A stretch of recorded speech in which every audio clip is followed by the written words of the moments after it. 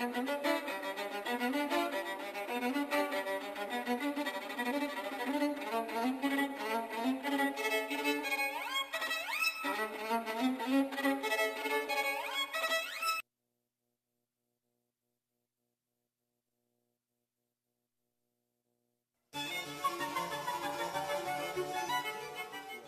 ouvre les ports.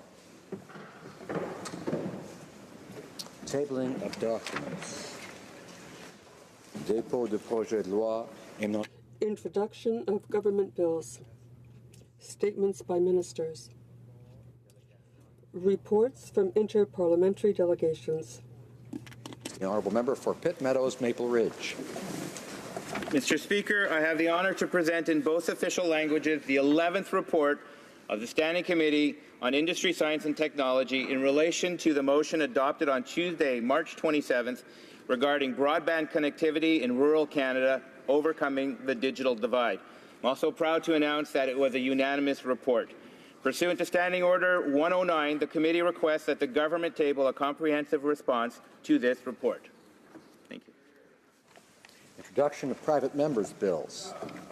First reading of Senate public bills. Motions.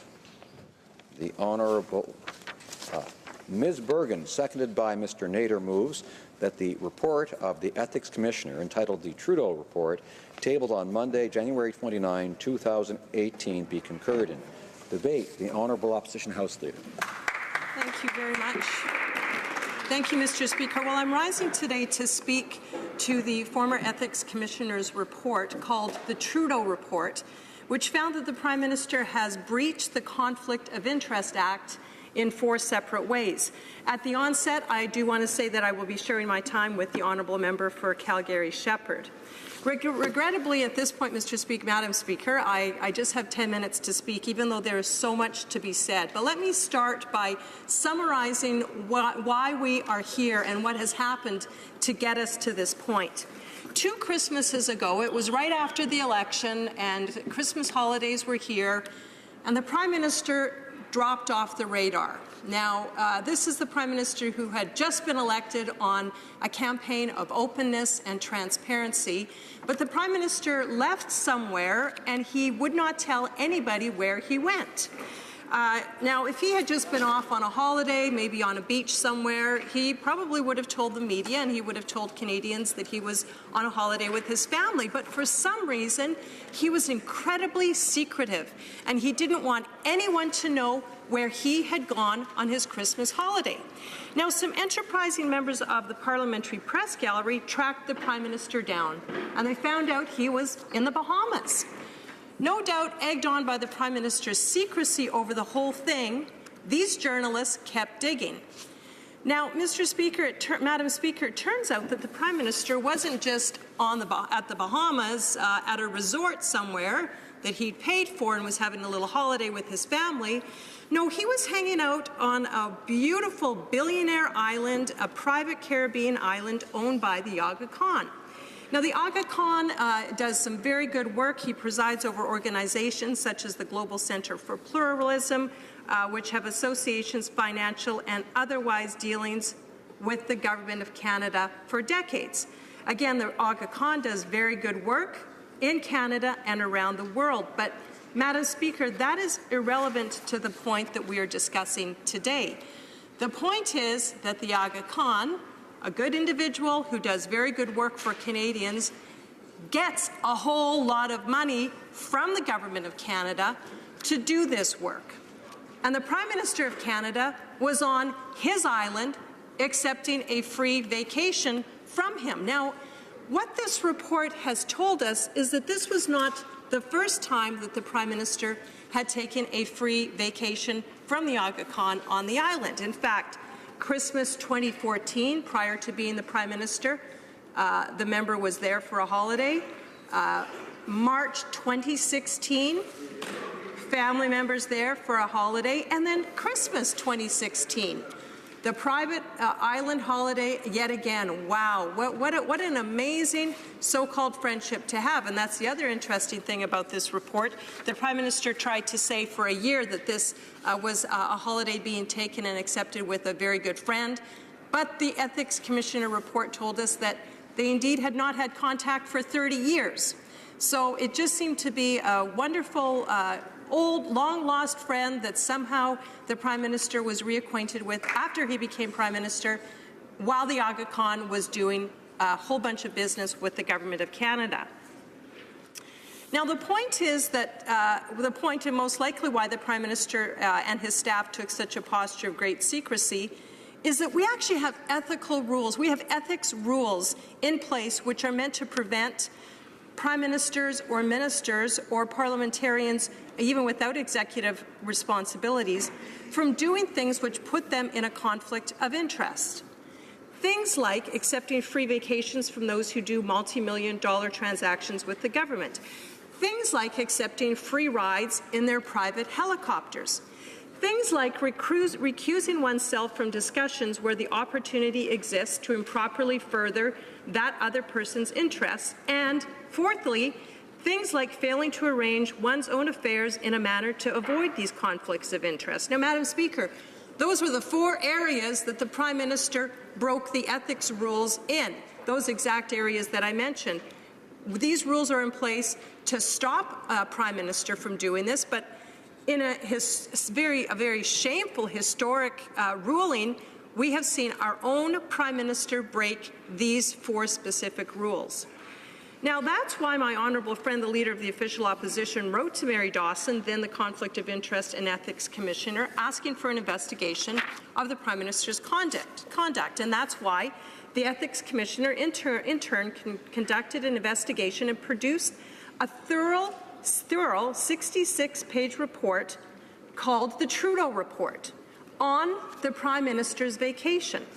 And that's why the Ethics Commissioner reported her findings that the Conflict of Interest Act had been violated in 4 separate ways. And let's keep in mind, Madam Speaker, the Conflict of Interest Act is a law.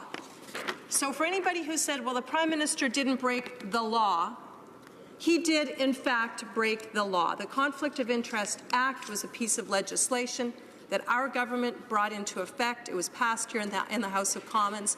It is in law, and the Prime Minister broke that law. There is no way to sugarcoat it or to whitewash it.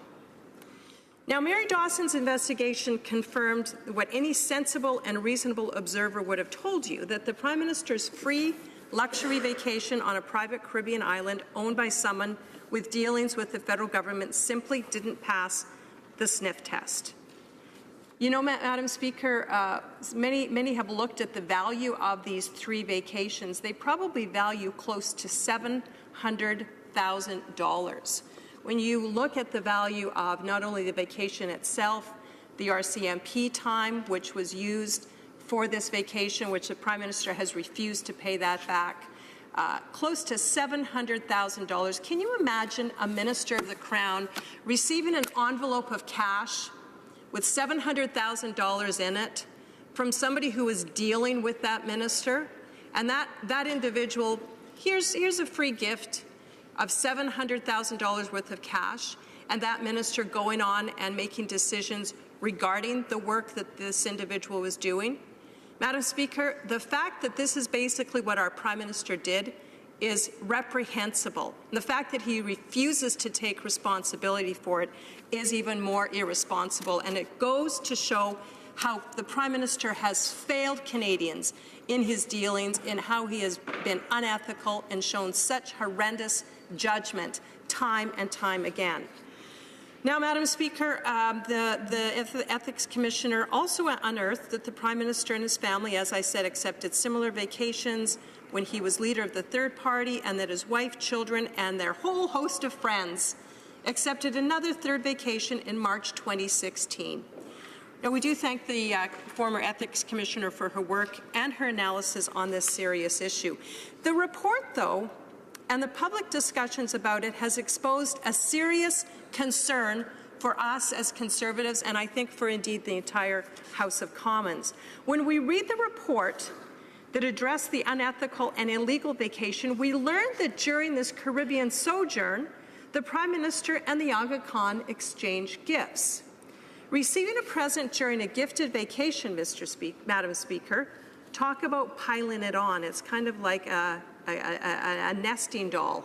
You know, these nesting dolls that get piled on one after the other, and you keep opening up the doll and there's another doll and another doll, but this isn't very dollish at all. In fact, it's probably the opposite. So what kind of gifts are we talking about? I almost say what kind of dolls are we talking about? Well, my colleague, the Honourable Member for Saskatoon-Grasswood, himself a skilled journalist, sought to get to the bottom of the mystery, and so he asked an order paper question to find out what kind of gifts the Prime Minister received from the Aga Khan. Instead, now it would seem that the same PMO staff who first handled the communication of the Bahamas trip fielded this question, and this is what we heard back from the government. Basically, no disclosure. The Prime Minister just said, I disclosed all gifts and to the Ethics Commissioner as part of the examination. Bottom line, Madam Speaker, is the Prime Minister did not disclose the illegal gifts. He said he received a bag. We don't know if it was a duffel bag that one might get at Winners or a Louis Vuitton bag worth many, many, many thousands of dollars. We don't know, Madam Speaker, because the Prime Minister won't tell us. Now, the Prime Minister has to disclose gifts under a certain amount, but these illegal gifts that he's received, he has not had to disclose. And when we've asked him time and time again, he's refused to. Now, Madam Speaker, this concern and this legal gap was not Mary Dawson's fault, and it's something that needs to be addressed in the Conflict of Interest Code. So, Madam Speaker, with that, we need to get to the bottom of the gift exchange, and we need to close the loophole so that this does not continue. Thank you very much, Madam Speaker. Questions and comments? Questions et commentaires. The Honourable Parliamentary Secretary of the Government House Leader. Yes, thank you, Madam Speaker. I'm somewhat disappointed in the official opposition, in the sense that what's really important to Canadians is what's happening in their everyday life in the communities across our country. The Prime Minister has complied with the Commissioner. Mary Dawson did an outstanding job in terms of looking into the matter. We responded, we appreciated the fine work that Mary Dawson had done, and we continue to want to move on in recognizing what it is that's important to Canadians. On the one hand, we could see those benefits where Canada's middle class continues to grow and get healthier, which gives us more strength in our economy. Madam Speaker, we see that some of the tangible examples, such as the hundreds of thousands of jobs that have been created. We can see that in terms of some of the social programming that's been put forward. Now, as this government has been focused on what Canadians want government to do, the opposition continues its preoccupation of character assassination, whether it's the Minister of Finance, the Prime Minister, or anyone else that they believe that they can point a finger and say that's a bad person. They can continue those personal assassinations, Madam Speaker. We, on the other hand, will continue to fight for our middle-class Canadians and those that are aspiring to be a part of it and those that are being challenged. The Honourable Official Opposition House Leader. Madam Speaker, what Canadians have seen for the last 2 years is a Prime Minister who continues to fail them. He has made promises during the campaign, and when he was elected, he abdicated and reneged on every single one of those promises. And we have never in the history of this Parliament seen a Prime Minister convicted of breaking 4 ethics codes laws, Madam Speaker. This Prime Minister, and he brought up the Minister of Finance as well, increasing taxes on Canadians, failing our energy sector, failing the men and women in Canada who are working in our natural resources sector, who don't have Aga Khan billionaire friends to give them free island vacations worth $700,000. Madam Speaker, Canadians are working hard every day. They don't have 2 full-time nannies paid for by the taxpayer. They don't have trips abroad where they're thankfully making fools like the Prime Minister made a fool of himself on the India trip. Madam Speaker, the Prime Minister is using Canadians' taxpayers' dollars. He's using his position to advance himself. He's using his position to promote himself. And Madam Speaker, Canadians are saying it's time this Prime Minister stops acting like a fool. Questions and comments? The Honourable Member for North Island, Powell River. Thank you, Madam Speaker, and I thank the member for bringing up this very important issue. The reality is, in the last election, we had somebody say that they were going to do things different, that there was going to be more transparency, that there was going to be more accountability. And what we're seeing here is a serious loophole, which is when you are given an illegal gift, you do not have to report it. And I think we have to come back to the basics here of accountability to Canadians. And I think we have to stop having discussions from this government trying to say, well, everyday Canadians are interested in other things besides this. This is something that is about the ethics of the leader of our country. So I would ask the member to talk a little bit about why this loophole is so huge and how come this government isn't taking steps to close it. Hear, hear. The Honourable Official Opposition House Leader. Thank you, and I thank my colleague for that question. I think what we've seen with a pattern with this government is they seem to find every loophole that they can so that they can use it to their advantage. We saw them do this, Madam Speaker, very early on after the election, where the ministers were doing fundraisers with stakeholders, and they were raising hundreds of thousands of dollars with the very same people that they were working with in their ministerial portfolio. This is after the Prime Minister had said that they should be arranging their affairs in a manner that could bear the most strongest scrutiny. Well, they said, Madam Speaker, they said there's no rules that forbid us from doing that. We said, why aren't you obeying the spirit of the law? Not just the letter of the law, but the spirit of the law. And honestly, Madam Speaker, if the Liberals would just even follow the spirit of the law of the Ethics Commissioner's requests, we wouldn't have this problem. If we didn't have a Prime Minister that thinks he's entitled to all the fancy holidays and everything being paid for by the taxpayer and by anybody else that he can get to take advantage of, Madam Speaker, we wouldn't have this problem. But we've got the same old Liberals in government who are constantly trying to advance their own interests. So yes, we have to close this loophole to ensure the Liberals don't find ways to take advantage of these kinds of things. Reprise au débat, resuming debate. The Honourable Member for Calgary-Shepherd. Thank you, Madam Speaker. I'd like to thank the Opposition House Leader for concurring in this report and basically presenting the case for why it's important to have the debate today on the Prime Minister's ethical breaches. And it's not just us saying it, it's the Ethics Commissioner saying it. And before I go on, Madam Speaker, if I could just have your help on this, I will move an amendment to the motion at the end of my speech. So if you give me the warning 1 minute, I'll be happy to move it then. You know, we're here today because of what's called the Trudeau Report that was made under the Conflict of Interest Act and the Conflict of Interest Code for members of the House of Commons that was tabled before the House in late January. Now, within it, we found that the Prime Minister, in fact, is guilty of breaking the ethical standards set in the law. It's not a spirit thing. It is not something that the opposition would like to see. It's not something that members outside of the House believe is important. It is literally an act of Parliament that was passed with guidance documents provided. In fact, guidance documents that the Prime Minister signed also to all of his ministers. And in the report, the Ethics Commissioner found that the Prime Minister broke 4 specific parts of the Act. Before I continue, I'll also mention, I believe it's the first time Prime Minister in the history of Canada has been found guilty of breaking not just any law, but the ethics rules that all of us have to abide by, including members of the government, the frontbenchers, the members of the cabinet who have to live by the rules. So it's even worse that the person who is supposed to lead them, the person who is supposed to represent all of them, the Prime Minister, broke these rules. What kind of example does it set for the rest of the cabinet ministers when your own leader breaks the rules and shows no contrition whatsoever about having done so and has made no amends whatsoever to fix the matter? You know, they say, every day brings forth its own sorrow. That's a Yiddish proverb. I had my own sorrow on Sunday and Monday when all my flights kept getting cancelled and I couldn't get here. But today, I believe it's going to be the sorrow of the Prime Minister, because he's in a particular situation where he has done nothing to address his ethical lapses. And I'm old enough to remember that this is indeed the same old Liberal Party of Canada. The same old people are involved. I remember ad scam. I remember the Gomery scandal. And Justice Gomery did a fantastic report at the time. And we're having a repetition of the same ethical lapses of 10, 15 years ago. It's absolutely ridiculous that we find ourselves here today. I also think this is the first time we've had a concurrence of an Ethics Commissioner report to the House to highlight the ethical lapses of the Prime Minister.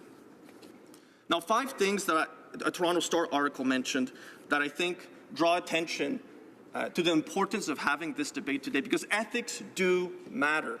You can't just wash it over. Ethics do matter. So the Aga Khan did not meet the definition of a friend under the law. The Prime Minister broke the rules on gifts. The flights that were taken were an issue, and I'm going to go into that just a little bit more because the Ethics Commission went into the details of what the Prime Minister's lawyers were saying was the case in the interpretation of the law, which I think most Canadians would find absolutely ridiculous. And fifthly, the Prime Minister failed to recuse himself from talks that gave an opportunity to further the interests of the Aga Khan.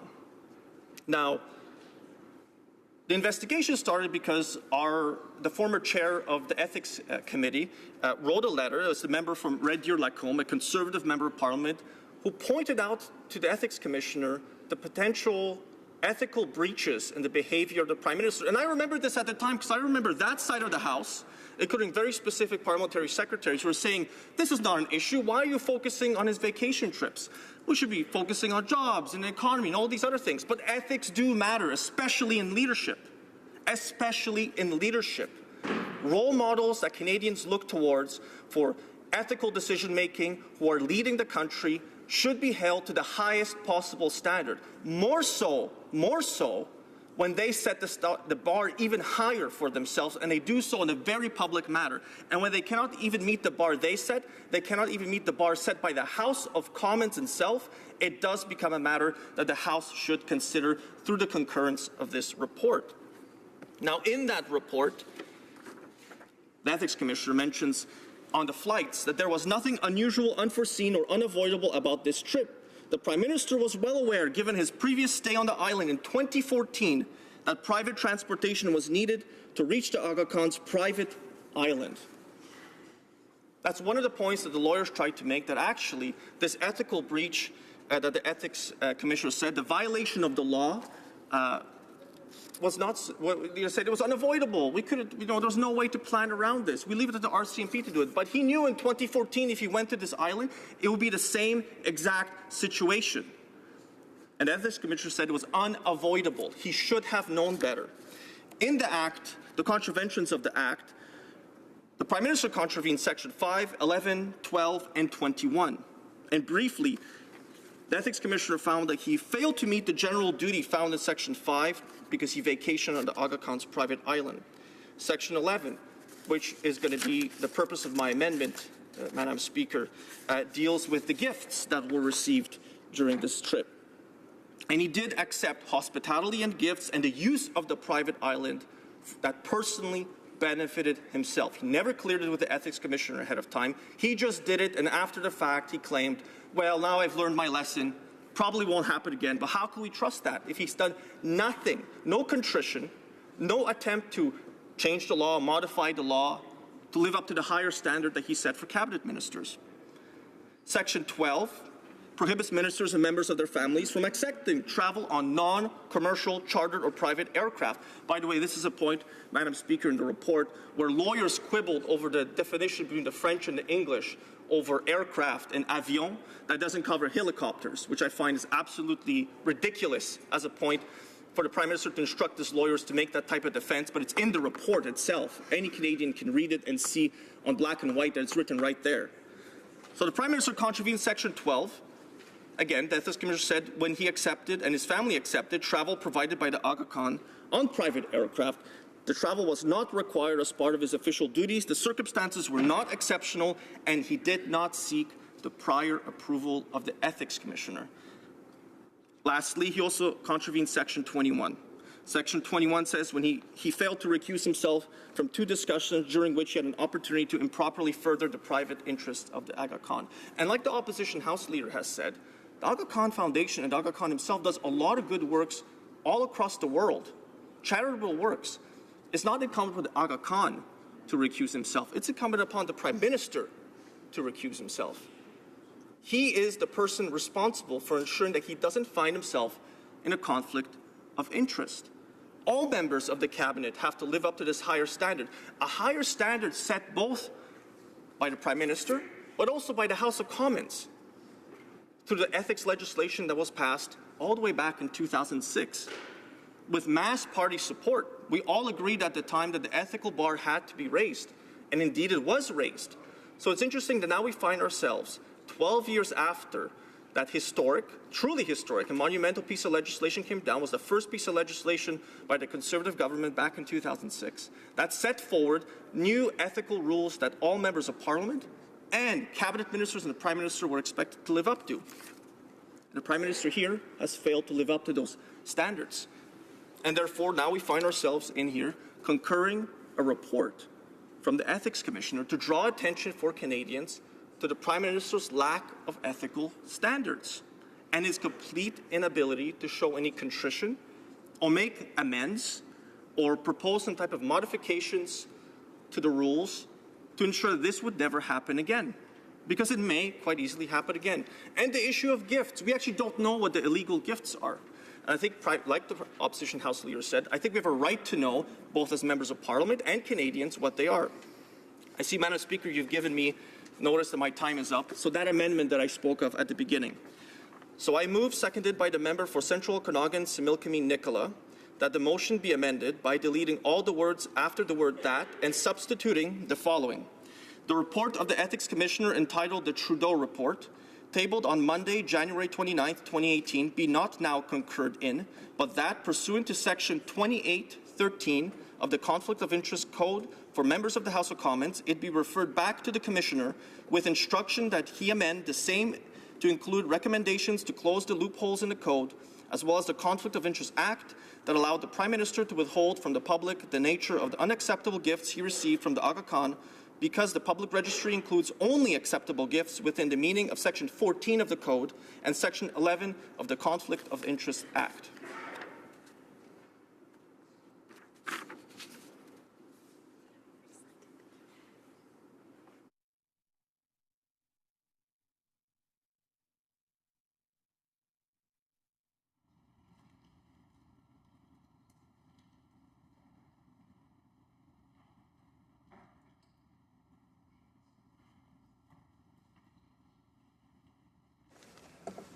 Mr. Kamick, seconded by Mr. Albus, moved that the motion be amended by deleting all the words after the word that and substituting the following.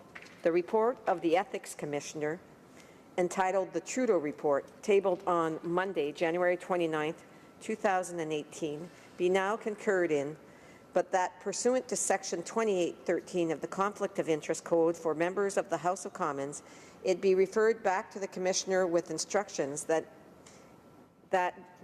he amend the same to include recommendations to close the loopholes in the Code, as well as the Conflict of Interest Act that allowed the Prime Minister to withhold from the public the nature of the unacceptable gifts he received from the Aga Khan, because the public registry includes only acceptable gifts within the meaning of Section 14 of the Code and Section 11 of the Conflict of Interest Act. The motion is acceptable. Debate. Resuming debate. Oh, questions? Okay. The honourable member for Laval-des-Îles. Mr. President, the easiest thing to do is criticizing someone, especially when he is achieving something previous government was not able to achieve.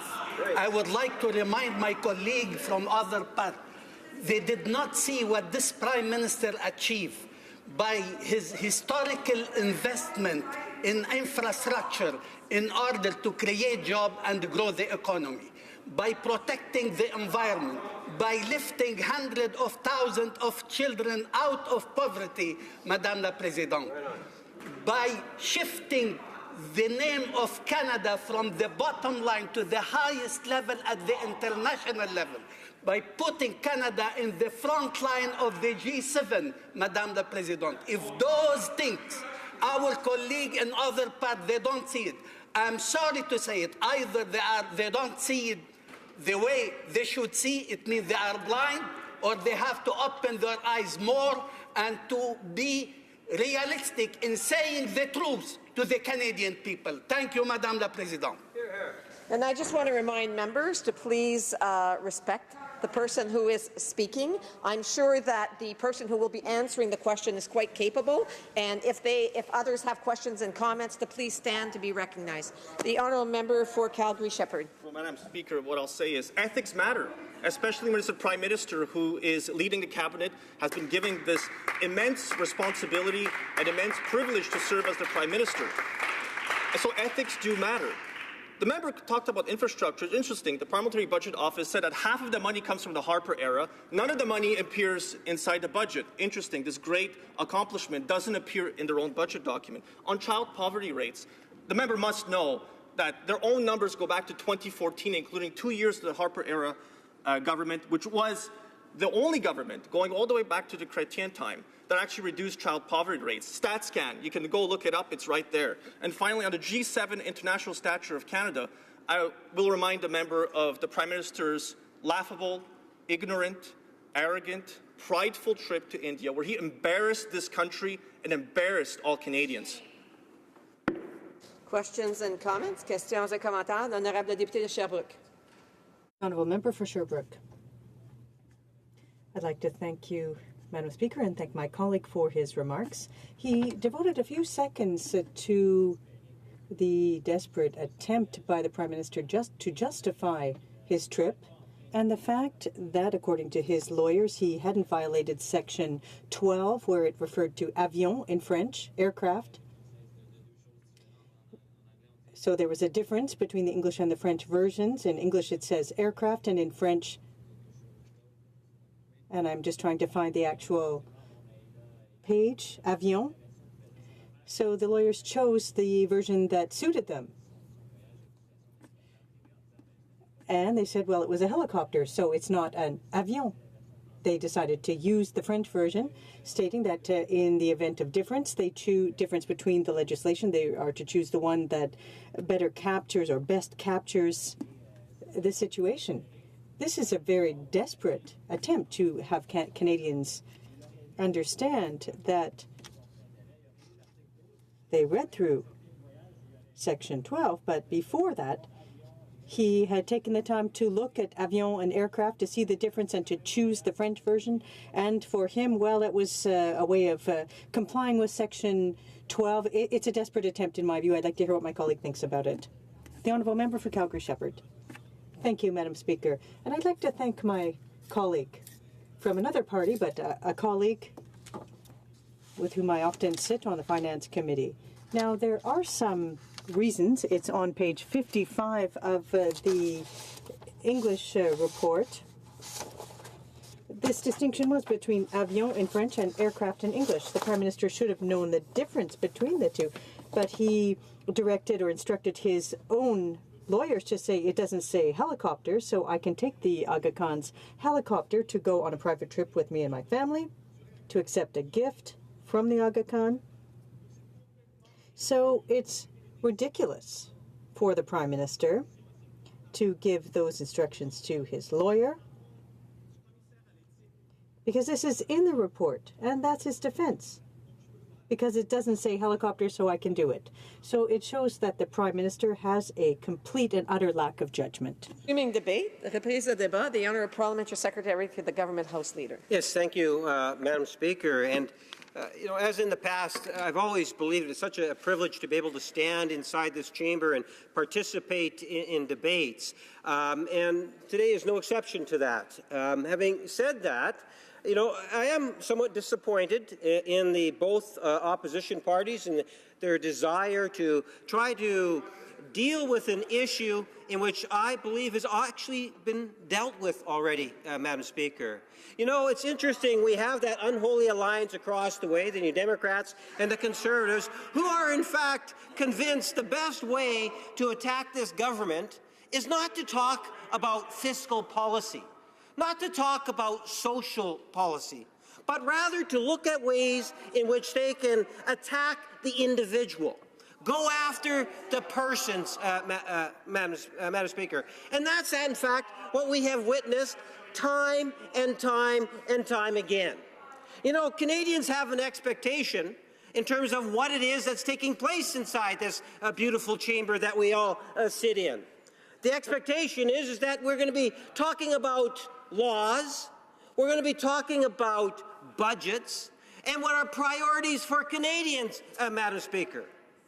And I believe that if you review and you take a look at the types of speeches that have been given inside this chamber, you will find that there is only one party that has actually been consistent in addressing the important issues that Canadians want us to be debating and addressing inside this chamber. And it's not the Conservatives, it's not the New Democrats. In fact, it's the Government of Canada, and through the Liberal caucus and the backbench MPs to the ministers and everyone else, Madam Speaker, that is addressing those very important issues. Now, they want to talk about credibility of an individual, this particular report, which is consistent with what I indicated. What they want to do is to make things as personal as possible, to do this whole character assassination of sorts. Let me remind members across the way that this government has been open and transparent and accountable to Canadians. This particular leader, the Prime Minister, was in fact demonstrated that even before he was the Prime Minister of Canada. And to the hecklers from the Democrats, you were, the NDP, Madam Speaker, were in official opposition, and they resisted open and accountability when it came to members of Parliament and what it is that they had to report to Canadians. Maybe I should remind my friends across the way about that. You know, when the Prime Minister first became leader of the Liberal Party, one of the very first initiatives that he had taken outside of dealing with the importance of Canada's middle class was to ensure that there was going to be more accountability inside this chamber, more transparency inside this chamber. And I'm going to remind my friends across the way how they actually responded to it. It wasn't very positive. It wasn't what Canadians want to hear. So if you want to talk about saying one thing while you're in government, saying another thing while you're in opposition, or saying one thing when you're in official opposition, and how quickly things turn around, I would suggest to you that there is consistency with this Prime Minister and at least the Liberal caucus, Madam Speaker. And the example I'm referring to, of course, is the issue of proactive disclosure. What did the New Democrats have to actually say about proactive disclosure? Or, for that matter, the Conservative Party? When the Prime Minister was elected as leader of the third party here inside the chamber, I remember, because I was right behind him, when he stood up not once, not twice, but on several occasions to try to get this chamber to recognize that there is a higher bar that needs to be met, and one of the ways we could do that is through proactive disclosure. And what sort of response did we get? Of course, in third party, well, it actually went well for us. And when we were in third party and the leader of the Liberal Party back then, today's Prime Minister, asked for unanimous consent to raise that bar, what was the response? No, from both the government of the day, the Harper bubble closed-door government, to the official NDP opposition party. Both of them said no, Madam Speaker. What was it that we were asking? That Canadians had a right to know some of the very basics in terms of how members of Parliament were spending their money.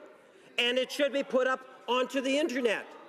That's what we were arguing for back then, Madam Speaker.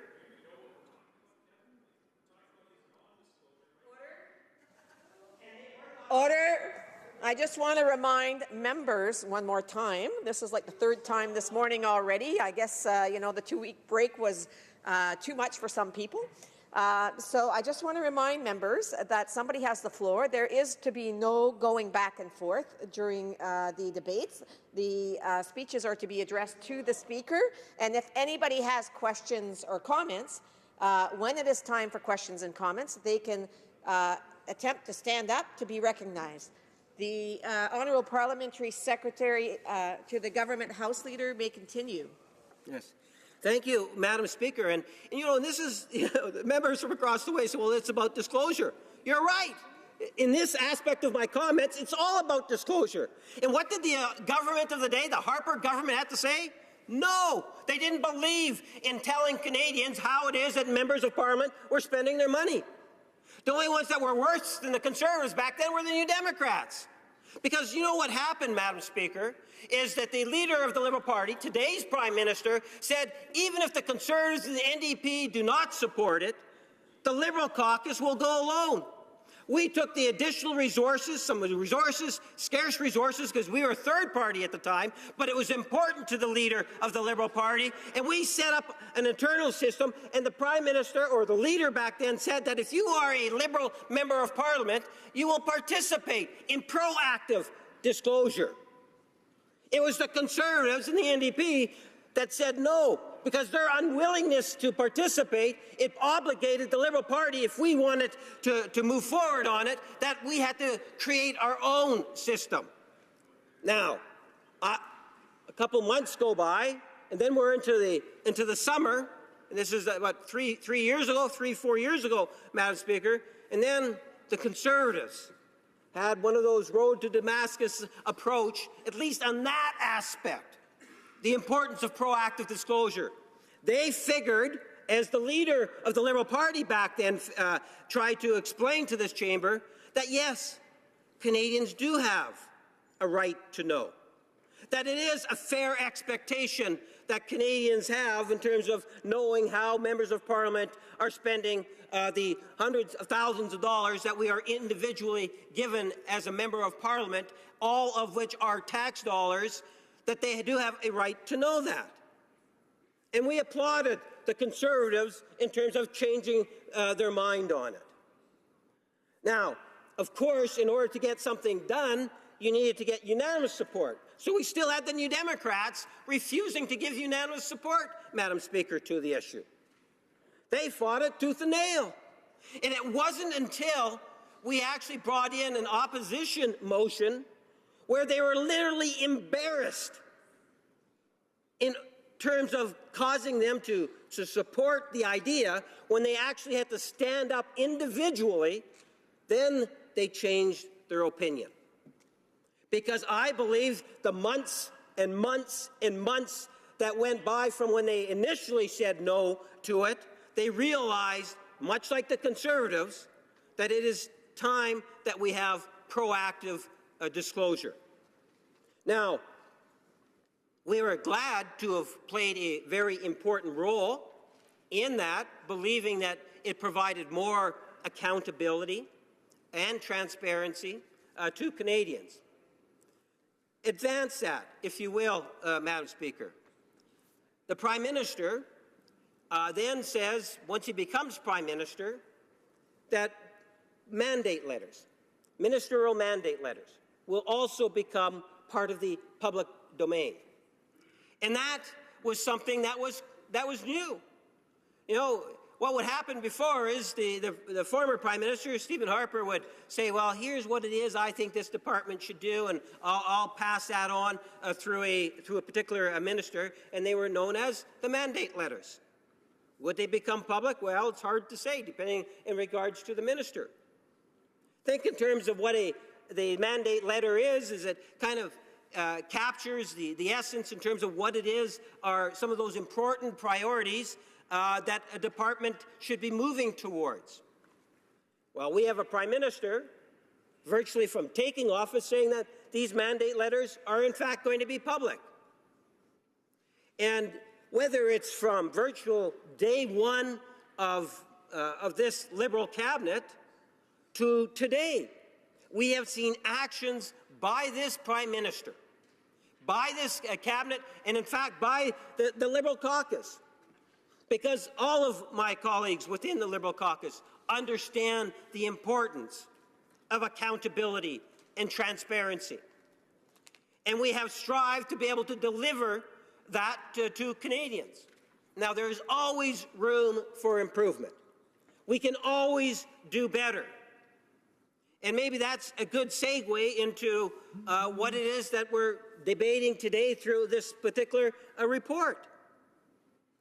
You know, an issue comes up. All prime ministers travel. And when a prime minister travels, Madam Speaker, they don't travel alone. There is a security issue. I mean, wake up the Conservative Party. Talk to Stephen Harper. When Stephen Harper traveled, there was a security detail that went with him. That's a part of being the Prime Minister, that there has to be security.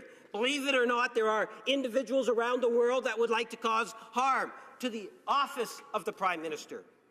There is that need. So when they talk about, hundreds of thousands of dollars, well, the cost of security is very real. Just like the cost of security for the House of Commons. There's a cost to seeing those, the RCMP officers and the security individuals that we have within this chamber. That's just modern-day democracy and the way in which our parliamentary system works.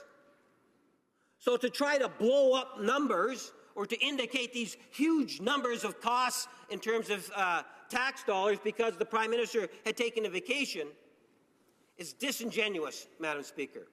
It is meant to try to get Canadians upset. That's the real purpose of it. So what is it that the Conservative opposition is really trying to do?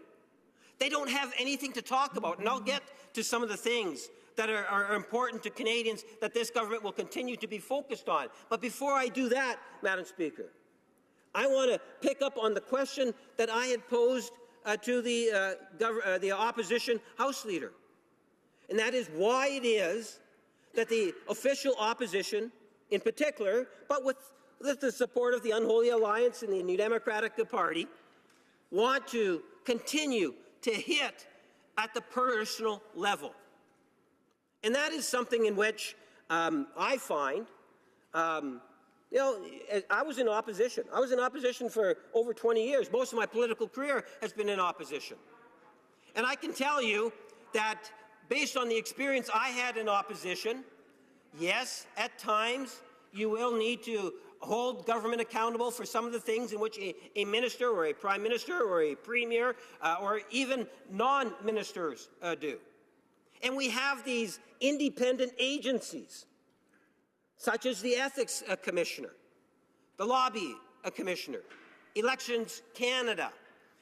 We have individuals that are far more independent in their thinking than opposition parties, Madam Speaker. The opposition parties, the current Conservative Party, goes out of its way because it doesn't have anything to say about the economy.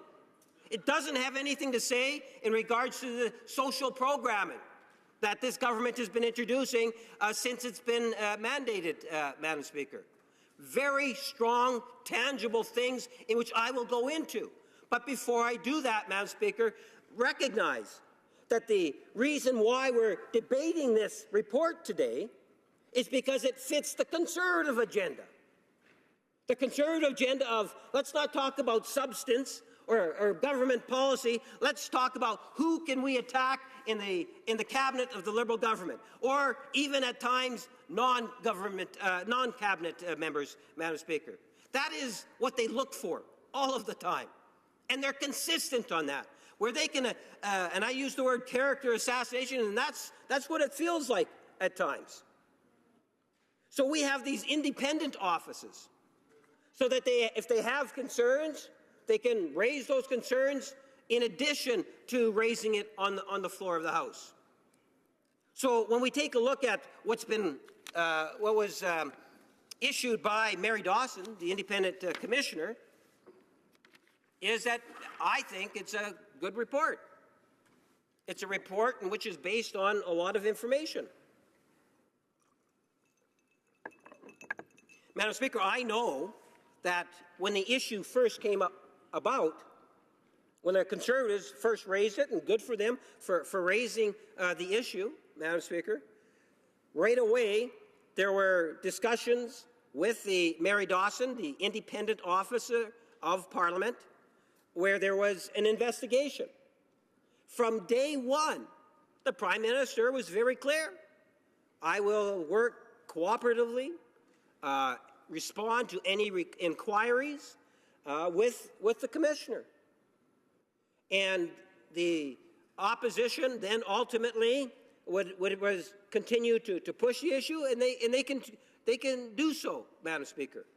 They called for the report. They wanted the report. They demanded the report.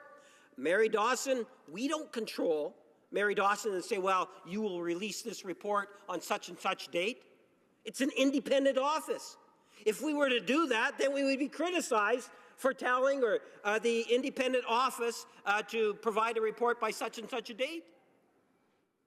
Mary Dawson comes down with a report, and what actually takes place? Immediately after the Commissioner's report was actually tabled in the House, the Prime Minister took responsibility. The Prime Minister actually went over and above what was being requested. The Prime Minister now says that when he goes on a vacation, he will advance the information to the office. It's not like there was something that was intentionally done to try to hide something.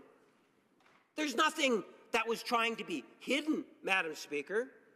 Yet you listen to the Conservatives and you think that there's mass conspiracy. That's what you would believe. And that's what they want Canadians to believe. The Prime Minister took immediate responsibility for it, took specific actions to address it, but it's not good enough. They saw the report. Now, that's what we're debating today. But it's just not good enough. Why? Because it doesn't fit their narrative. Their narrative of being, who cares about what's happening in our communities in terms of economics or social policy? All we care about is looking how we can attack the individual. That's their narrative, Madam Speaker. Far too often, that's what I see being demonstrated, whether it's question periods, whether it's like what was supposed to be debated today. My understanding, it's the budget implementation bill. Instead of debating the budget implementation bill, this is not a new issue. This has had hours and hours and hours and hours of debate. Instead of talking about the budget implementation bill, which is scheduled to be debated today, they want to regurgitate the same issues. Yet there's been a report on it. The Prime Minister has taken responsibility for it, Madam Speaker. So one's got a question in terms of that motivation that's coming from across the way. So today we're not debating the budget implementation bill, or right now we're not debating the budget implementation bill, because the Conservative Party believes, and I give them credit, they've been able to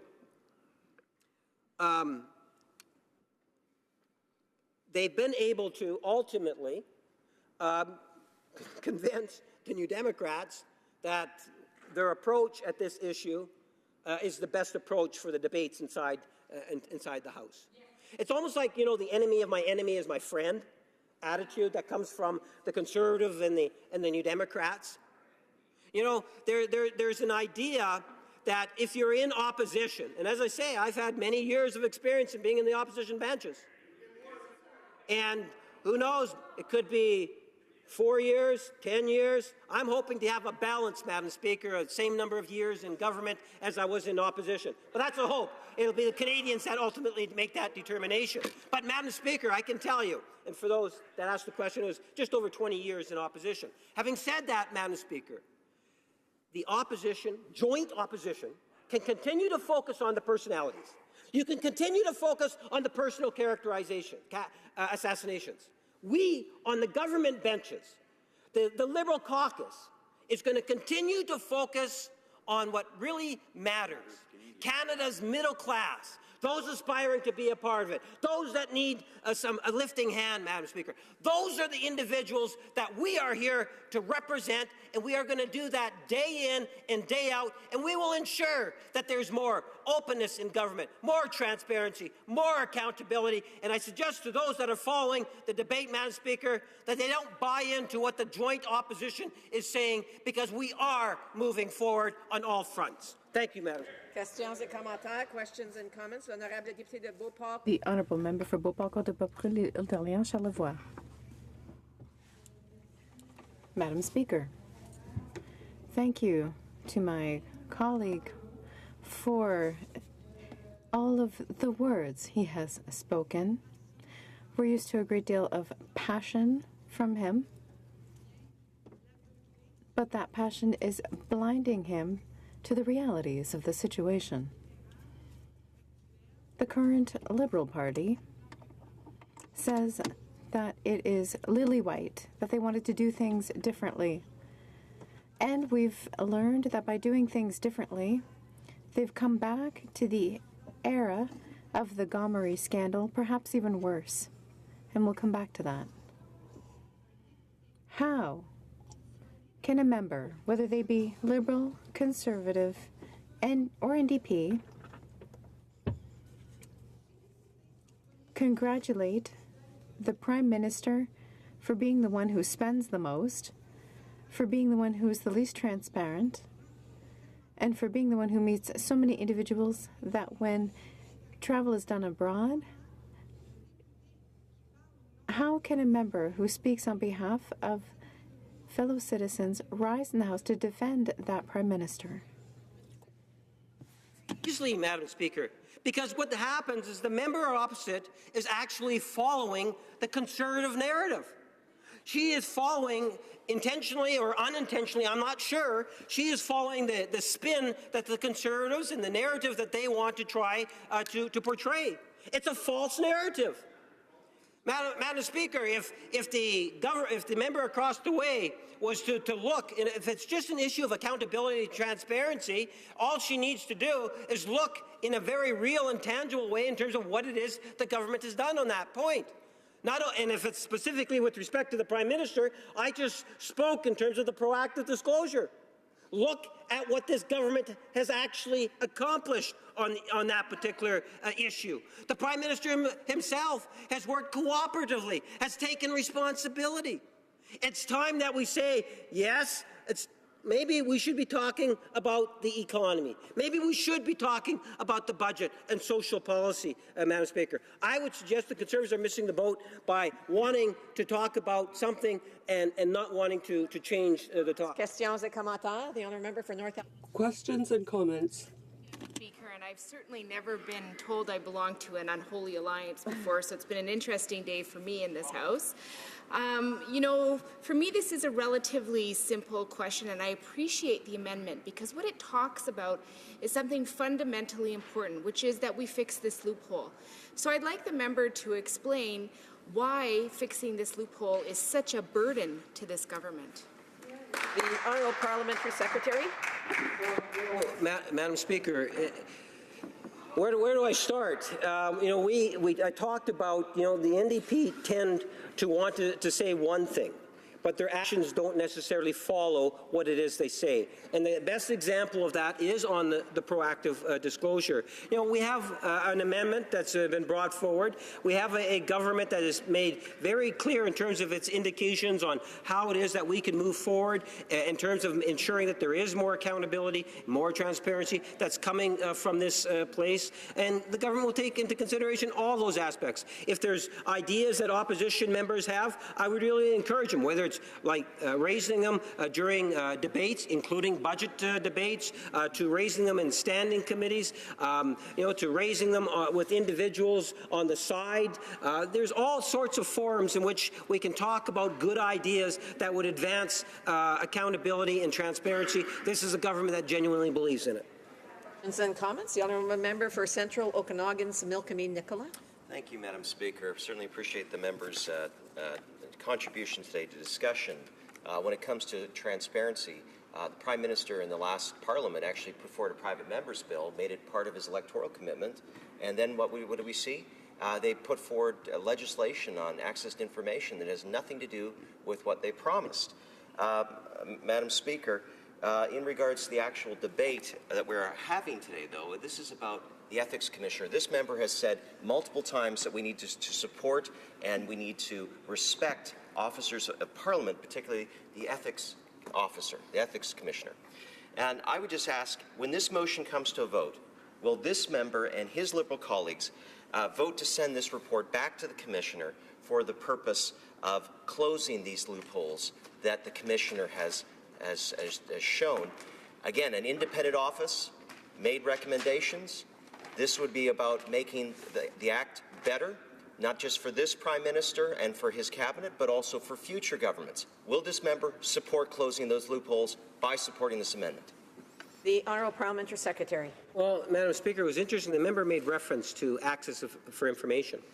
And the member across the way will know that this government, in short term, in 2.5 years, have brought substantial changes to the access for information.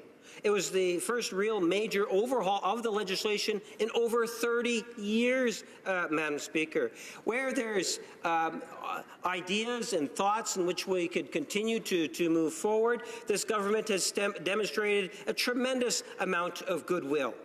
Whether it's things such as those making public the mandate letters to the freedom of or access to information legislation, time and time again, the government has moved this House forward on the issue, even at times when we've had resistance from opposition members, Madam Speaker.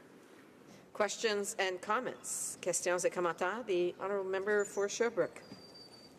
Madame la Présidente. Thank you, Madam Speaker. And it's a real pity to listen to my colleague, who seems to be modeling himself on the example of some American politicians who simply throw accusations at their adversaries. He talked for about 10 minutes in his speech about transparency and the fact that the Liberals were being proactively transparent. But I would like to rectify the facts. In our present system of disclosure of expenses, it works the same way for everyone in the House. That's what we wanted at the time in our present system.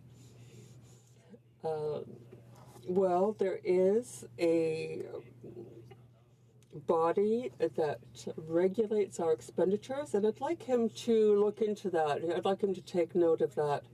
And I'd like to know why my colleague said in his speech that this was a useless debate, but this is quite a thick report from the Office of the Conflict and Interest and Ethics Commissioner. He does speak about the Conflict of Interest Act. Does my colleague think that it's useless to talk about conflicts of interest in this House and about how to make the rules more effective? Interesting. There we have many reports that are on the order paper. If we wanted to, we could have one of those reports brought forward every day. And maybe that's what the official opposition and the NDP would like to see. If it was up to them, nothing would get through the House of Commons. They would rather debate a report. It's not to say that because I said that we shouldn't be debating it today, it's not an important issue. It's an issue in which this government has actually been acting on, the issue of transparency and accountability. At the end of the day, we should be debating the budget debate. Is that not an important debate? If it was up to the official opposition in the NDP, we would never debate the budget because they would continue to come up with ways to debate, well, this report, that report, this report. It's endless in terms of the number of reports that we could be debating inside the chamber. So rather, this report fits the narratives that the Conservatives want, the character assassination, and the NDP have bought into it. When I talked about the proactive disclosure, Madam Speaker, the member across the way was here. He was a part of the New Democrats that said, no, we don't want proactive disclosure. Not once, twice, 3 times, but many more times, Madam Speaker. With what I said was consistent, and the Prime Minister has been consistent since he's been the leader of the Liberal Party. He is a Prime Minister that genuinely believes in transparency and accountability, but he's not going to allow the opposition tactics to throw us and this government off course. We are going to continue to focus our attention on Canada's middle class, those aspiring to be a part of it, and those that are in need of the government's support, Madam Speaker. And we see that after budget of economic policy for our seniors, for our kids, for our working class, for the individuals that need to get those tax breaks, Madam Speaker. That's where our focus will be, on Canadians, not on the opposition. Reprise de débat. Resuming debate. Member for Timmins, James Bay. Thank you, Madam Speaker. I'm always proud to rise in this House and represent the people of Timmins James Bay. It's particularly interesting to rise now after listening to what could be called a political screed by my friend from Winnipeg, because certainly when we talk about closing ethical loopholes, it always upsets Liberals. Because there's just something about ethical breaches and Liberals that go hand in hand. It's about their idea of friendship. You know, the Aga Khan was a close personal friend of the Prime Minister, apparently, when the Prime Minister took his trip to Billionaires Island, and yet he hadn't really seen him in 30 years. But we were told that it was just a friend. And, you know, Liberals said to me, well, you know, it's not fair for you to question a guy who's a billionaire, who pays the Prime Minister and some key politicians to come and hang out with him and pays their way while he's lobbying, because they're just friends. They said, well, don't you have friends that invite you to places? Yeah, certainly. I'm from Northern Ontario. I get invited to fish huts all the time during the winter, you know, and for the price of a 6-pack of Labatt's, you know, I might get paid back in a little pickerel. It's not the same with Liberals who hang with billionaires who lobby the same government for favors. Now, I want to talk about this idea of friendship in the Liberals because it is a fundamental question about ethics that they don't understand. Is that the reason we have the Lobbying Act, the reason we have the Conflict of Interest Act, is so that friends don't have insider access. That's right. There was always a problem. It goes back in the pork barrel days of the Liberals of who you knew in the PMO. You know, Buddy from the Liberal Party would be tied to the Prime Minister, and he would step out and go into private practice, and then he would call up his friend in the Prime Minister's office, and changes would be made. And we've realized that that's not ethical. What's ethical is that there has to be a standard for lobbying, for example, that we know who is lobbying and why they're lobbying. A little bit of transparency goes a long way. And so the issue of actually closing an ethical loophole matters, because what we do in Parliament is about reassuring Canadians that they can trust us. They don't have to pay attention to all the details of the votes. In fact, you know, there's not a single voter who would agree with every single thing we do as parliamentarians, because we're called upon to make decisions on all manner of issues. But what our voters should be able to trust is that we are acting in the best interests of the Canadian people, and that when we meet with large financial interests who are trying to influence government policy, it's being done in a transparent manner and for the benefit of Canadians. So this is why I want to get back to this notion of friends and Liberal friends. So we have the situation of the Prime Minister who flew to Billionaires Island and contravened numerous sections of the Conflict of Interest Act. And that's actually unprecedented, that a Prime Minister has been found guilty of breaching the Conflict of Interest Act, for accepting gifts, for accepting favors. And yet the Prime Minister didn't think anything was wrong because he said the guy he hadn't seen in 30 years was a personal family friend, that as though they were above the law. And it's very embarrassing. Now, I would chalk that up. You know, I don't think it was malice on the Prime Minister's part. My Conservative friends always think there was some kind of skullduggery. I don't. I think the Prime Minister just thought, hey, you know, he knew my dad, he's a billionaire, I like hanging out with billionaires, I got a free trip to an island. But the Prime Minister needs to understand he sets a better example, because the Prime Minister promised a better example. And he promised it in that 2015 election, when he talked about that it wouldn't just be the letter of the law, but the spirit of the law. But my God, how they have fallen since then. And the other guest who hung out on the beach on Billionaires Island, who's now the Veterans Affairs Minister, didn't even bother to report the trip. And the Prime Minister didn't report the gifts he received from the Aga Khan because he said, well, since they were inappropriate gifts, I didn't need to say what they were. And you know, Madam Speaker, over these many years I've been here, I've heard all manner of hog swallop when it comes to defending abuse. But I've never heard someone use the loophole to say, since it was inappropriate, I wasn't obligated to say what it is, therefore I'm somehow protected. And I want to know if the member who's now the Veterans Affairs Minister used the same logic when he decided that, hey, just because he took a trip to Billionaires Island. He didn't need to report it. Well, we need to report everything we do to the Ethics Commission. It's up to the Ethics Commissioner to decide whether it's appropriate or not. It's not for the individual member to say, well, I accepted this free gift because, hey, it was a free gift and it doesn't affect my political work. Everything does. It's about accountability. You know, speaking of friends of the Liberal Party, let's talk about Stephen Brofman. Now, this man is one of the most powerful men in Canada, and he's certainly a powerful Liberal fundraiser. In fact, he's so powerful, he raised $250,000 for his personal friend, the Prime Minister, in 2 hours for the Liberal Party. That is an amazing power. Now, the Prime Minister would say, well, they're just friends, because the Prime Minister really certainly loves hanging out with billionaires. And the Prime Minister held a recent fundraiser with billionaires and the super rich in Montreal, and he told us all the reason they were there was to get tough on the 1%. Now, can you imagine that? Do you imagine that the reason that the billionaire class is paying money to the Liberal Party is so that they can get tough on the 1%? That's not how life works.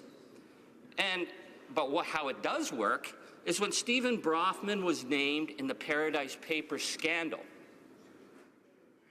A scandal that identified powerful people around the world who were evading their tax responsibilities through tax havens. And Stephen Brofman was one of the Canadians named. The Prime Minister immediately intervened and said that no investigation was necessary. And no investigation happened. That is the power of friends in the Prime Minister's office. But it is also highly inappropriate, because it is not up for the Prime Minister of this country to decide in advance whether or not tax laws in this country have been broken just because someone is A, his personal friend, and 2, raises money for the Liberal Party. That is not an ethical standard that you can trust. But it seems to work for this government. And this issue needs to be called out. Madam Speaker, we have the recent debacle in India, where the Prime Minister's trip seemed to be much more about trying to shore up domestic ridings to win than actually worrying about international diplomacy, international security, and international credibility. And so we certainly had the bizarre and unprecedented situation where a convicted terrorist got on the all-access pass list because he was very powerful in local BC Liberal politics. But we also have the member for Brampton who went on that trip. Now, the member for Brampton, who after he got elected, went into business. Now, that's, for folks back home, it is very, very rare that someone decides to get to go into business after becoming an MP. And when the few who do, there has to be really clear laws in place so that they're not using their desk in Parliament to help their friends. And yet the member for Brampton, we are told, invited his business partner to have access to the Prime Minister and to key Liberal ministers on that India trip. Now, does it pass the smell test? It certainly does not.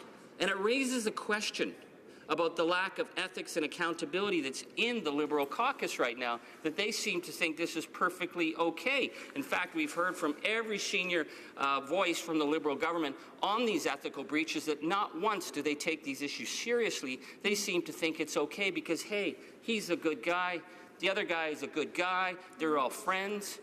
And it's this culture of friends and using the position of power within politics to further those interests of friends that is wrong. So the issue before us today is about closing loopholes. And, you know, I've spent many years on this file, Madam Speaker, and it always surprises me that even when you think you've done your best to make sure that people will follow the spirit of the law, there will be always those who try and find a way to slip around it.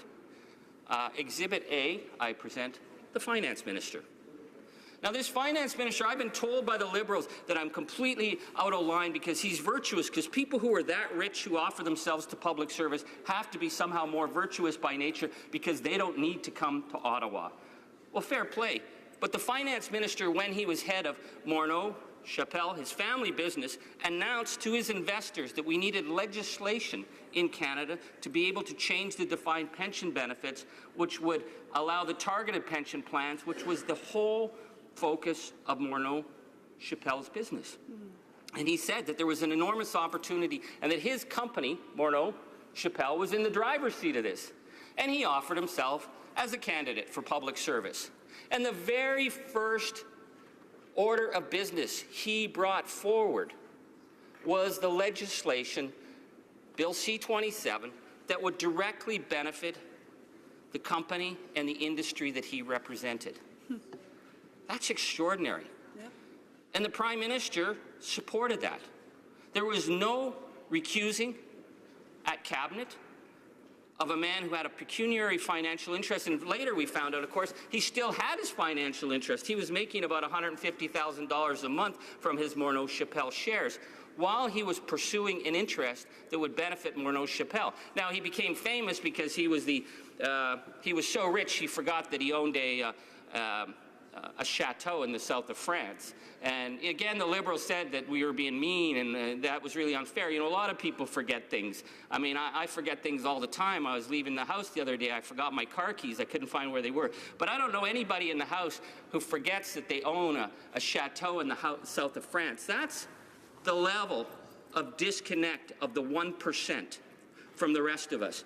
And the reason this matters, Madam Speaker, is because the fundamental economic issue of our time around the world is the growing disparity between the super rich, whose interests have been advanced year after year after year, and the growing new working class that are both white collar and blue collar, who are finding it harder and harder because they're dealing with larger levels of student debt and precarious work. And we have a government that is deeply embedded within that 1%, and that they use their position to advance friends, to advance political agendas that help their friends, and they say that this is all perfectly okay because they're all nice people.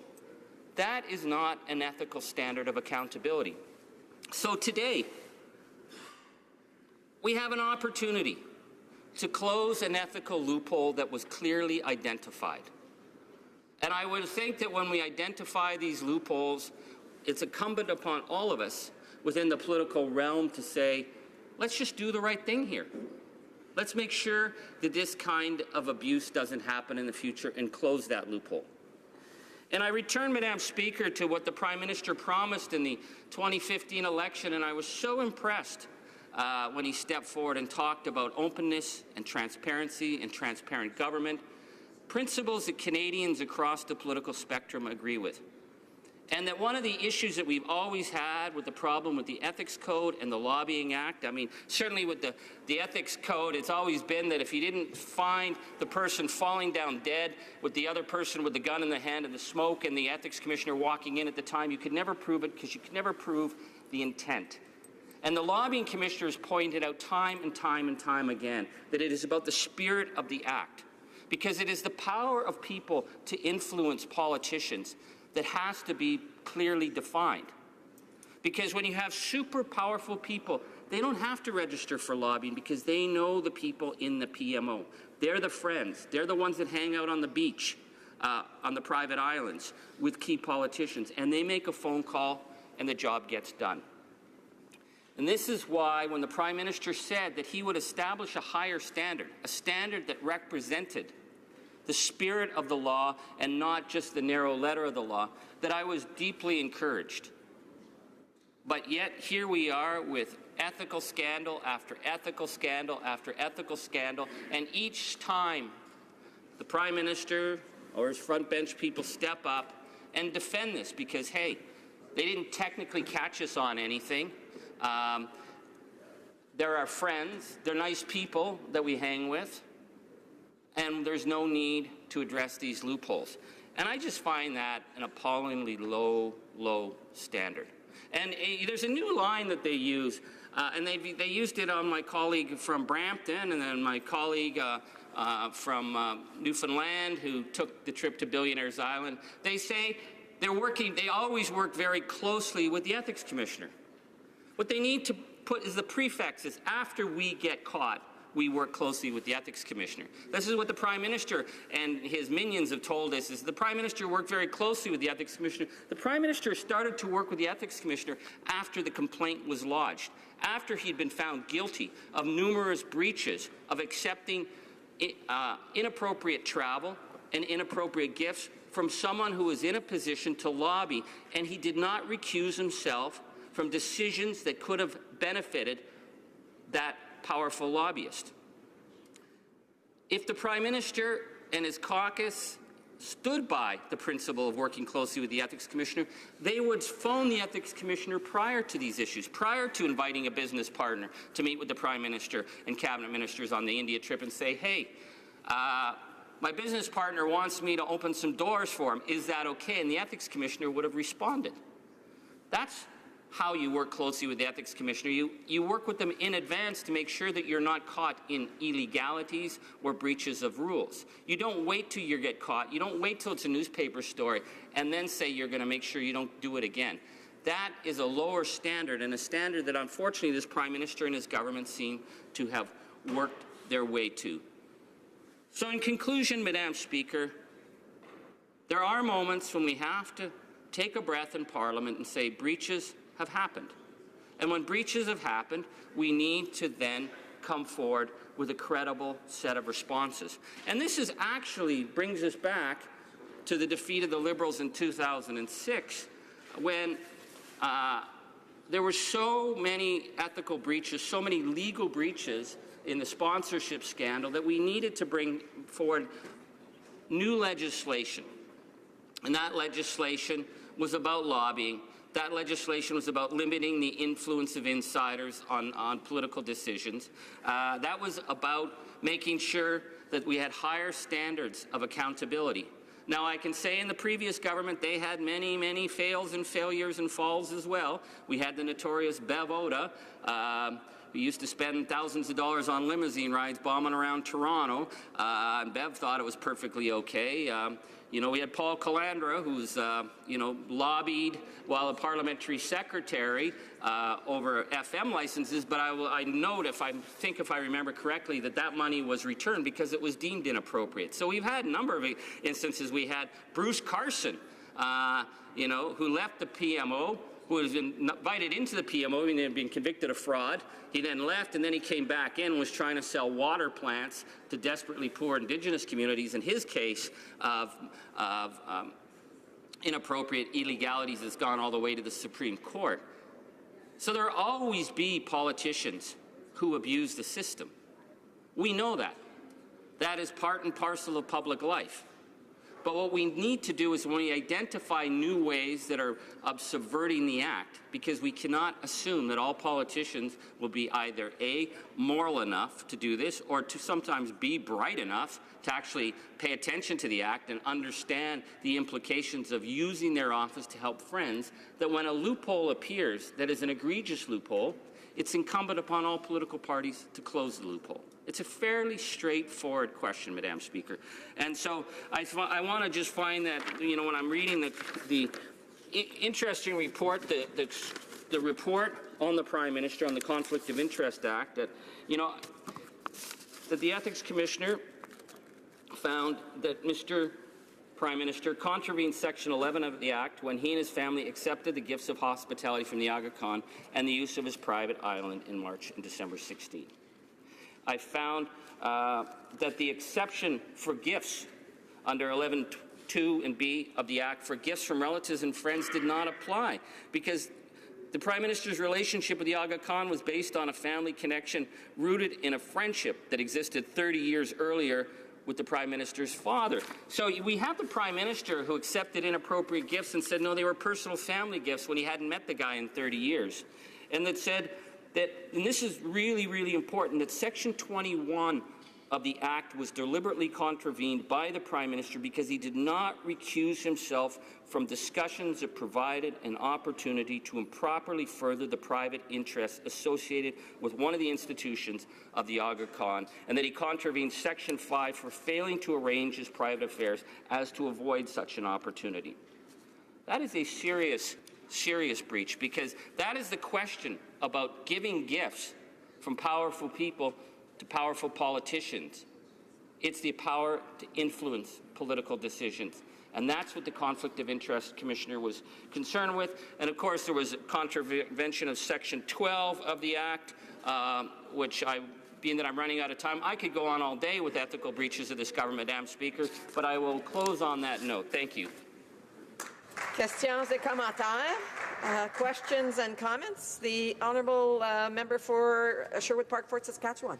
Thank you very much, Madam Speaker. I thank my colleague for his remarks. One of the things that strikes my constituents about this particular issue is that the Ethics Commissioner found that the Prime Minister broke the law, and there wasn't an imposition of punitive sanctions.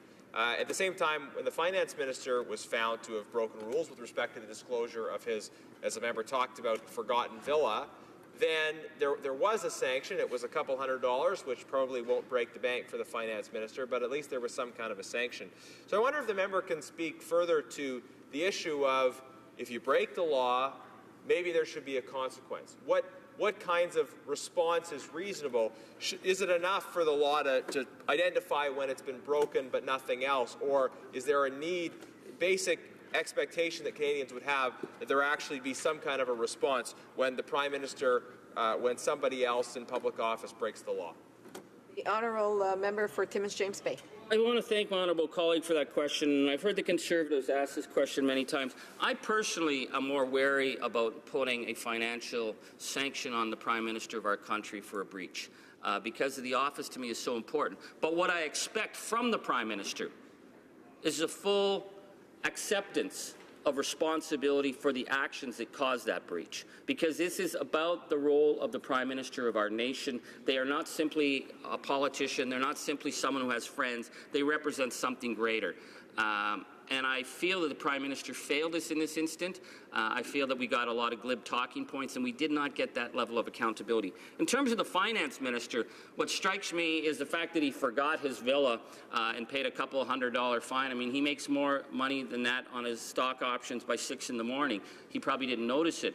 I am much more concerned about his role of using Bill C-27, which I believe is a very clear conflict of interest, and a conflict of interest that was help the pecuniary interests of his family business, that he is allowed to bring that bill forward, that his company is allowed to be involved in the Sears bankruptcy while the government refuses to help the Sears workers. That, to me, is a very, very disturbing abuse of public interest. The commentaire, the Honourable Parliamentary Secretary of the Government House Leader. Thank you, Madam Speaker. And I think it bears repeating. And this is the type of response that we've had that's been given both to New Democrat members, Conservative members regarding the report.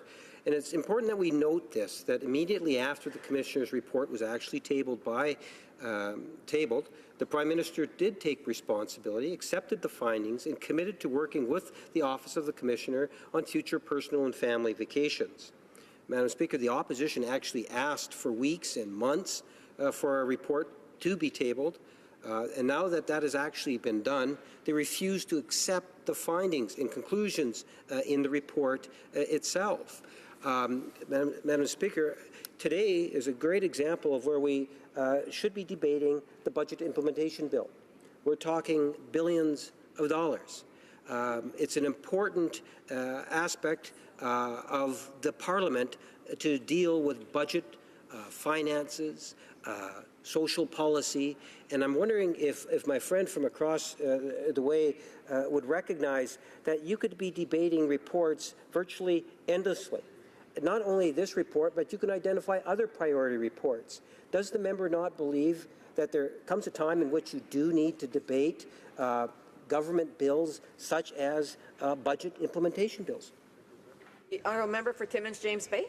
Thank you, Madam Speaker. I'm somewhat surprised that my friend thought that we did not support the findings of the Ethics Commissioner. I think that it was a very well-rounded report. She did not find him guilty in all manners, but on key areas, on the inacceptability of accepting gifts, of trying to then claim that those gifts came from a personal friend when they were clearly not from a personal friend. They were someone who's in a position to influence government policy, and the failure of, under Section 21 of the Prime Minister to recuse himself from discussions that provided an opportunity to improperly further the private interest associated with the institutions of the Aga Khan.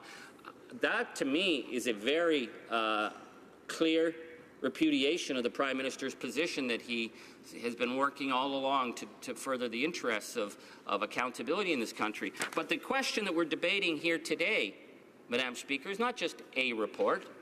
We're debating closing the loophole so that this kind of abuse doesn't happen in the future. And that is incumbent upon us as parliamentarians. When a report is delivered that has findings, the government can say, well, that's great, we'll just put it on the shelf with all the other findings we've ignored over the years, or the government can do the right thing and say, yes, there was a breach, we accept there was a breach. What we need to do is make sure that these kind of loopholes we can't drive Mack trucks full of Liberal lobbyists through in the future. And unfortunately, this government is trying to divert attention from this egregious loopholes that are being used by the Liberals right now to help their friends. So I'd encourage my Liberal colleague to say, yes, we will support the amendment, we will close the loophole, and then we can get back to discussing other matters that are certainly of great importance to Canadians. The Honourable Member for Sherbrooke. Thank you, Madam Speaker. I'd like to thank my colleague for his remarks and especially for his expertise on the file. We've worked together on issues of conflict of interest and lobbying in the past, and I'd like to know if he has some additional comments he could make on the consequences that flow from reports like this one from the Commissioner. Yes, there is the issue of penalties, financial penalties. It can be fines of up to $500, which isn't much in this case for a Minister of Finance or the Prime Minister. But there's also a practice that we've seen in some cases where ministers who are caught in breach of an act, contravention to it, reimbursed the expenditures. Now, even in the current government, under the Liberal government, one did have to do so. There were funds used inappropriately for duties that weren't official duties, and so I'd like to know if he could comment on that. Also, the receipt of an inappropriate gift. We talk about an inappropriate or illegal gift received, and in many cases it's returned. Or if someone incurs inappropriate expenses, they should be repaid because we're talking about taxpayers' money. So I'd like to know if my colleague has some additional comments he'd like to make on the consequences of these type of actions as outlined by the Commissioner. Well, thank you, Madam Speaker. I have a great deal of respect for my colleague. I worked with him on the Ethics Committee in the last Parliament. And there were many examples, in fact, of the use of loopholes to avoid government and ministerial obligations to comply with their obligations to Canadians. And in that situation, it's clear that the Prime Minister found a loophole to sidestep his obligation. He received a gift, an illegal gift, and lobbyists had an opportunity to influence government decisions, and that is not acceptable. It's essential for Parliament to close these loopholes. Now, in Parliament, it's clear. It's an open bar for the lobbyists with these Liberals. The member for Newfoundland, Brampton, the Prime Minister. But the government has set a very low standard when it comes to obligations for ethics and for limiting the influence of lobbyists. So it's necessary for Parliament to work together, all parties combined, to put an end to the existence of these loopholes. Resuming debate. The Honourable Parliamentary Secretary to the Minister of International Development. Thank you, Madam Speaker, and it grants me great pleasure to stand and to speak to this particular amendment. Madam Speaker, over the last couple of weeks while we were in our ridings, I had an opportunity to meet with various individuals in Whitby, to have a couple of town hall meetings, to host one of our ministers, and one of the town halls that I had in Whitby was related to the budget. It was a full room of the constituents of Whitby, and I understand that this particular issue of this loophole is an important one, but when it comes to what I'm hearing from my constituents, it is not, Madam Speaker, the top priority for them. We believe that members of Parliament should be focused on the things that are important to Canadians, and that's why we had scheduled for this week, and what we should have been debating today is the Budget Implementation Act. The bill, of course, will put into place this year's budget. We'll continue to be growing the economy. We'll be continuing to see what we're seeing in Durham Region, of which Whitby is a part of, a decrease in unemployment. Unemployment right now in Durham Region is 5.6%, the lowest that we've seen in 15 years, something that we are very happy with, especially when we think about the constituents and the young people who are able to get employment. But there are some examples of things in the Budget Implementation Act, some others that we know would have been very beneficial to Canadians. The Canadian Workers benefit to assist low-income workers. The Index Canada Child benefit, Madam Speaker. We were scheduled to debate that today, and unfortunately, that is not the Conservatives' move to cut that debate off. And Madam Speaker, I find that quite unfortunate. We've already made it clear that we respect the work of the Conflict of Interest and Ethics Commissioner. The Prime Minister accepted the findings. For weeks and weeks, they have called for the L'honorable député. The honourable member for Beauport, Côte-de-Beaupré, Île d'Orléans, Charlevoix, on a point of order. Madam Speaker, I would like to say that we're talking about the motion regarding the ethics of the Prime Minister and not about the budget.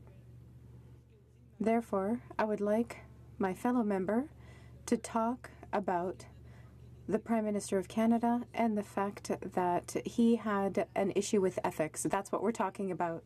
I will remind the member that during debate, there is a certain amount of leeway when it comes to where discussions may go. However, I would also remind those who are doing speeches that we are speaking directly to the amendment and to the motion itself. I'm sure that the Parliamentary Secretary will make sure to speak to the subject that we are dealing with today. Thank you. Madam Speaker, and it is critically important to speak about the work of the Prime Minister and the work that he has with the ministers and with our entire caucus and government have been able to do. So over the last little while, the opposition has asked for this report, has asked for it to be tabled for weeks and months. They've asked for the report to be tabled. And now that it has been tabled, they refuse to accept the findings and conclusions. In fact, Madam Speaker, as I was saying before my honourable colleague stepped in with that point of order, we should have been debating the Budget Implementation Act, but we're not. And we, on this side of the House, we thank the Commissioner, we accept the findings, we'll follow the recommendations, and the Prime Minister took responsibility. He accepted the findings and committed to working with that office. But, Madam Speaker, I could certainly understand why the opposition doesn't want to talk about the budget. on March 22nd, we had a marathon vote related to the budget in which there were a number of different very important initiatives within that piece of legislation that the opposition voted against. It is no wonder that at this particular time, they are choosing to talk about a report from the Ethics Commissioner that has been tabled, that they asked for, that has been tabled, that we've responded to. Madam Speaker, I could just give a couple of examples of some of the funding, research funding, funding for Canada 150 research and centers of excellence that they voted against. In my riding of Whitby and in Durham region, there are a couple of different post-secondary institutions, Durham College, the UOIT, that rely on research funding in order to be able to be at the cutting edge, to ensure that their students are at the cutting edge. The opposition voted against that. And today, when we're supposed to be talking about the budget, instead we are talking about a report that has already been tabled by the Ethics Commissioner. And again, the Prime Minister has accepted full responsibility for. Madam Speaker, we also, during that marathon vote,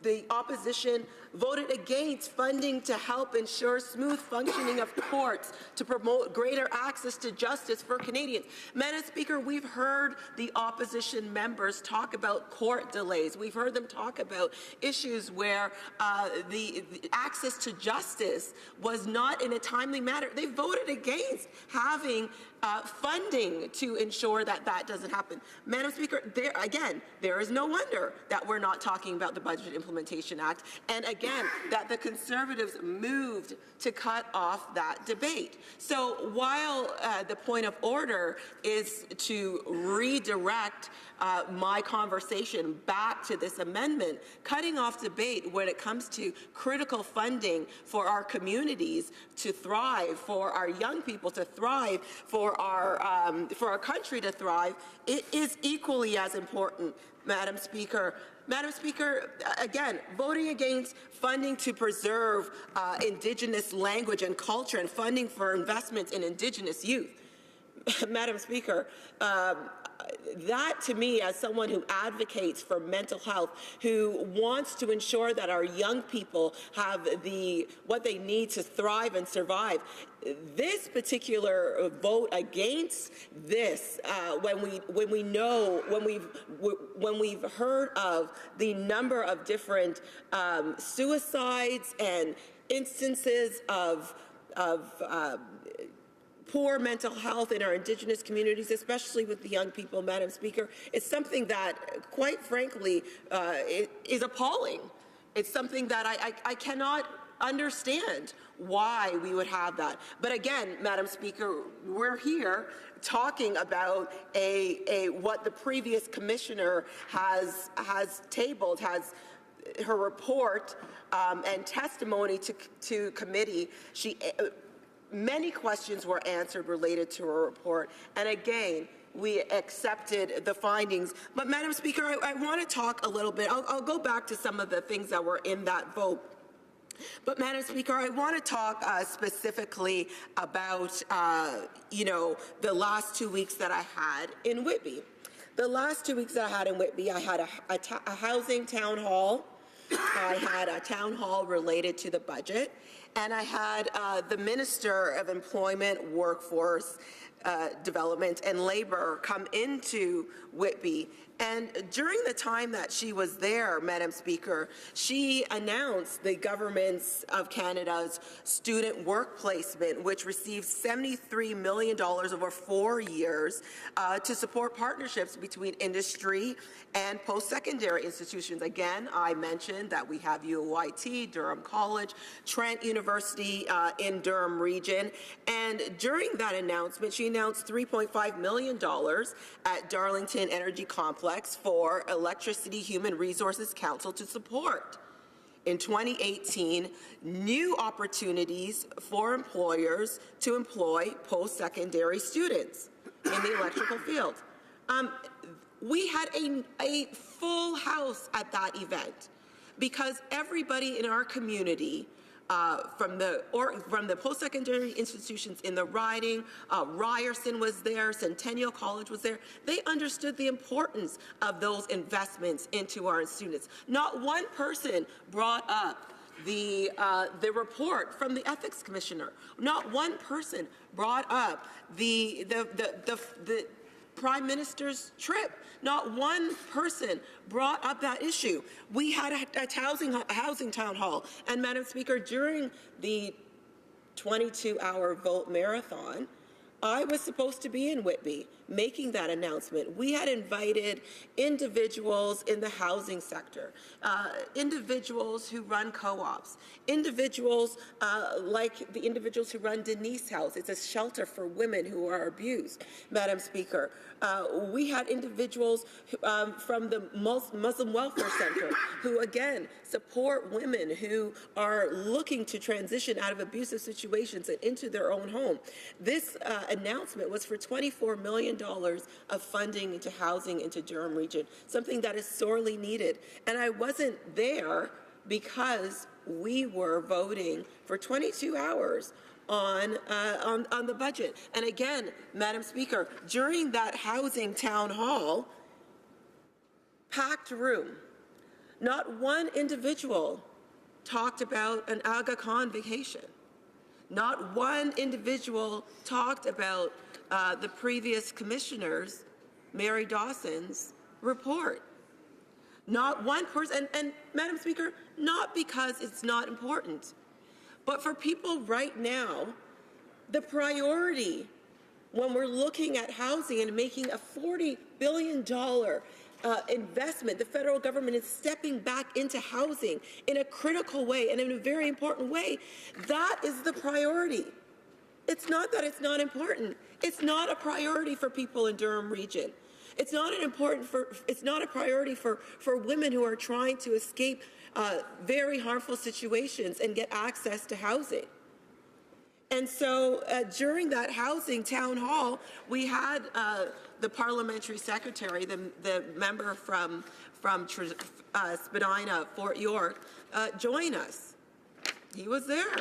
Not a single question about the conflict of interest and Ethics Commissioner's report.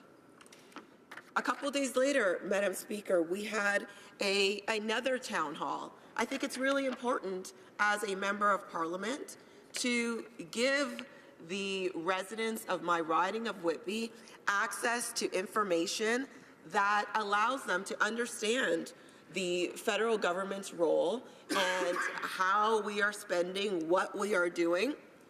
And I started by talking about some of the investments. Again, full house, Madam Speaker. The weather was rainy. It was a miserable day. I thought for sure that, a couple of people would show up. We had a full house at the Centennial Building Regal Room in Whitby. And I talked about the historic investment that we've made in Durham Region Transit of $94 million. A lot of the residents of Whitby didn't know that had happened. And having that town hall allowed them to get that information. I spoke to them about the $24 million investment in affordable housing because some of them didn't attend the town hall that I had a couple of days before. I talked to them about the Minister of Employment, Workforce Development and Labour coming to the riding and announcing the Canada Students' Work Placement. I talked to them about the Canada student jobs, summer jobs, where we've doubled that investment. Again, Madam Speaker, no questions about the Prime Minister's, the report on the Prime Minister's ethics came up. In fact, one of the things that did come up as related to the Prime Minister in the setting of a town hall was that he did a number of town halls across the country, answered questions that were unscripted about a number of different issues. He didn't hide away or shy away from getting criticism from Canadians. He didn't hide away or shy away from the questions, the very challenging questions that were asked.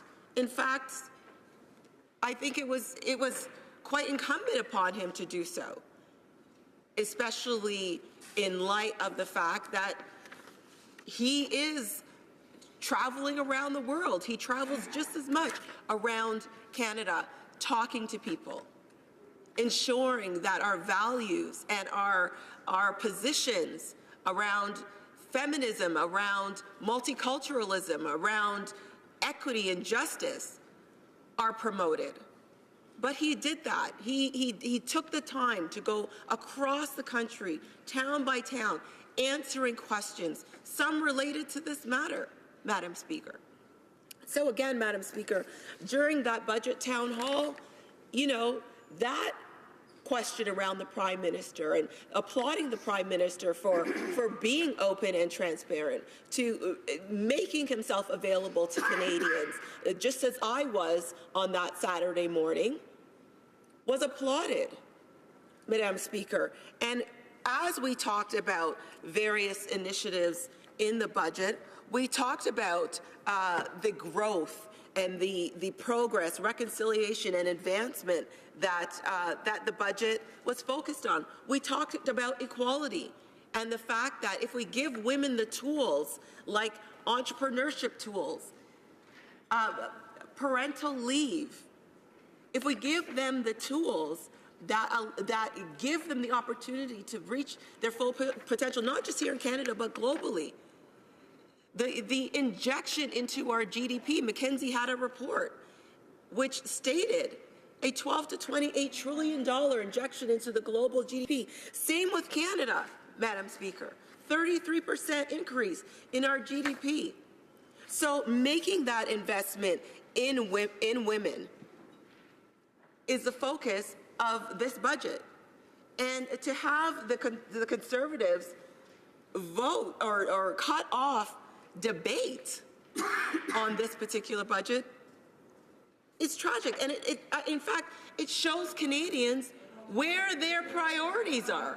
Their priorities are not around growth and progress. Their priorities are not around reconciliation. Their priorities are not around advancement. Again, we saw that during that marathon vote where they voted against every single initiative where we were making those investments on things that they argued for. Resettlement of Yazidi women. They voted against, they made a big spectacle of how we weren't welcoming Yazidi women. Well, when it came up to vote for the funding to support that, what did they do? They voted against it. It's all smoke and mirrors over here.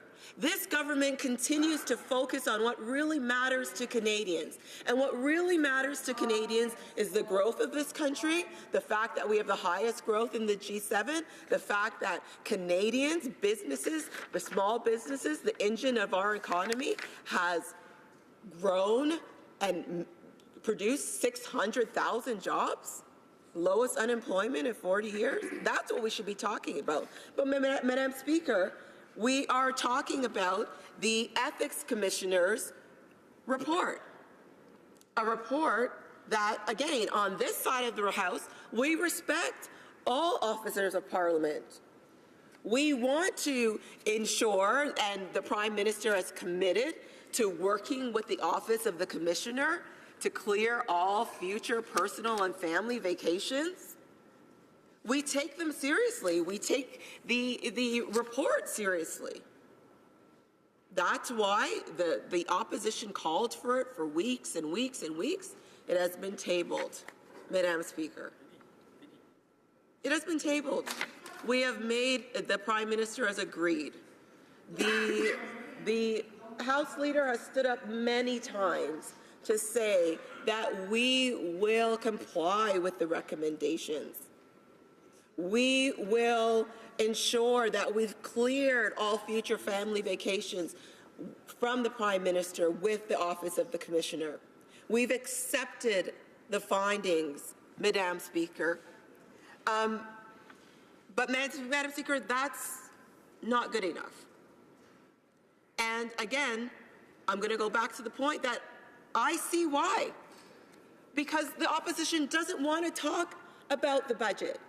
And why would they want to talk about the budget when they took such diligent and particular effort in voting against many of the initiatives that we had put forward to ensure that Canadians have what they need to be able to thrive and be successful? Madam Speaker, I am, as you announced, the Parliamentary Secretary to the Minister of International Development and la Francophonie. There was an investment to support our international assistance priorities. What did the opposition do? They voted against that. We're talking about an additional $2 billion in this budget, Madam Speaker, to support the poorest and most vulnerable in our world.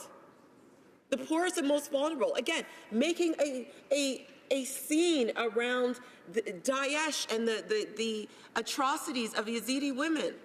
We are trying to focus with our international partners, and at this point, I would really like to thank our NGOs in Canada and around the world who support these great initiatives, who work to ensure that the poorest and most vulnerable, who are often, Madam Speaker, women and children, have the keys that the opportunities and the tools that they need to succeed and to contribute to our global economy.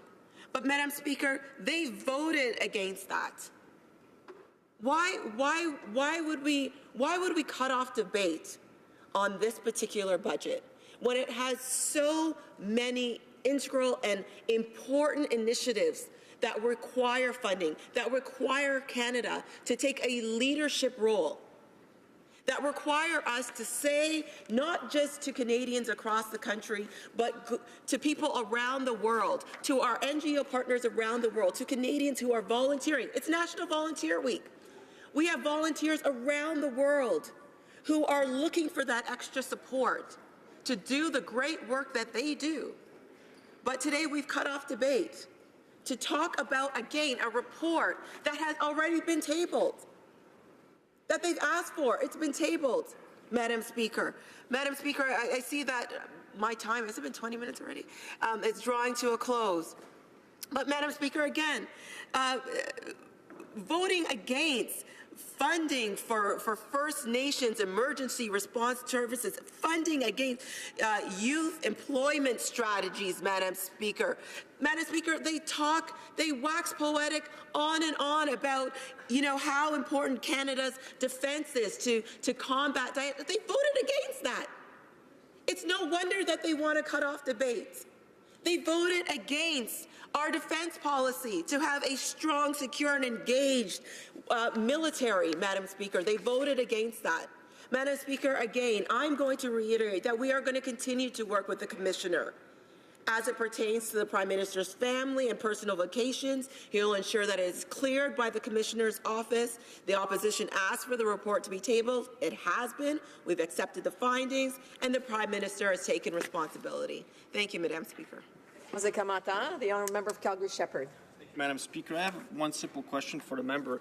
I tabled an amendment to the motion, which is basically asking for a report to be sent back to the Ethics Commissioner, so the Ethics Commissioner can look at the Conflict of Interest Act and the code for members of the House of Commons to close the loophole that allows the Prime Minister to keep and accept gifts that are deemed to be unacceptable, illegal gifts. Will the member, and she holds a privileged position on that side of the aisle. She is both a member technically of the backbench, but also a parliamentary secretary, so she has knowledge of what cabinet ministers are thinking. Will the government be voting in favour of my amendment, and will the government caucus be voting in favour of my amendment to the main motion? The Honourable Parliamentary Secretary. Madam Speaker, I want to be clear that we support and respect the Commissioner and that office that is held by the Commissioner. The office of the Commissioner is an important role. She has looked at this particular issue. She has tabled, the previous Commissioner has tabled the report. We have agreed, Madam Speaker, to clear all future personal and family vacations We have agreed to accept the findings, and the Prime Minister has taken responsibility. Madam Speaker, our government takes very seriously openness and transparency. We can ensure that more openness and transparency happen throughout our tenure. We can do better. Better is always possible. And we look forward to working with the members of the opposition to ensure that we continue to strengthen that very robust road that we are currently on towards more open and transparency. Thank you, Madam Speaker. L'honorable député de Trois-Rivières. The honourable member for Trois-Rivières. Thank you, Madam Speaker. Now, sometimes you hear these info advertisements, these television things on television trying to sell things. Now, Canadians think the Prime Minister should assume his responsibility and take concrete action to make sure this doesn't happen again. But at the same time, we're told about just how important the budget debate is. I will have a great many things to say about the budget, but couldn't we sort of cut it short by simply saying that the amendment is something the Liberals will support, and then we can get back to the budget? Speaker, I absolutely agree. The conversation about the budget and the debate about the budget is absolutely important. And I could see why the opposition has cut off debate on this particular issue, Madam Speaker. On March 22nd, we had an opportunity to stand up and vote for a number of different funding opportunities within this particular budget that they voted against. Funding to resettle survivors of Daesh, Yazidi women, funding to prevent gender-based violence, funding to support our RCMP, funding to support our military, funding to support international aid. Mr. Speaker, it is no wonder that this debate has been cut off. It is no wonder that they want to talk about a report that's already been tabled, and they've asked for it. It's been tabled. We've accepted responsibility. The Prime Minister has stood up many times and said that he's accepted responsibility. So, Mr. Speaker, I agree with my colleague. The budget debate is a very important one that we should be occupying this House with, debating right now. This is what's important to people in Whitby. That's why I had a full standing room only town hall on Saturday afternoon, a luncheon for 3 hours. People talking about it. They wanted to know more. Not one question about this particular issue. Questions and comments. The Honourable Parliamentary Secretary to the Government House Leader. Thank you, Mr. Speaker. And I appreciate the fact that my colleague is actually going into the constituency and listening to what constituents have to say and trying to identify those important issues. I know if we went to Winnipeg today, we'll be talking a lot about the Winnipeg Jets. They're having an awesome season. Everyone wants to see them go to the Stanley Cup, white out and all that good stuff. But today, as we try to debate a motion that the opposition has brought forward, and there are many different reports that are out there, that they could bring reports day after day after day. Yet it seems to me, and I think this is the same, we're thinking along the same lines here, that the priority of Canadians is in fact the issues that you hear at your community events. And there's nothing more important than a budget debate. And I suspect it's only a question of time, Mr. Speaker, before we'll start to hear members saying, we want more time for budget debate. Yet they're not debating it today. Here's the ideal day in which we could be debating it. And I'm wondering if she could provide some thoughts on that issue.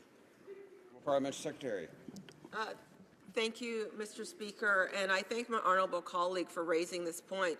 We've heard a number of times the opposition say, this is really important legislation. We need to debate it. This is critical. This budget has a number of different initiatives that won't just help the members on the government side. It'll help all members. The opportunity to pose challenging questions, to challenge the government, to provide recommendations to make future improvements, to look at and analyze the components of the budget that are particularly important to their region, to their constituencies. That is what was essentially cut off today. That is what the opposition decided, that they were going to say, that's not important. We are going to talk about a report that has been tabled, that the government has accepted, and that the Prime Minister has taken full responsibility for. Questions and comments. The Honourable Member for Beauport. Thank you, Mr. Speaker, and I'd like to thank my colleague for her infomercial, for a Liberal infomercial. If she thinks that we're not interested in the budget, she's wrong. But we have to realize two things. The Prime Minister was the Prime Minister to have been investigated by the Ethics Commissioner, not once, not twice, but several times. We got a report and he was found guilty. So, yes, Mr. Speaker, it's important to get clear on this behavior, the behavior of a Prime Minister who represents all Canadians. When you're a member of a political party, no matter what stripe, you still have a code of ethics to respect. The Prime Minister did not do so, and he was found guilty. Let's remember the $400 million in the Montgomery scandal that was never given back to Canadians. And then there was this money for a trip. How can a member of Parliament, Liberal or any other party, how can they accept that their Prime Minister is harming the image of Canadians? The Honourable Parliamentary Secretary. Mr. Speaker, I thank my honourable colleague for her question. Mr. Speaker, she started off by saying that I'm doing an infomercial. Mr. Speaker, somebody needs to talk about the budget.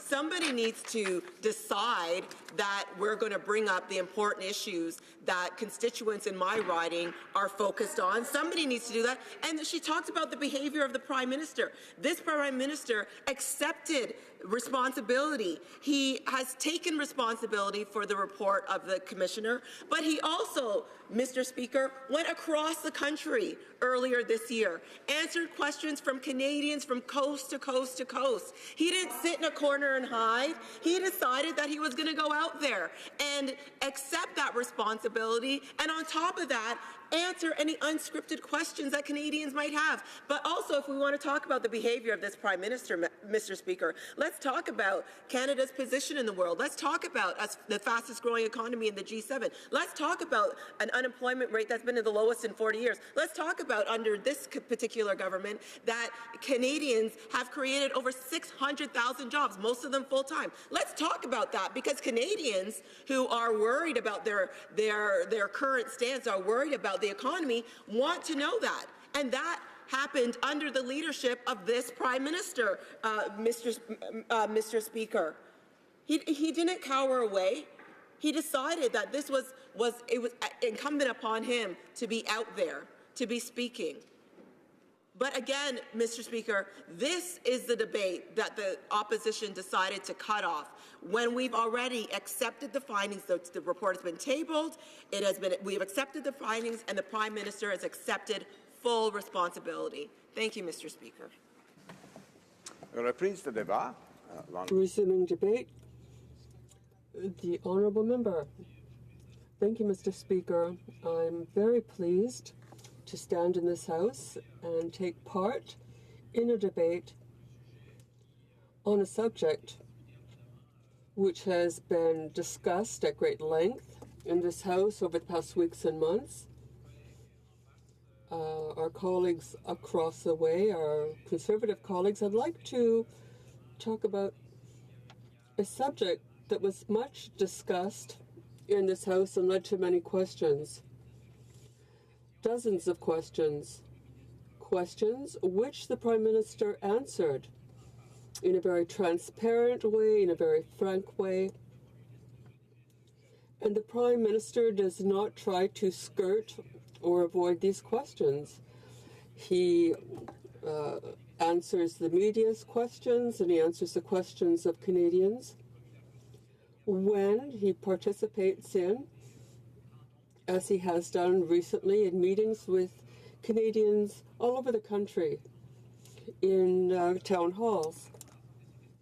And he answers these questions, and this is important because it allows people to understand what's going on. It allows the Prime Minister to understand Canadians' concerns. I think our colleagues could learn from this kind of meeting because they would learn something about what really concerns Canadians. Now, these are issues that have to do with families, young people. Their questions have to do with what Canadians want in the future, with economic development, with how to help families get through difficult periods. They have questions about how we can help our businesses grow their companies. And I can tell you that with the recent budget measures, Canadians are especially proud because the Canadian economy has been rebounding, and there was because of our budgets which allowed the creation of 600,000 jobs in Canada. They're proud because businesses and Canadians have confidence in the economy,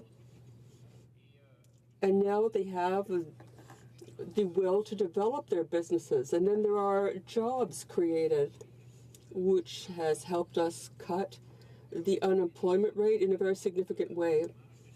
There are statistics which show that we're at about 5.9% unemployment. We haven't seen this since 1976. We're very proud of this.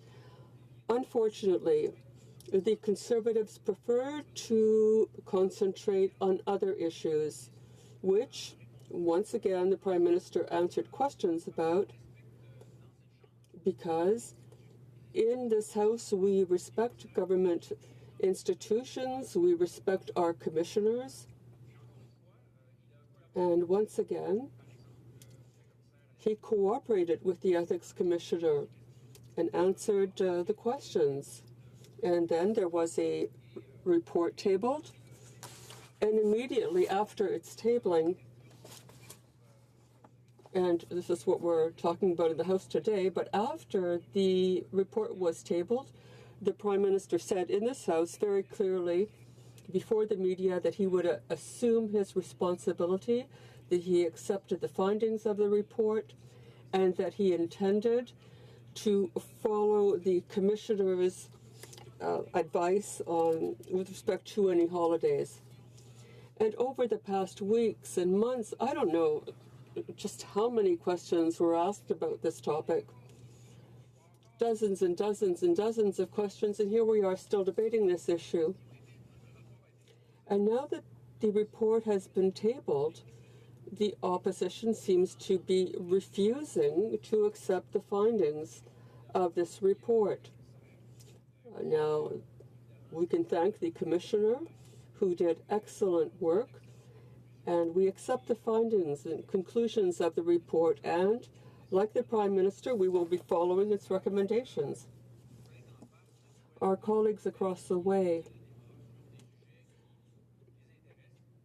will talk forever on subjects that they find interesting, but which don't really interest Canadians, because we're in our constituencies and able to answer the questions of our constituents.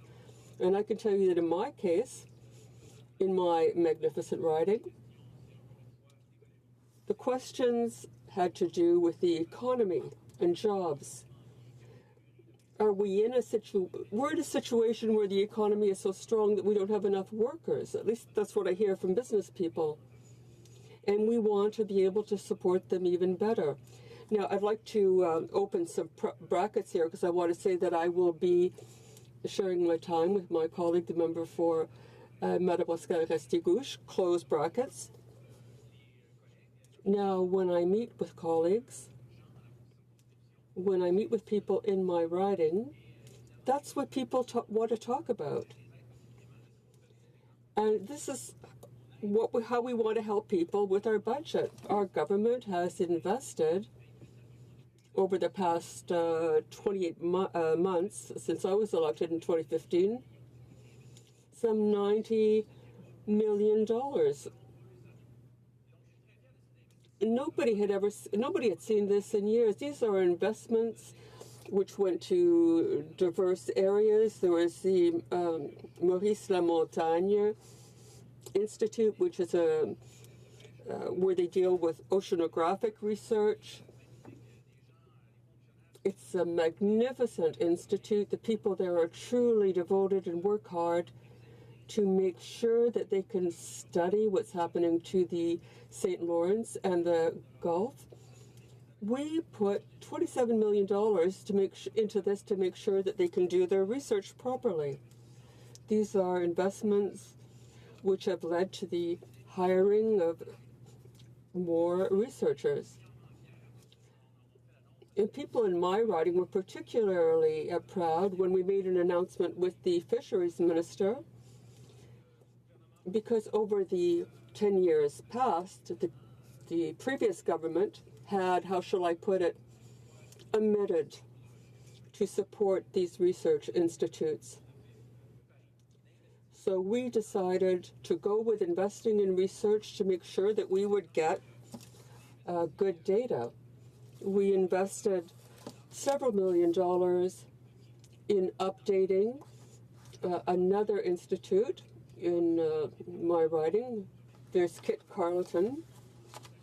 And over the past decade and years before that, this group didn't get any investment. The Honourable Member for Beauport-Limoilou on a point of order. I think it's apt to stand on a point of order because he's talking about this government's efforts investing, and he's talking really about finances in the budget, whereas we've been talking about the conduct that the Prime Minister has displayed over the past years and how he was judged in the light of federal legislation. We're putting forward an amendment so that this issue be sent to the Ethics Commissioner so that avenues can be proposed, measures can be proposed so that we could deal with this. So I think we should stick to discussing this particular issue. I appreciate the honourable member's comments. The member for Beauport-Limoilou. It is true that the debate must be pertinent, of course, but I listened to the honourable member for Avignon-Métis-Matane-Matapédia, and he is making several statements addressing issues that are pertinent. He's given several arguments that support the proposal that is part of his remarks. He's got 2 minutes remaining. The honourable member has 2 minutes remaining. And so he will continue. The honourable member. Well, thank you, Mr. Speaker. Now, as you said, perhaps my colleague didn't hear, and perhaps he was busy doing something different, but for several minutes, and in fact, since the start of the debate, I've openly addressed the subject that is before us today. Once again, as I said earlier, this is a subject that was under debate in the past. There have been many questions about it in the House, and the Prime Minister has always been open and transparent. He's always answered all of the questions. As I was saying earlier, the previous commissioner in her report, when she appeared before committee, answered many of the questions that related to the subject of under debate. And once again, we're here today debating this issue again when the Prime Minister has already answered all the questions.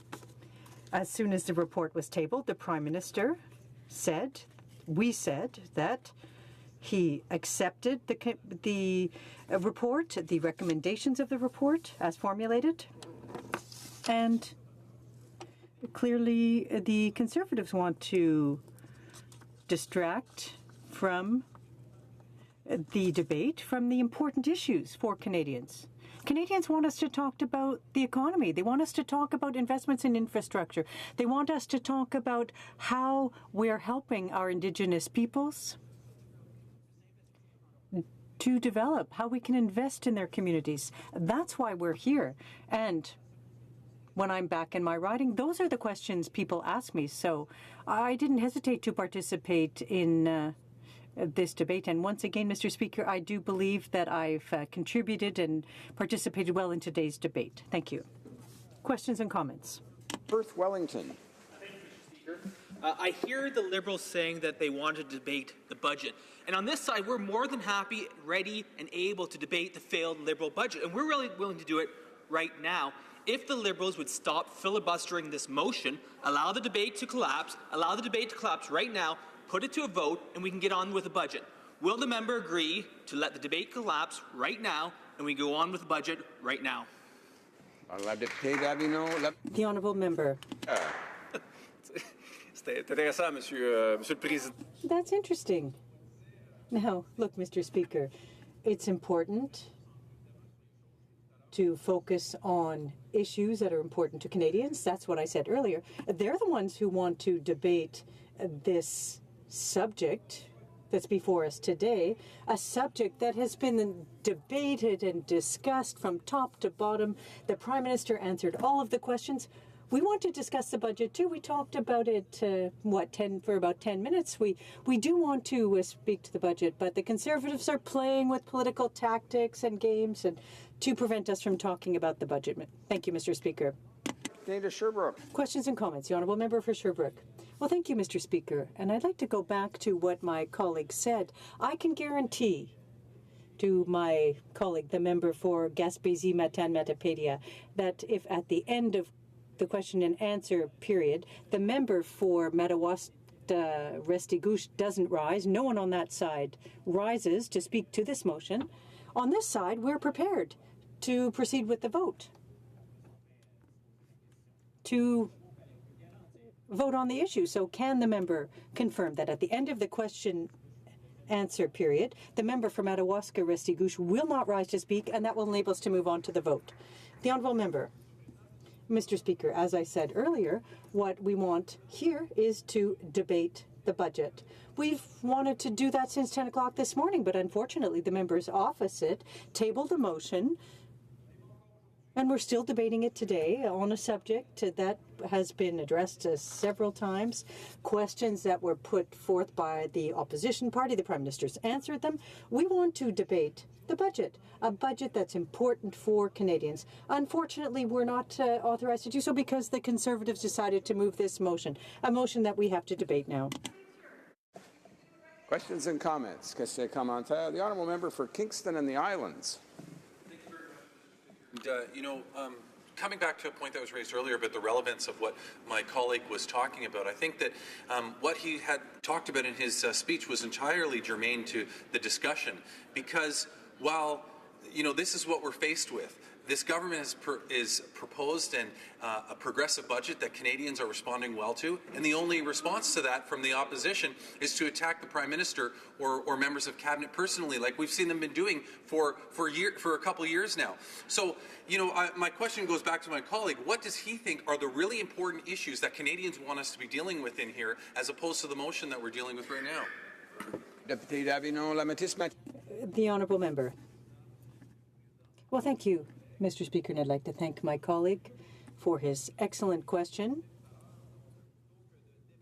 As I said earlier, instead of debating the type of subject that's being put forth by the Conservatives, what Canadians want to talk about is the economy, investments, jobs, support for our families. That is what Canadians want to talk about. And that's what they talk to me about when I'm in my riding, when I have an opportunity to be back home and to meet with my constituents. That's what they want to hear about. And the results are concrete. There are 600,000 jobs that have been created in recent times in Canada. The unemployment rate is the lowest since '76. Those are the tangible results people want to talk about. Can we wait till we start the next round of debate, or do you want to do it now?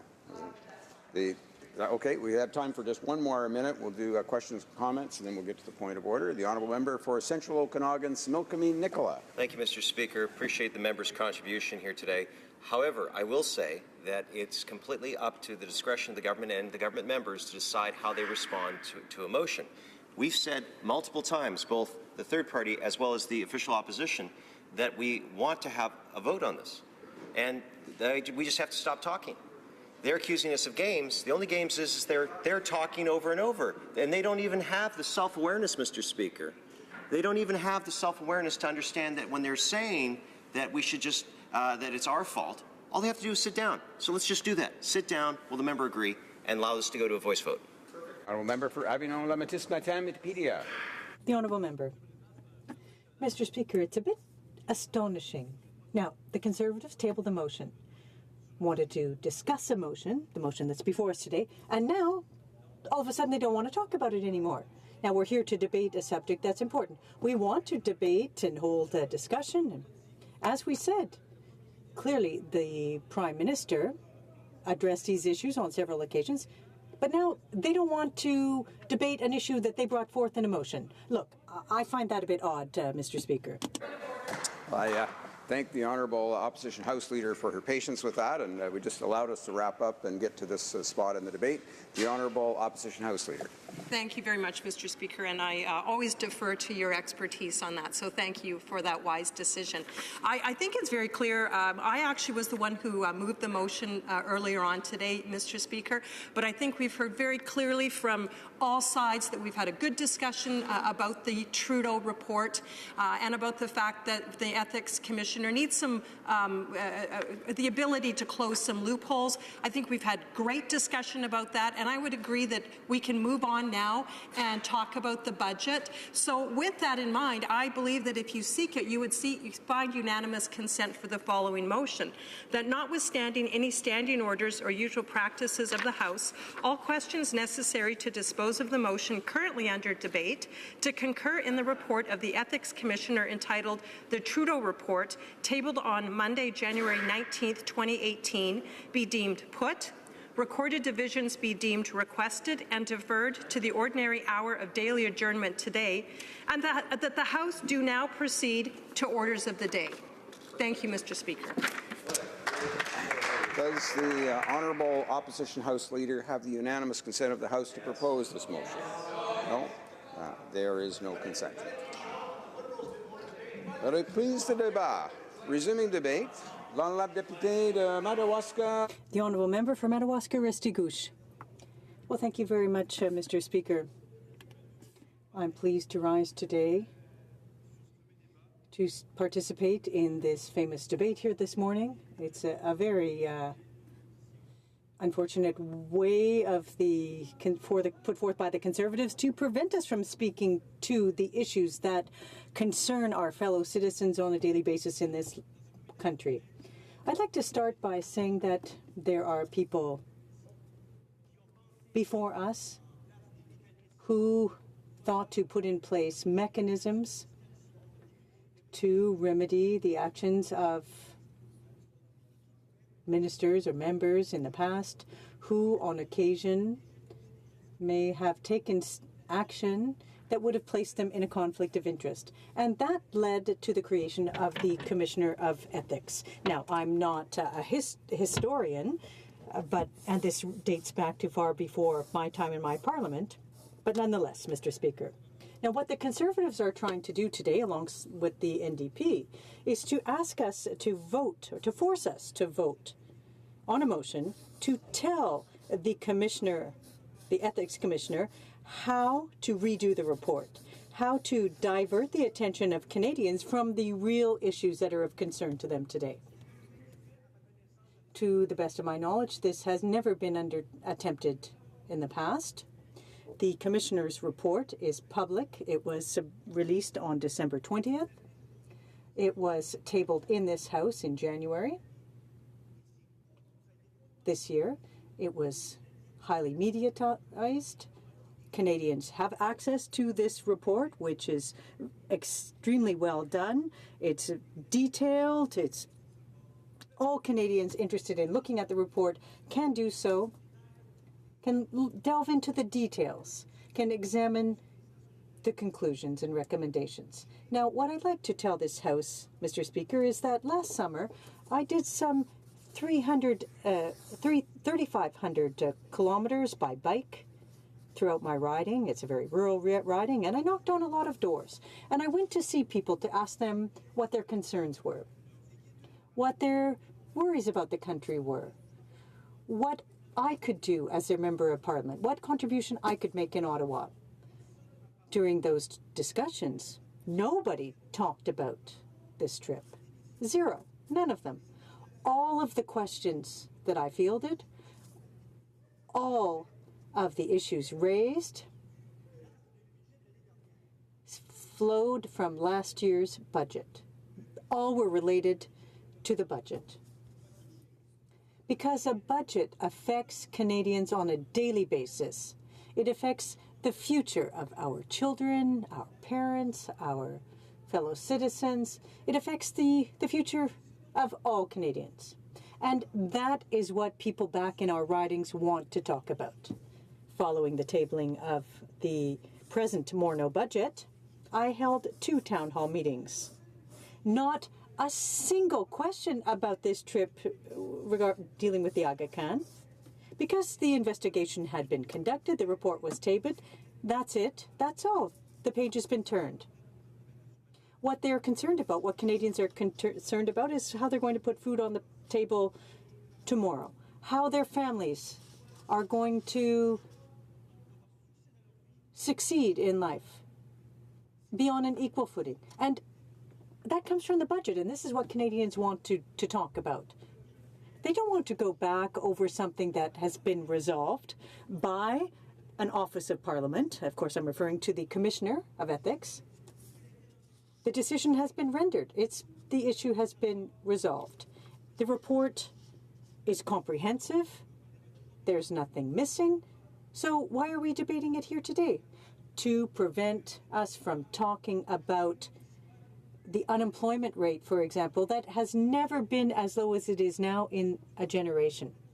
Especially the NDP, who wanted to, in their election campaign, deliver a budget that would have never enabled us to do the economic development we're doing. There isn't a single town in my riding or city that didn't have contractors and heavy trucks working.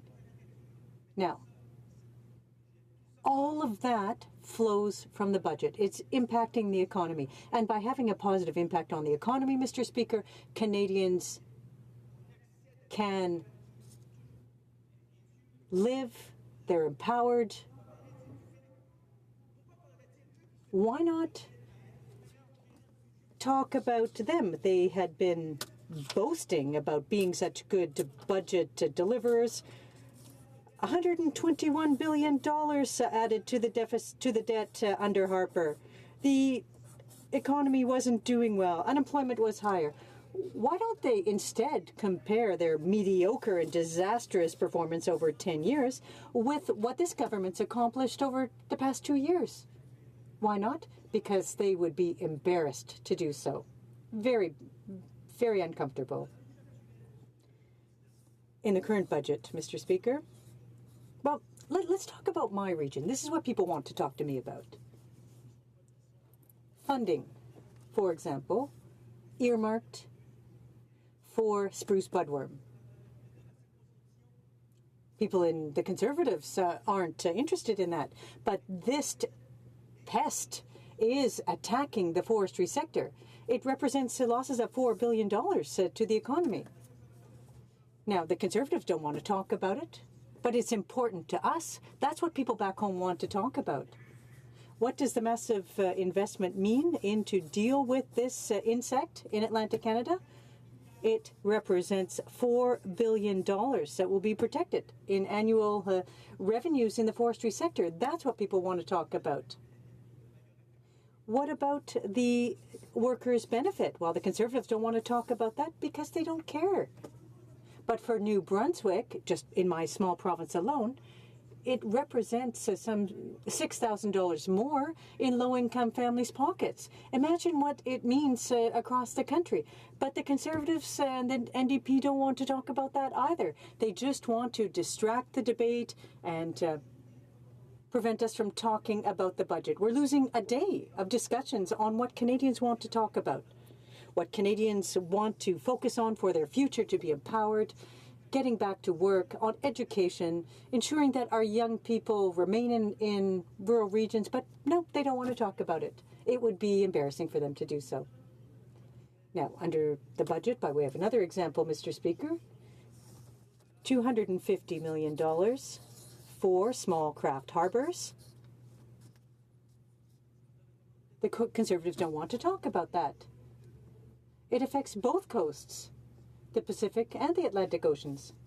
This is money for small communities where they live off the fishery. That's their main industry. Well, why not talk about that today? It's something that affects people. The Conservatives don't want to talk about it. I've just got 2 minutes left. My goodness, Mr. Speaker.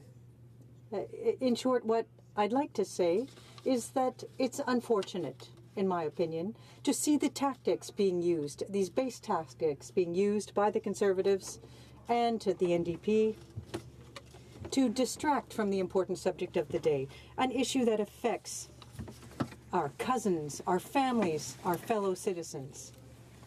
How can a motion attempting to dictate to an independent officer of Parliament, to dictate how that person should redo a report, I don't understand it. This is what came from the Conservatives, supported by the NDP, and it's unfortunate, Mr. Speaker.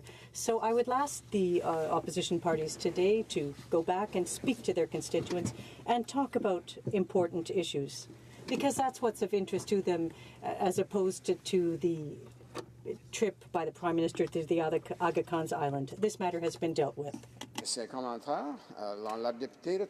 The Honourable Member for Trois-Rivières. Thank you, Mr. Speaker. I never thought I would say this, but I think that Machiavelli's star is getting pale under the strategy of the Liberals. What I've heard from the Liberals since this morning is speeches on the budget, with an amendment that I'm sure they will vote on as quickly as possible. I could respect the decorum of this place, and I'm talking about the motion on the table, what the Liberals should be doing as well. Or I could seize the opportunity and say perhaps that this Liberal strategy is a way of not allowing the opposition to talk about the budget. In this budget, nothing has been done to reduce the broadening gap between the wealthiest of our society and those who have the most difficulty. Very little is done in this budget to reach our objectives when it comes to reducing greenhouse gas emissions. I could also spend 20 minutes on that. However, my question is much more simple than that. Can we please debate the subject that was imposed on us today? Or better yet, since there seems to be consensus and the Liberals want to continue with their strategy, that we vote on the amendment, that we solve the problem, and talk about the budget, because I have a lot to say about the budget as well. The Honourable Member for Madawaska, Restigouche. Mr. Speaker, I would tell my colleague for Trois-Rivières that I prefer the star of Machiavelli than the nose of Pinocchio. I will repeat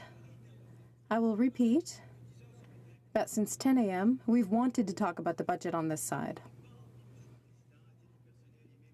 On a personal level, and as member of the government, I do not want to dictate to the Commissioner of Ethics how to do a report. The report was explicit. If the members on the other side did not understand the report, I'm happy to meet with them personally to discuss this report, which was extremely well done. But let's talk about other matters, Mr. Speaker. Questions and comments, the Honourable Member for Sherbrooke. Thank you, Mr. Speaker. And what bad faith on the part of my colleague who insinuates that we can't talk about the budget when I said earlier, when asking a question of his colleague, if that colleague had not spoken, nobody else on this side of the House would have spoken. By parliamentary rules, the vote would have occurred immediately. There would have been a vote. And we could have moved on to the orders of the day, which is the budget. It is my colleague, through his speech, that is preventing us from coming to the debate on the budget on Bill C-74. Why did my colleague rise when he had the opportunity to not say anything and to move immediately to the vote? The Honourable Member for Madawaska, Restigouche.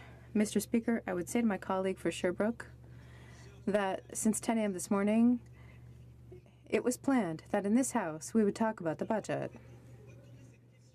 How to turn this question around to say we don't want to talk about the budget and that we are deliberately putting off a discussion of this budget when this is simply a tactic of the official opposition, I think it is scandalous. I hope that our citizens are listening to this debate, and I hope they hear it well, because since 10 a.m. they've been wanting to hear what's going to influence their lives tomorrow morning. Member for Kingston and the Islands. Thank you very much, Mr. Speaker. It is an amazing day in here to hear the opposition say, please stop debating this, we want to vote on something. But why would you bring forward a motion unless you wanted the healthy debate? And part of that debate, at least to me, Mr. Speaker, is what the opposition parties are deeming to be more important than the priorities of the government and the very serious issues that are facing the people of Canada and what they want to see us in here talking about. So my question to the member is, what does he see as the important things that would supersede this discussion that's going on today in his community? What are people actually talking about, and how important is it to him that we get on with talking about the budget and the progressive agenda of this government? The Honourable Member for Madawaska, Restigouche. Thank you, Mr. Speaker. Excellent question from my colleague. As I said earlier, I had 2 public meetings after the current budget was tabled. I went door to door as an MP to talk about government policy and what affects people's daily lives. That's what they wanted to talk about. For example, the fact that the Canada Child Benefit has been indexed a year ahead of time. That's what people often talk about with me. Also, everything that has to do with the Canada Workers' Benefit. It has a direct impact for the very first time, 30 seconds, among other things. Thank you, Mr. Speaker. Debate. The Honourable Parliament Secretary to the Minister of Justice. Merci, Monsieur le Président. Thank you, Mr. Speaker. I want to begin my remarks this morning in opposition to this motion by reminding each and every one of us that we are elected here as members of Parliament to do a job. And part of that job, a significant part of that job, is to listen attentively to our constituents, to take their comments, to take their priorities, to bring them back to this House, to debate them and advance them in meaningful ways by delivering results. And when we see motions like the one that has been put forward by the opposition this morning, it's not about elevating ethical standards. It's about obstructing the meaningful delivery of the results that this government is working on day in and day out. And when the opposition heckles us and say, well, why not just vote?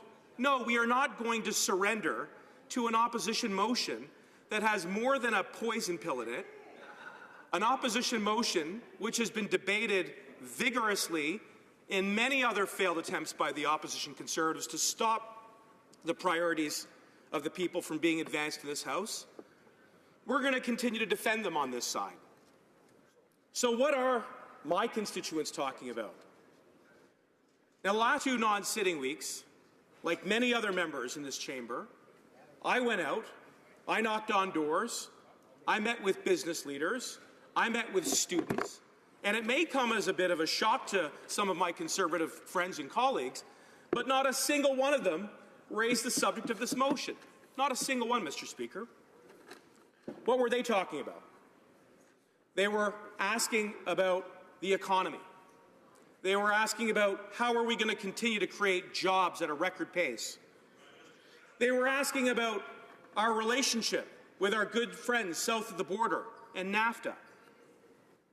They were asking about how we're going to continue to keep the privacy of Canadians safe in light of the many important and significant developments that we've seen in social media. They're asking how we're going to keep to our campaign commitments to protect our communities and to rid them of gun violence. And this is something that I have spoken on very recently in this House. They've asked, how are we going to protect the environment and develop our natural resources in a way that is sustainable? How can we do more to provide support for our veterans, which I know something that my colleague from Newfoundland and Labrador, the Minister for Veterans Affairs, is working on every day. And lastly, they've asked, how can this government make improvements to ensuring that every Canadian gets access to justice so that every Canadian gets the justice they deserve? And for all of the noise that we hear in this chamber, and I know that I am not the only one that is discouraged by the way that the debate has been oversimplified, has become redundant, has become non-productive through the repetitious, mechanistic way in which we approach question period, that notwithstanding all of those efforts at obstruction and impeding progress, that this government has done incredible work and is making significant progress on the priorities that I just stated. How do we know that? Let's look at the economy. We have record jobs growth, Mr. Speaker. Langley Aldergrove on a point of order. Thank you, Mr. Speaker. Relevance is important, and I believe that the member has strayed too long and too far from the relevance of the motion before the House. Thank you. I thank the honourable member for Langley Aldergrove for his reminder, certainly to the House, of the importance of relevance. And this has come up earlier, of course, in the course of this debate. And it's not always an easy one to rule on, because one actually has to hear the remarks and commentary from the honourable member before one can actually make that determination. So it's not one that we can usually rule with a great degree of precision. I'm noting that the member is about 4 minutes into his 20-minute speech, and he has introduced ideas that, to this point at least, from my hearing of what he's had to say, certainly do follow and is in fact relevant to the subject before the House. So I'll pay close attention, and I'll encourage the honourable member to frame his remarks in that regard, and we'll let him carry on. The honourable member. Thank you, Mr. Speaker. And I know my honourable colleague doesn't want us to talk about the budget because he supports an opposition motion whose very design is to prevent the debate around that motion. But if you recall, and I hope that my honourable colleague was listening, I did frame all of my remarks in the context of juxtaposing the priorities of the opposition Conservatives, which is to delay and impede and obstruct the real priorities of Canadians, as opposed to this obvious effort at delay. And it's not about elevating the standard of ethics in this House, Mr. Speaker. We know that. At every opportunity, the Conservatives will stand up and try to stop us from creating jobs, from lowering unemployment. And we can't stand for that. It's too important, Mr. Speaker. When this government was elected, this country was at an all-time weak and low point of growth, the worst since the Great Depression, and we've turned it around. And that's exactly what our constituents are talking about back in my riding, and I believe many of my colleagues are hearing the same thing. We want to keep the momentum going.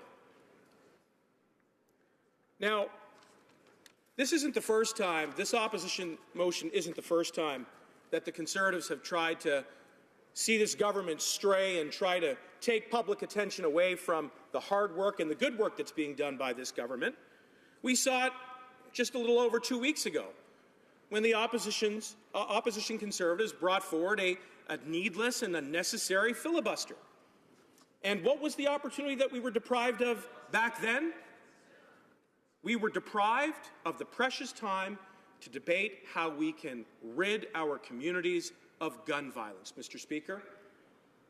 And this is something that has touched the people of my riding on a very personal level at a family establishment where I take my 2 girls, and like many other parents, and at that establishment, we saw, it was less than a month ago, 2 people's lives lost as a result of gun violence. Now, if we cannot address the scourge of gun violence through organized crime in this chamber, then we are not living up to the high standards that Canadians demand of this place. And this gets back to my point about raising the level of debate in this chamber, doing away with the kind of filibustering and the kind of redundant motions that we see here. Let's have a debate. Let's have a thoughtful debate on the substantive merits of our policy, of our legislative agenda. And I encourage my Conservative colleagues to come forward with ways in which we can improve our legislation, but they don't do that, Mr. Speaker. They instead choose to find ways to prevent us from talking about the budget.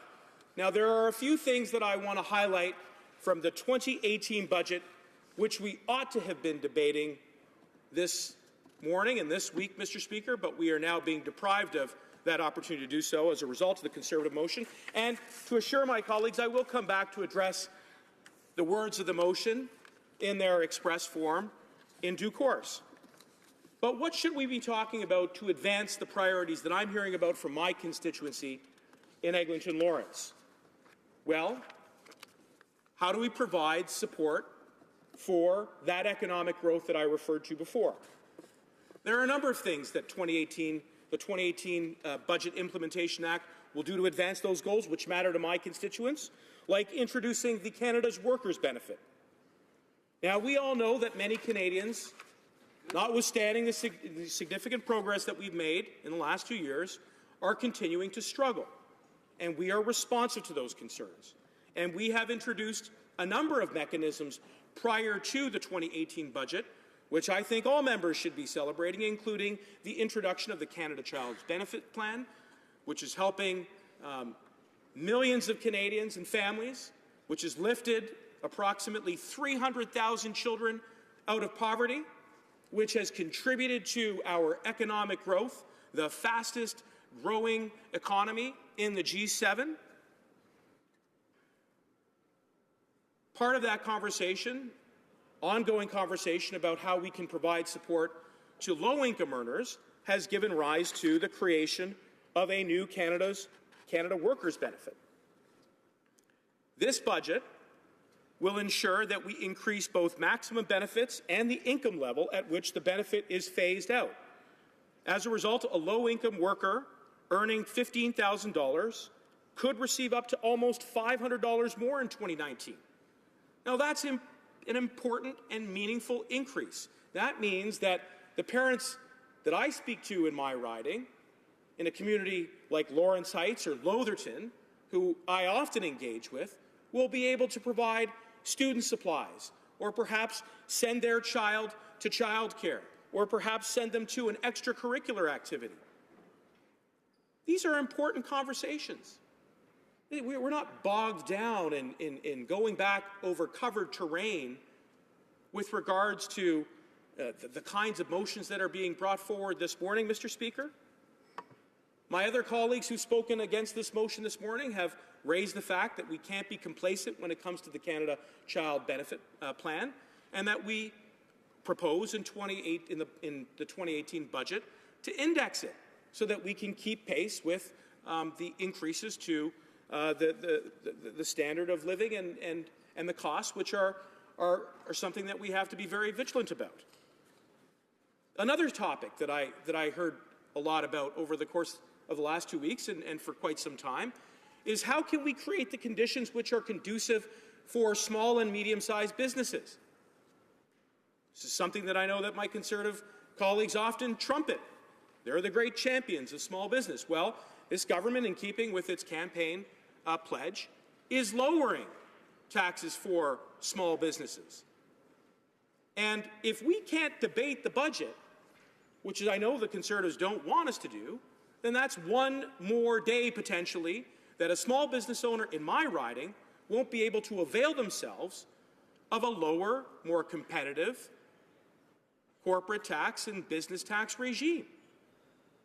So again, I really call on my opposition colleagues to think about their own rhetoric when it comes to being the great champions of industry and enterprise and small business, and to live up to those commitments by debating on the merits of the policy, not by filibustering, not by wasting time, not by bringing motions like the one that we see this morning. Now, I also mentioned that among the many priorities that I heard in the last 2 non-sitting weeks was the ongoing conversation that we're having about how to protect our environment while at the same time getting our natural resources to export markets, in particular, in a sustainable way. Now, I listened very carefully to my colleagues in the Conservative ranks, and I respect their passion, and I understand their frustration. We want to see every single Canadian and every single sector succeed and thrive. I, for the life of me, don't understand why it is that we see on the other side resorting to the kind of hyperbolic, exaggerated comments which are so completely divorced from reality. Blanket statements like this government doesn't believe in or doesn't care, or most recently and most alarmingly, from a former colleague of my friends on the opposite side of the aisle, Canada is broken. Mr. Speaker, Canada is not broken. Canada is the greatest country on the world. We are very fortunate to live in this country, and we should not be resorting to that kind of negative rhetoric, which undermines confidence in public institutions like this one right here. Do we have our disagreements from time to time? Absolutely. Do we have fundamental disagreements on policy? Without question. And that is healthy in a democracy. But to see the kind of stoking of division and fear. The honourable member for Central Okanagan, Similkameen Nicola, on a point of order. This member continues to talk about something that was debated last night. I'm having flashbacks to the Trans Mountain emergency debate. Perhaps that debate he should have been giving that speech or that section of his speech last night. But I understand we're here to discuss the motion before the House and the amendment. So if the member could discipline himself, perhaps, and stay focused to what we're here to discuss, Mr. Speaker, I think we'd all greatly benefit from his contribution. I thank the honourable member for his intervention on the issue, and I have been listening to the honourable parliamentary secretary on his remarks on the issue. I note that we have about 6 minutes remaining in his time, approximately, and that he did indicate that he was going to reference back to specifically to the motion that's before the House.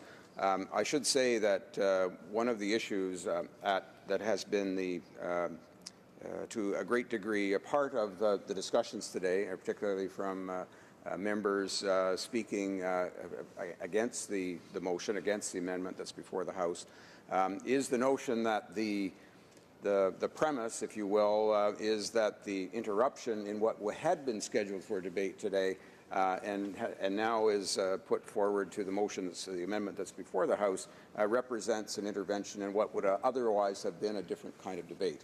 And I appreciate that that is a premise that members have some strong arguments to make upon.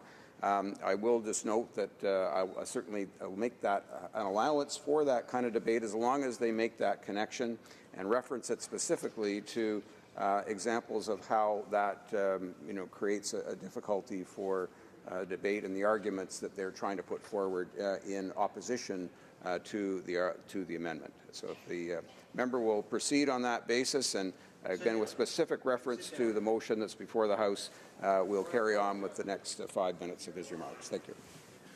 Well, thank you, Mr. Speaker. And as I know you have been listening throughout my presentation, I have been interposing my remarks to make the point that we are not going to allow this motion to hijack the government's agenda relative to the substantive basis or premise of the opposition motion.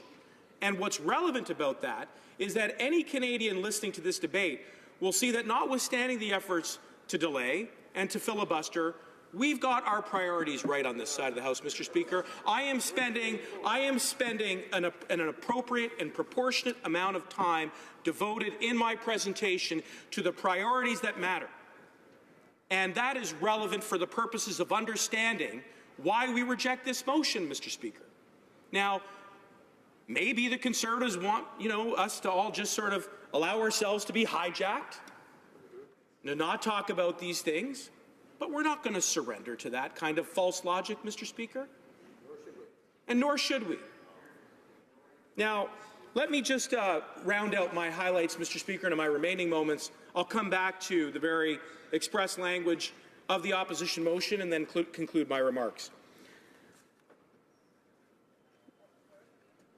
The trouble with the rhetoric that we've seen from some of the members of the Conservative family, if I could put it that way, is that it stokes fear.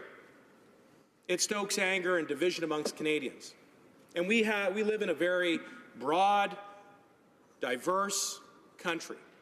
But those different experiences all get reconciled in this chamber. We find ways as members of Parliament to be the voice for our local communities, but at the same time to take into consideration how Canadians in different parts of the country, in different provinces and territories, go about living their lives and pursue opportunity and pursue prosperity to provide for their children and their families. This is the place where we can accomplish that. This is the place where we can balance those competing interests and priorities. And if we can't do it here, Mr. Speaker, we can't do it anywhere. So I'm calling on my Conservative colleagues to debate us passionately when it comes to natural resources, but to remember that this is an institution that does deliver for Canadians. And the last highlight I wanted to mention, actually, that is a priority that is not in the budget, but one that does matter to me, is Bill C-75, which was just tabled before our 2 non-sitting weeks, which will make significant reforms to the criminal justice system by reducing delay, by ensuring that we're reducing systemic barriers to victims so that they can come forward, have their stories heard, and get the justice that they deserve. We can't get to that business if we see the kind of dilatory motions which are brought forward today by the Conservatives. Now, on this motion, and I know my Conservative colleagues are cheering me, we should perhaps have the record reflect that some colleagues are putting up their hands in adoration and praise, and it's a day they're enjoying some of my remarks. They may not enjoy what follows, but you take your credit where you can get it. Mr. Speaker, the fundamental flaw with this opposition motion, and we just heard the House Leader for the Conservative Party stand up and say that it has been vigorously debated, and then some jockeying back and forth about, well, why not just let debate collapse, is that we know that what this motion proposes to do is to tell the Ethics Commissioner what his job is. Now, unlike other parties in this House, this government respects the independence of the officers of this chamber to do their jobs, to do it and fulfill their responsibilities in a way that ensures that Canadians can have confidence in the high ethical standards that they demand of their parliamentarians, Mr. Speaker. Now, this motion purports to say what the fixes for the loopholes should be and so on and so forth. We can't prescribe expressly how the debate around ethical standards is going to evolve. We're going to listen to the Ethics Commissioner and obviously pay very close attention to whatever recommendations he or his office may put forward. In the meantime, as my Conservative colleagues will know very well, the Prime Minister and this government has accepted the findings of this report on numerous occasions. We have had to wherewithal well over 130 or 40 questions in question period regarding this report, the same question repeated over and over and again. To what end? Simply to waste time. Simply to obstruct and impede all of the significant priorities and the things that matter that I have already discussed in my remarks, Mr. Speaker. Canadians are going to judge us, yes, they will, but they're also going to judge the opposition Conservatives on how they have used their time in this chamber. And what they will see is not constructive dialogue, not thoughtful debate on jobs and the economy, on public safety, on trade. They're going to see obstruction. So accountability is a two-way street, Mr. Speaker. They're watching the Conservatives very closely. I encourage them to withdraw this motion, and let's get back to the business that matters. Thank you very much, Mr. Speaker.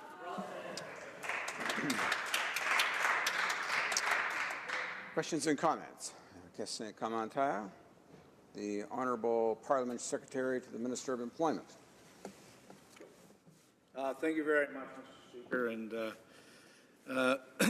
I have to disagree with my colleague a little bit on his comments about what the people at the door in Toronto are talking about today. They're talking about the Leafs' great win last night and only 15 more left to hoist that cup. No love from the Conservatives on that. Mr. Speaker, I agree wholeheartedly with my colleague. What we've seen is a pattern by the opposition, by the official opposition over the last number of weeks, in that they don't want to talk about the real issues facing the nation. They don't want to talk about, they're in there to get these gotcha moments as opposed to talking about what's important. They're trying to distract the Canadian public. We were at a rodeo a couple of years ago, and when the bulls let loose, when that bull is out of the pen, the rodeo clown waves his arms and jumps up and down, but he's not going to distract the bull easily. And they're not distracting the Canadian public. The Canadian public sees 600,000 jobs created. They see an unemployment rate at its lowest in 40 years. I'll ask my question to the members is quite straightforward. Would he not sooner be dealing with those types of issues, debating legislation that impacts job creation and the well-being of Canadians as opposed to this? Honourable Parliament Secretary to the Minister of Justice. Unequivocally, the answer is yes, Mr. Speaker, and we see that we are debating those issues by ensuring that Canadian families are getting more support through the Canada Child Benefit Plan. We see that low-income workers are going to get more support through the creation of the Workers' Benefit.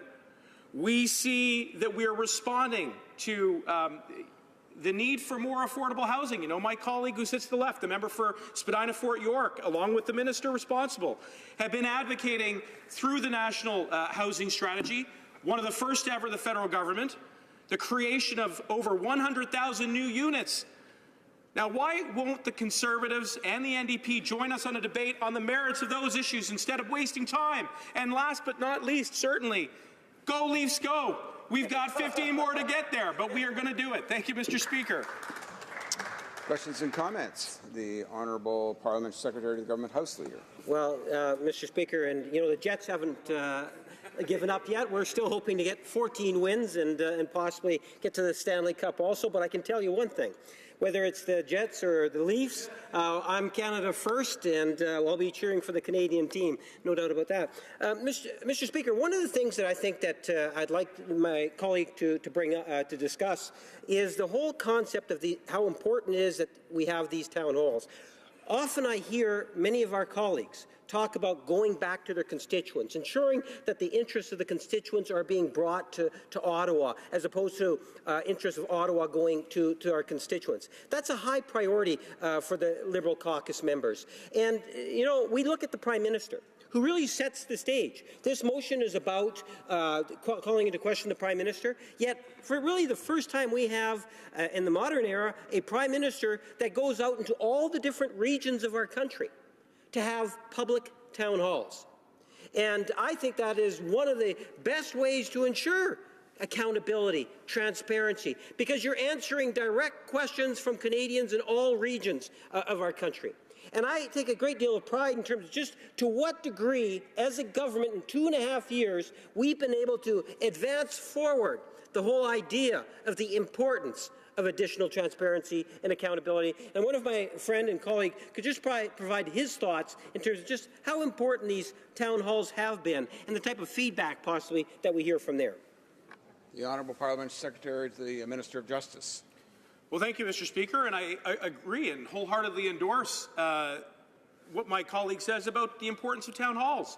And the Prime Minister, we saw over the course of the last 2 years, at the beginning of the year, a great way to kick off a new year, has gone out to every part of the country. He has traveled far and wide from coast to coast to coast to interact directly with Canadians, to take their questions. Shock. They're not asking about the subject of this motion, Mr. Speaker. They're asking about jobs and growth and the environment and trade, and we are delivering on every single one of them, Mr. Speaker. And I'll tell you something else. There is, I believe, a correlation between the degree to which this government is interacting in Canadians with Canadians, like town halls hosted by the Prime Minister, like town halls hosted by members of Parliament on this side of the House. And I couldn't tell you off the top of my head exactly how many, but I can tell you it's in the double digits, and we're going to continue to host those town halls to engage, because listening is as important as the rhetoric and the speaking that we do in this House, Mr. Speaker. There's no better way to do that than through town halls. And I thank my colleague for his comments regarding the Winnipeg Jets. If the Leafs go out, I'm right behind them. Questions and comments? The Honourable Parliamentary Secretary to the Minister of Innovation, Science and Economic Development. Thank you, Mr. Speaker. I'm afraid I can't make any comments about my beloved Habs. And I certainly won't support the Leafs after 5 decades of not liking them. Sorry, with my regrets to my honourable colleague. I would like my honourable colleague to perhaps elaborate upon a subject which the opposition is also avoiding in these dilatory motions. That is the whole innovation agenda which our government is putting forward. That will have a great benefit on every region of this country, rural and urban. And will propel Canada into the next. Economy, if you will, for our young and our old. And if my honourable colleague has thoughts on that, I think we would like to hear them. The Honourable Parliamentary Secretary to the Minister of Justice. Well, thank you, Mr. Speaker, and I thank my honourable colleague, the Parliamentary Secretary, for innovation, for his question on innovation. And I want to commend the work that he, in particular, as an expert in the field of open data, is leading within this caucus. But in addition to, and I think it's particularly relevant, in light of some developments that we've seen in social media, that we understand and come to full grasping of the importance of protecting Canadians' privacy, so that their choices are informed when they engage on social media in every facet of life, whether it's through commerce or trade or through simply through expression. It is important that this government is informing the protection and a modern understanding of open data in a completely evolved social media sense. But in addition to that, the Minister and the Parliamentary Secretary are also creating superclusters And we see superclusters right across the country. For example, the Ocean Supercluster out east, which will create jobs for Newfoundland and Labrador and for my maritime colleagues. And I've heard nothing but praise for the concept of bringing together a hub of innovation and growth and prosperity. And that's being led by my colleague, the Parliamentary Secretary and the Minister, and kudos to him. Thank you, Mr. Speaker. Questions and comments? Questions and comments. We have time for one more question, comment, and response. The Honourable Parliamentary Secretary to the Government House Leader. Mr. Speaker, I wanted to pick up on my friend's comments in regards to when he made reference to how important jobs are. You know, it is important. As the opposition tends to want to take on the personal attacks, whether it's the Prime Minister, other ministers, backbenchers, you name it, they'll go with the personal attacks. Our government here has been focused on the economy. And nowhere is it better illustrated in terms of just the number of jobs that have been created in the last 2.5 years. To me, that's getting an increasing strength in terms of our economy, our middle class, those wanting to be a part of the middle class. We're working hard to be a part of the middle class, and those that just need that helping hand. And if he can just provide his thoughts specifically about just the quantity of jobs that have been created. The Honourable Parliamentary Secretary to the Minister of Justice. Well, thank you, Mr. Speaker, and through you to my friend for the question. The numbers that we cite often when it comes to jobs growth are quite staggering. 600,000 new jobs since taking office, record low unemployment, the fastest growing GDP in the G7. I mean, it is one thing to cite these aggregate numbers, but let me tell you, locally in my community, we're looking at creating of upwards of 1,000 jobs through the Canada Summer Jobs Program. I thank my Conservative colleague for cheering. I'll celebrate that result. I'll celebrate the result that our government is creating when it comes to jobs growth in his riding. I hope he'll join us in doing the same, Mr. Speaker. And this is what it comes down to. The crux of the motion that has been brought forward by the opposition Conservatives is got its priorities reversed. Canadians will reject it. They want us to stay focused on jobs and growth. We're going to do that on this side. We're going to vote down that motion and get back to the priorities that matter. Thank you, Mr. Speaker. Resuming debate. The order. Resuming debate, the Honourable Parliamentary Secretary to the Minister of Families, Children and Social Development. Thank you very much, and it gives me great honour to participate in this debate, and as all debates afford us an opportunity to allow us to make our positions and our perspectives known, not only to the members opposite, but also to the constituents and the residents that we represent back in our home ridings. To provide context for those that might be listening in different parts of the country right now, what happened today was that the Conservative Party, which as an opposition party, has afforded the opportunity through parliamentary process to set the agenda for a day's debate, so that it's not just the government or just government members that bring forward the agenda in this place, but that we all have the opportunity to raise issues which are fundamental to the quality of life and the good standing of our citizens, and to make sure that the priorities of the country are not just solely those set by the government, but are set, in fact, by all parliamentarians. There are an allotted number of days. These are very important days in the parliamentary calendar, and the opposition quite often studies several issues, promotes 2 or 3 of those issues, and focuses attention and builds momentum towards those debates, because those are the priorities that not only define their perspective as to what constitutes an important issue for this country, but they believe in presenting them to the Canadian public through Parliament, that they actually are the most fundamental issues that party wishes to discuss on any given day. And we have seen these motions have great effect on government and on the history of this country. I remember the NDP in the previous term brought forth one of those motions to eliminate sales tax on feminine hygiene projects, and it changed government policy. It is a profoundly mature and wise use of parliamentary motions, and the government of the day, having had this motion presented to it several times, decided one day finally to listen and to act on that, and we, lo and behold, a motion from the opposition became government policy, and we changed the quality of life and the affordability for many Canadians as a collective group. In fact, we voted unanimously on it.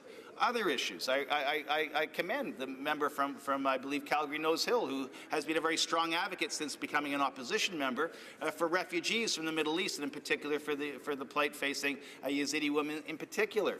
And that member brought forth the motion that brought attention to that issue and said, as part of the 25,000 refugees that we brought into the country, a number opposed by the opposition parties but supported by the government, that there should be special measures taken to address a very particular part of that population. And as a government, we responded, and we responded in a way that we hoped satisfied the opposition. Apparently it did.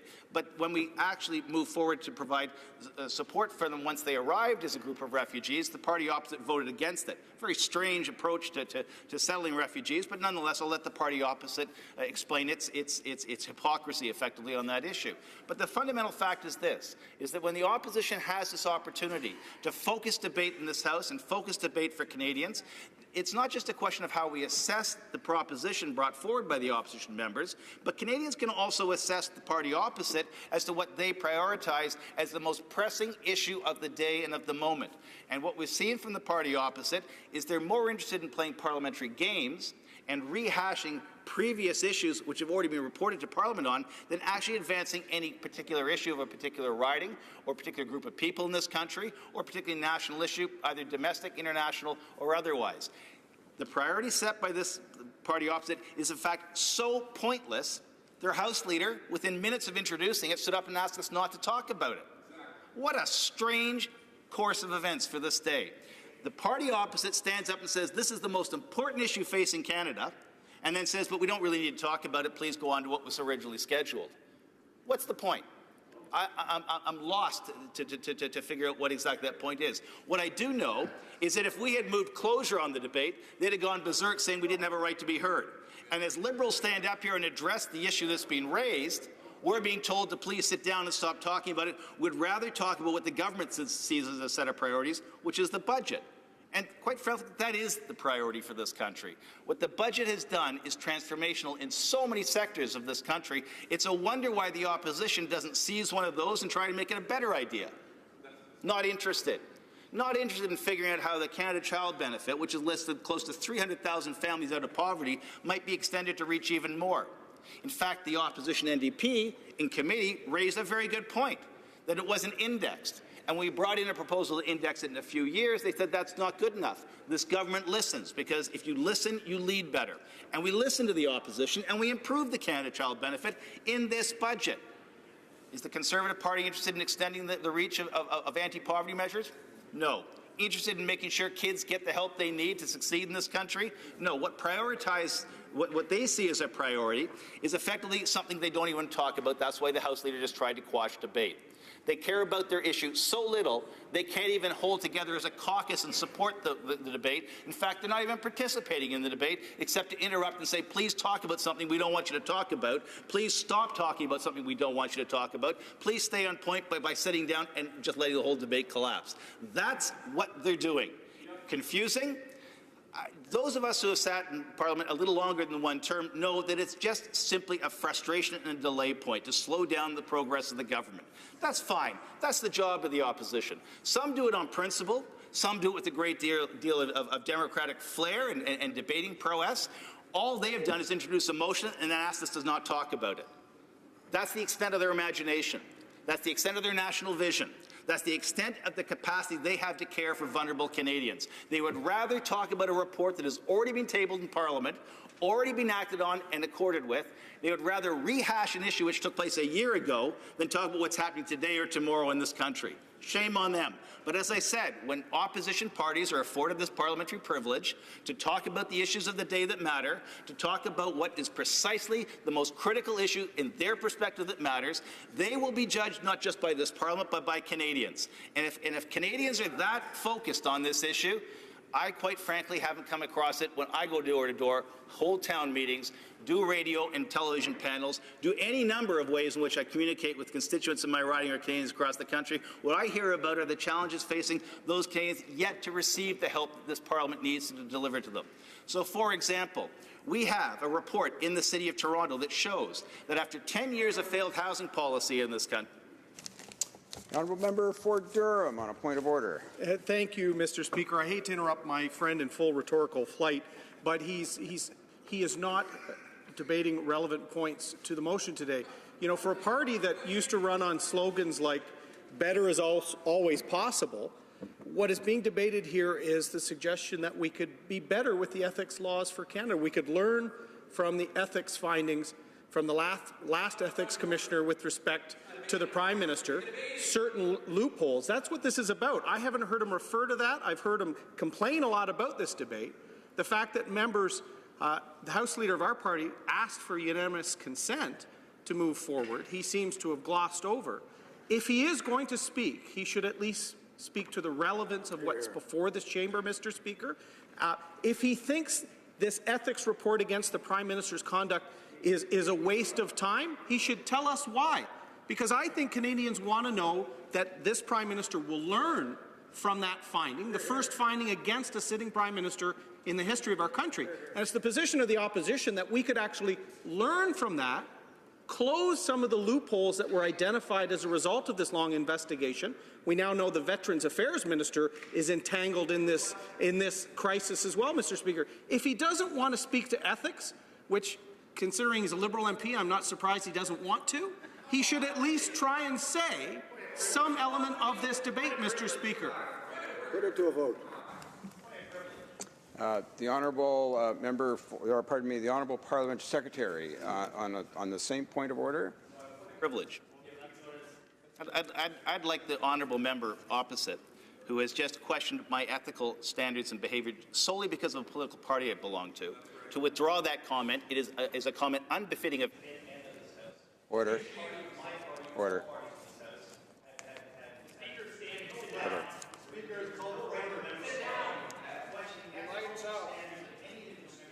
Order.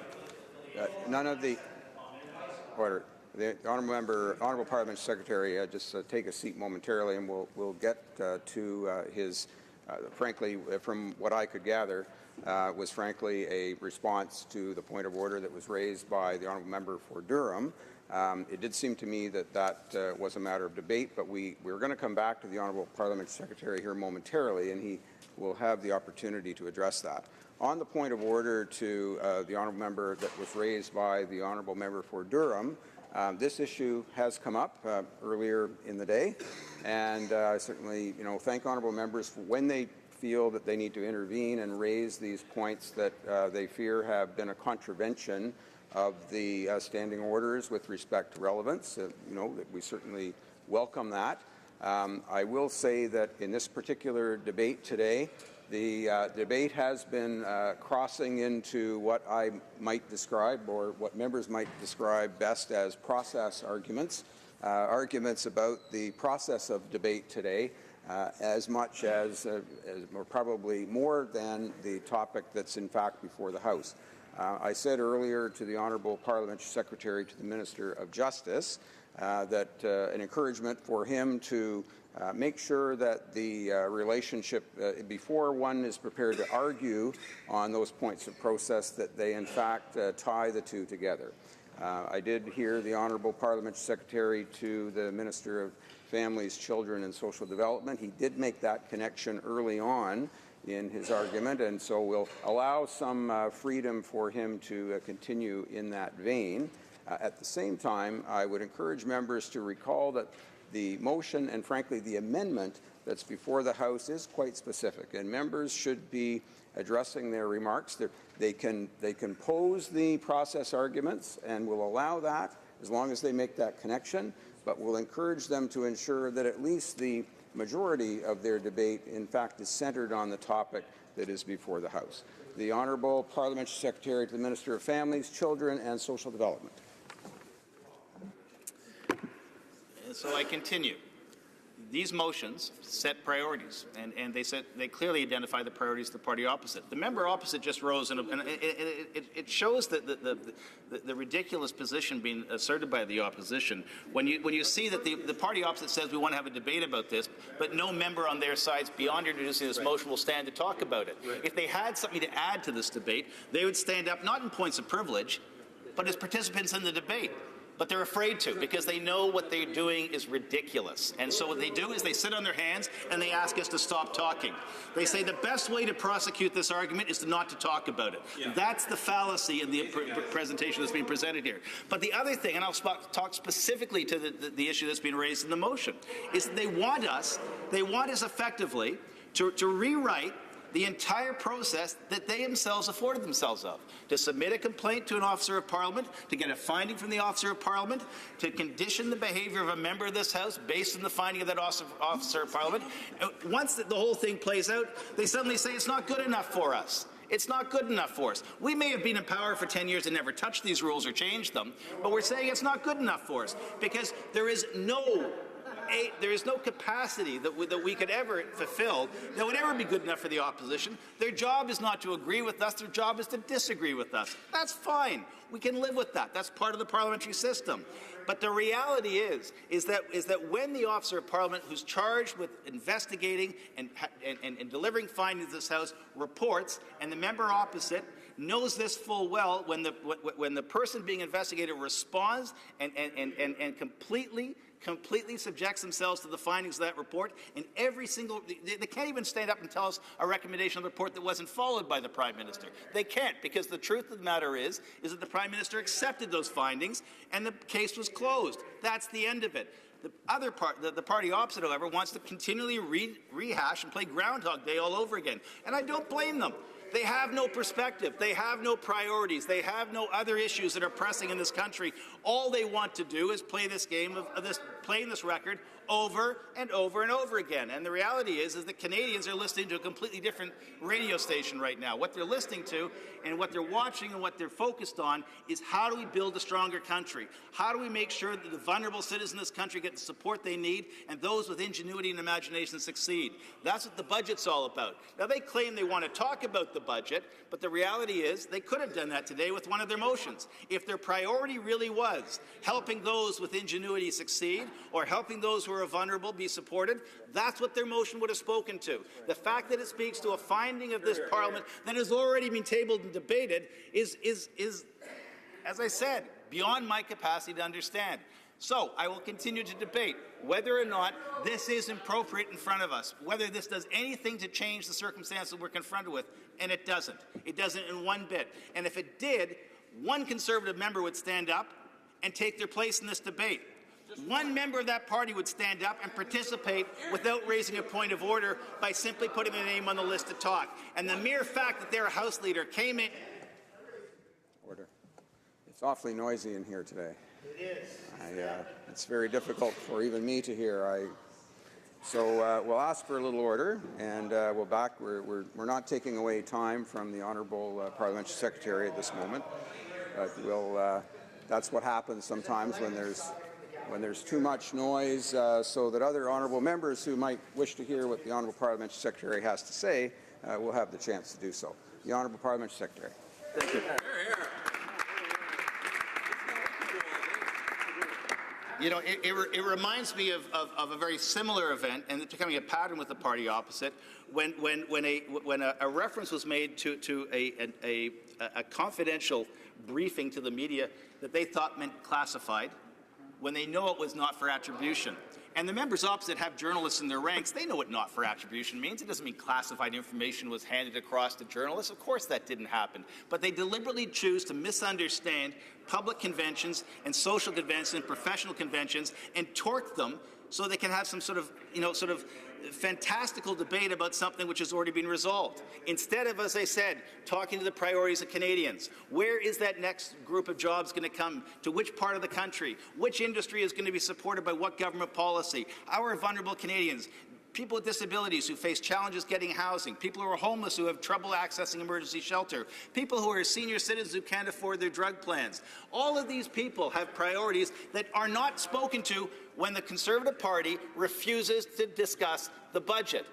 Instead, they come back with a whole series of fantastical arguments about issues that have already been resolved and decide to try and reintroduce the debate because, for some reason, that policy interests them more than any other policy or any other behaviour of any other Canadian in the country. It's a sham. And you can tell it's a sham because they're not participating except to stand up on fanciful points of order and poke fingers at the other side. Big deal. Big deal. If that's what you ran to get to Parliament, if that was your ticket, vote for me and I'll interrupt parliamentary procedure. If that was what your campaign platform was, you fulfilled your promise. But let me tell you, that's not much of a campaign platform for re-election, and parties that do that are listened to in a very different way than parties that try to govern and contribute. As I said, motions from the NDP have made a difference with government policy because they're mature, they're constructive criticism, and they're engaged with investigation and research. The party opposite is just playing procedural politics. That's all they're doing. It's the same thing with the all-night vote. It's the same thing with endless You might as well go back to the Pacific scandal and re-prosecute John A. MacDonald for all it's worth.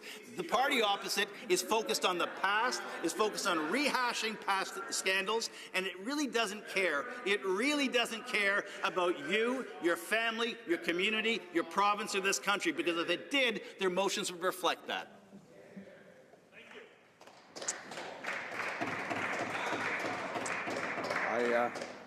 I was actually just rising to interrupt the noise in the chamber. I'm not sure if the Honourable Parliamentary Secretary was finished his remarks. He does still have about he has about 6.5 minutes remaining, so we'll let him carry on. And I'll again appeal to honourable members. The noise in the chamber is too much, and this ongoing. There's only one member recognized to speak at a time. And that's Parliamentary Secretary to the Minister of Families, Children and Social Development, so we'll let him get on with his remarks. Let me be perfectly clear. The priorities of this government were reflected in the order paper today. What we want to talk about is the budget. What I would like to talk about as the Parliamentary Secretary, in particular responsible for housing, is this, is that the $40 billion National Housing Strategy, which was proudly put in last year's budget, has been added to in this year's budget. So from now on, for my honourable members, when they want to refer to the longest and most impressive investment in housing in the history of the country, it's no longer a $40 billion investment over the next 10 years. It's $42 billion over the next 10 years. And that's important because I've heard from constituents in virtually every city I've been to from coast to coast to coast over the last 3 years as a member of this House, that housing is of fundamental importance to Canadians, whether it's the lack of ability to repair housing on the East Coast, whether it's the affordability on the West Coast, whether it's the challenges of homelessness in the centre of this country, or the high cost of housing in the North and in the territories. These issues are the real priorities that Canadians want to have addressed. This budget addresses those issues, and if we could have a fulsome debate on that, Canadians might tune into this place instead of watching the games that are played opposite. As I said, the party opposite introduced this motion. The party opposite is begging us to stop talking about it. The party opposite doesn't want to talk about the budget, and I can guarantee you that if we were talking about the budget, the same silence we're hearing on this motion will be heard across the way, because quite frankly, it's pretty clear. The party opposite really isn't engaged in the budgetary process. The party opposite really isn't engaged in making lives better for Canadians. The party opposite is engaged in playing politics for the sake of politics, and that kind of governance in this place is, quite frankly, irresponsible. And I reference back again to opposition members who stand time and time again on the third party side and offer constructive criticism to us. It's tough sometimes. It makes us stop and reflect on the policy positions we've taken. And on Indigenous affairs in particular, great leadership has been shown and partisanship has been put aside to put the interests of Canadians and Indigenous people first. The official opposition, their voice is silent in those conversations because they don't see a political wedge that they can play, and they don't see a way of getting back to previous scandals that they think are fascinating but nonetheless resolved. What they're fundamentally involved in is politics for the sake of politics, government and acquisition of power for the sake of government acquisition of power. They are not interested in Canadians, and that's why they lost the last election. They drifted away. They drifted away from the core responsibility of a parliamentarian, which is not to use this place for political advantage, but to use it to make Canadians' lives better. And the best test of that, the absolute best test, is the motion they tabled today. This motion is the most important thing they can think of discuss.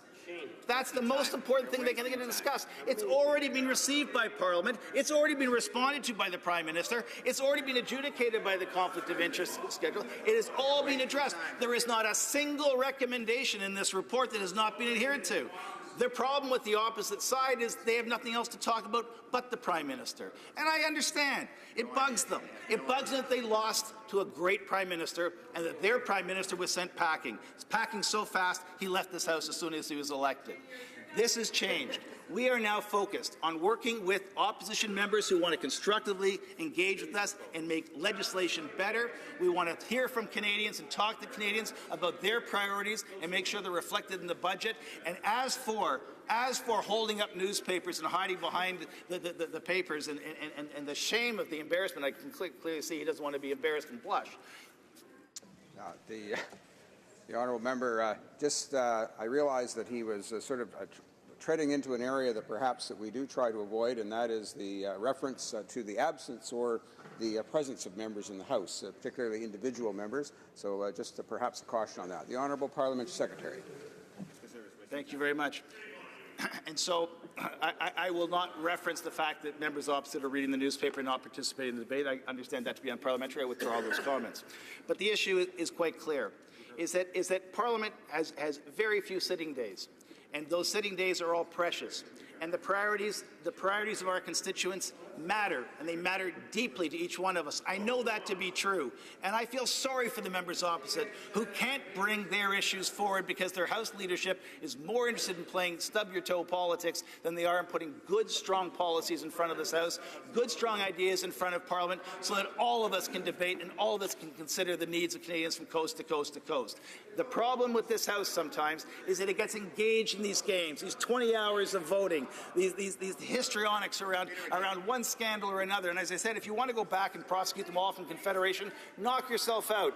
We have a country to build. We have people to help. We have a government to run and a Parliament to be responsible to. And I find it shocking that the party opposite thinks that this game does anything other than undermine their credibility, because what it's done is it's completely undermined their credibility. And when the House Leader stands up and says, here's a motion that requires debate, please don't talk about it, and sits down and thinks they're being clever, I can assure you Canadians will assess it in a very different way.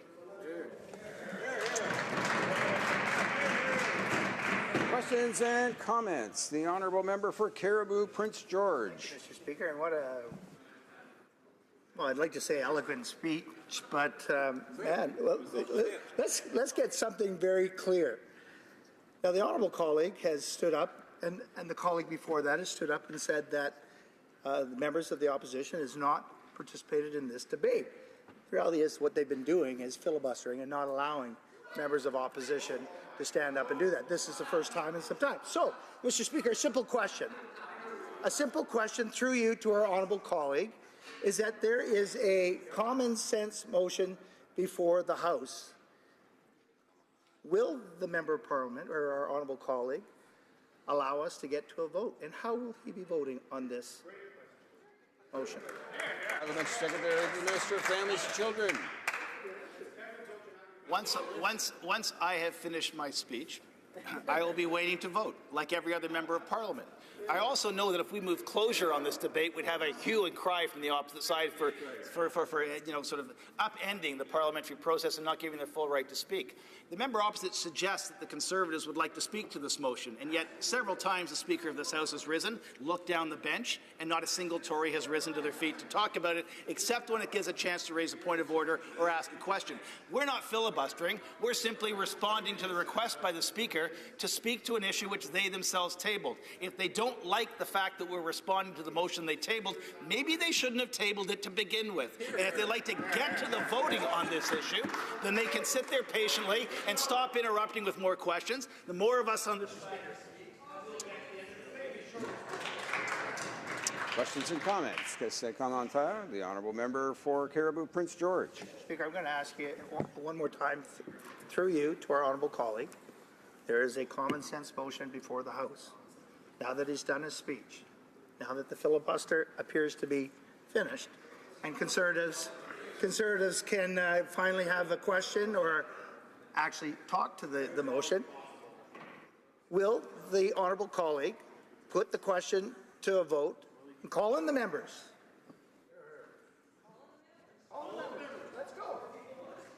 The Honourable Parliamentary Secretary to the Minister of Families, Children and Social Development. I have listened to my colleagues on all sides of the House who continually stand out to participate in this debate, and quite clearly they have not exhausted their opinions on this. The member opposite likes to know how I'm going to vote on this. I will be voting against this. This issue has already been dealt with by Parliament. I want to explain why I'm voting against it, because it's effectively redundant. We have a process. The process has been followed. The process has been responded to respectfully by the Prime Minister, and that's that process. If the members opposite would like to have a whole new debate about government processes they didn't bring in while they were in power, they're welcome to that conversation. But having been asked to talk about this motion, and I've done nothing but talk about this motion, I will tell you, I do not support it. It's redundant. It's pathetic. It is unnecessary. It's a waste of time. It's not the priority of Canadians. I will vote for this motion, and I will vote against it, but I will also take this opportunity to express in the clearest terms how ridiculous the tactic of the Conservative Party is, and I hope Canadians are watching. They introduced a motion they don't want us to debate. Questions and comments. The honourable member for St. Catharines. Thank you very much, Mr. Speaker. I'd like to thank my honourable friend for his passionate speech about this issue. I know my other honourable friend, the honourable member from Kingston the Islands, was quite excited to hear about John A. Macdonald during that speech, and that there should be more discussion of that for our former Prime Minister. That being said, the honourable member rose on a point in regards to a pattern of behaviour. I had the opportunity to be in the Public Safety Committee yesterday, and witnessed again the members of the opposition question and undermine the motivation of a long-standing civil servant. It's shameful. It's shameful activity.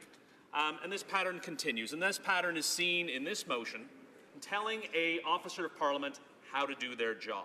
So I was wondering if the honourable member could comment on this pattern of behaviour, what we're seeing, and how the Conservatives opposite are engaging in this debate. Honourable Parliamentary Secretary, the Minister of Families, Children and Social Development. I have to say, for a political party whose central ethos seems to be we don't like government, a whole bunch of them seem to like being in government.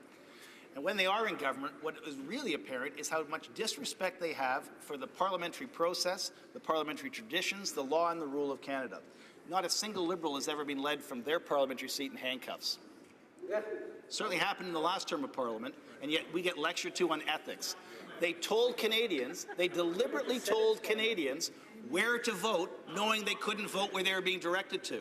That's the respect they have for Canadians, and that's the same respect they have for the Supreme Court, for the offices of Parliament, and for respected public servants.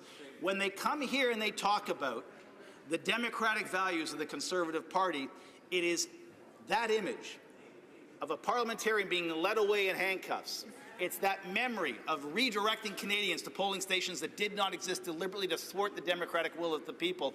That is the most scandalous thing I've ever seen in this Parliament, and yet they sit there as if somehow they have some sort of ethical high ground to stand on to lecture us from.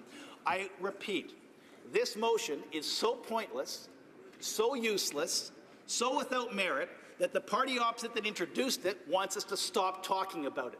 Get that through your heads. The party that introduced this motion does not want to participate in the debate and would ask us to stop talking about it because it's painful for them. Well, you know what? Be careful of what you ask for.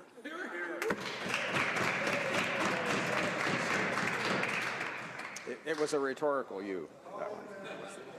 Questions and comments. Question commentaire. The honourable member for Barrie Innisfil. Incredibly rich, Mr. Speaker, to sit here and listen to this member talk about ethics as being pointless, as being useless. May I remind you, Mr. Speaker, this was the government that said that they were going to do things different. Remember Canada? Canada, better is always possible, that we will be held to the highest ethical standards. Well, Mr. Speaker, if they want to be held to the highest ethical standards, vote!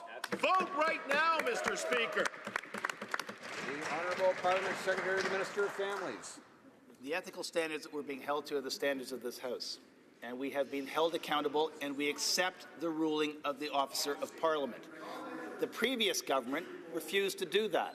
Whenever the courts or some other body ruled against them, the Prime Minister threw a little hissy fit, denounced the individuals in question, and ripped up everything from the rule of law to the Constitution, and that's why Conservatives ended up in jail in the last term of Parliament, because they had contempt for the democratic traditions of this country.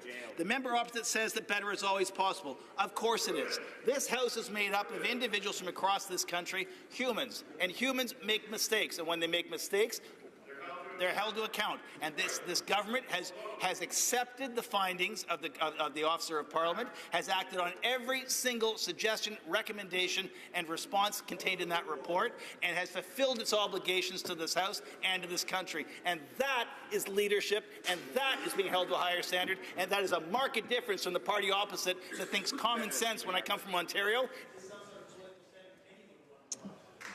Time for one more question and response. The honourable member for Perth Wellington.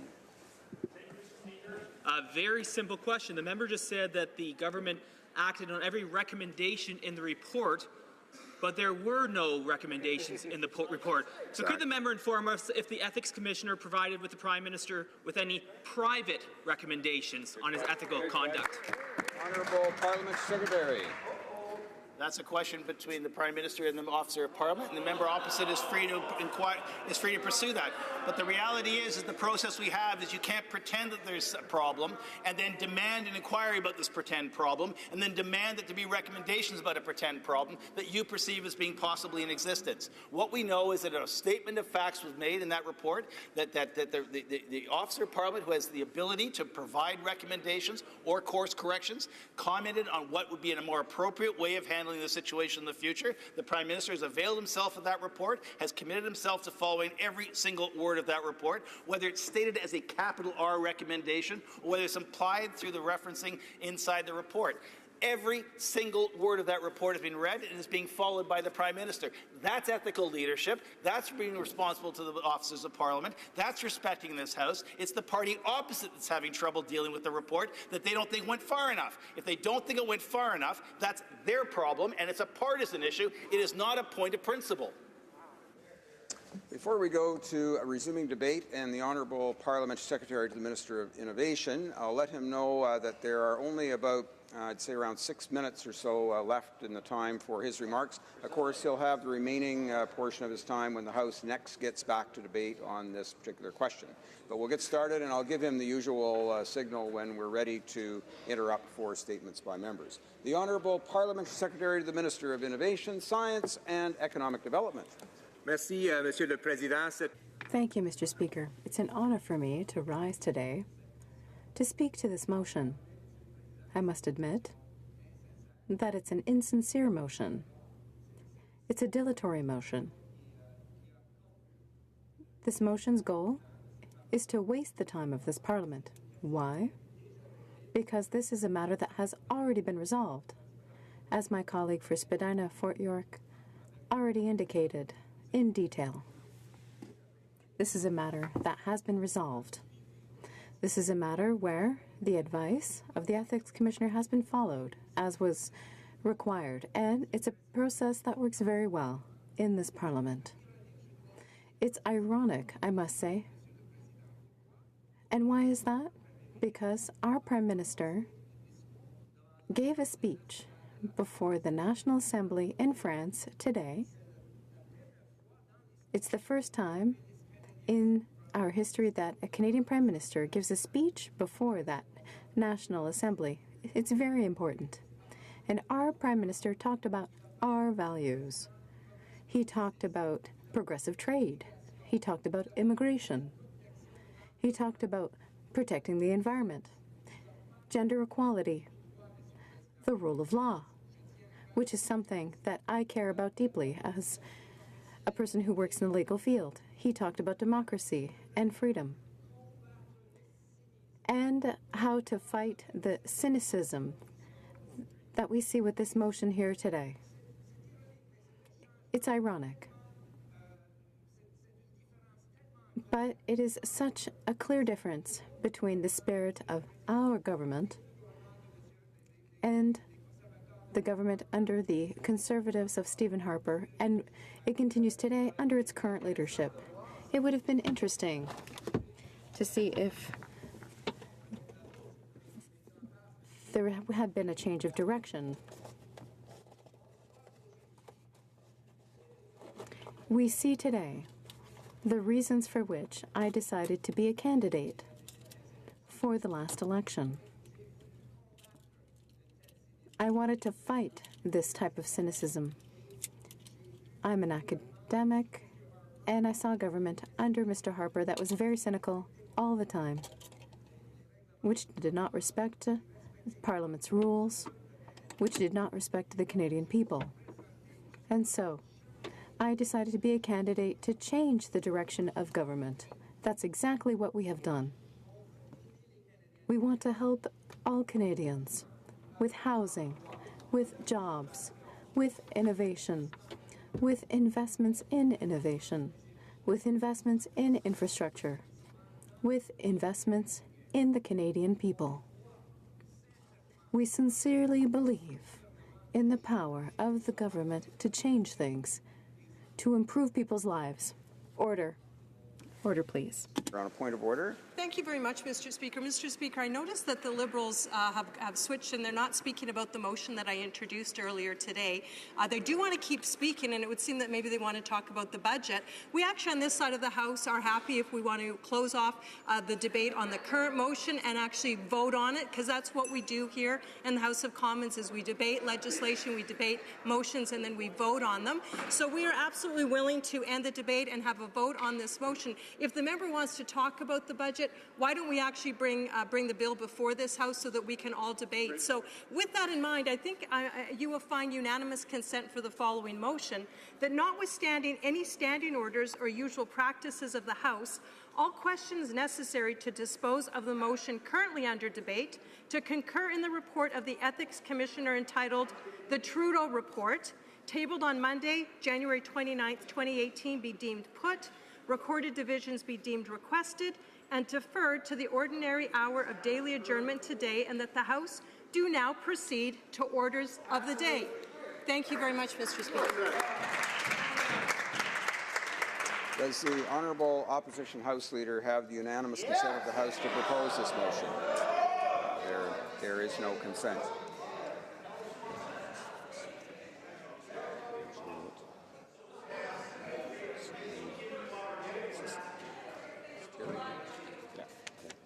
I think at this point we'll interrupt and start with statements by members, but the Honourable Parliamentary Secretary, the Minister of Innovation, will have 16.5 minutes remaining in his time when the House next gets back to debate on the question, and of course the usual 10 minutes for questions and comments. Déclaration de députés, statements by members. The Honourable Member for Joliette. Mr. Speaker, like the National Assembly, like the Quebec cultural sphere, and like our broadcasters, the European Commissioner for Economic Affairs feels that Netflix should be doing its fair share.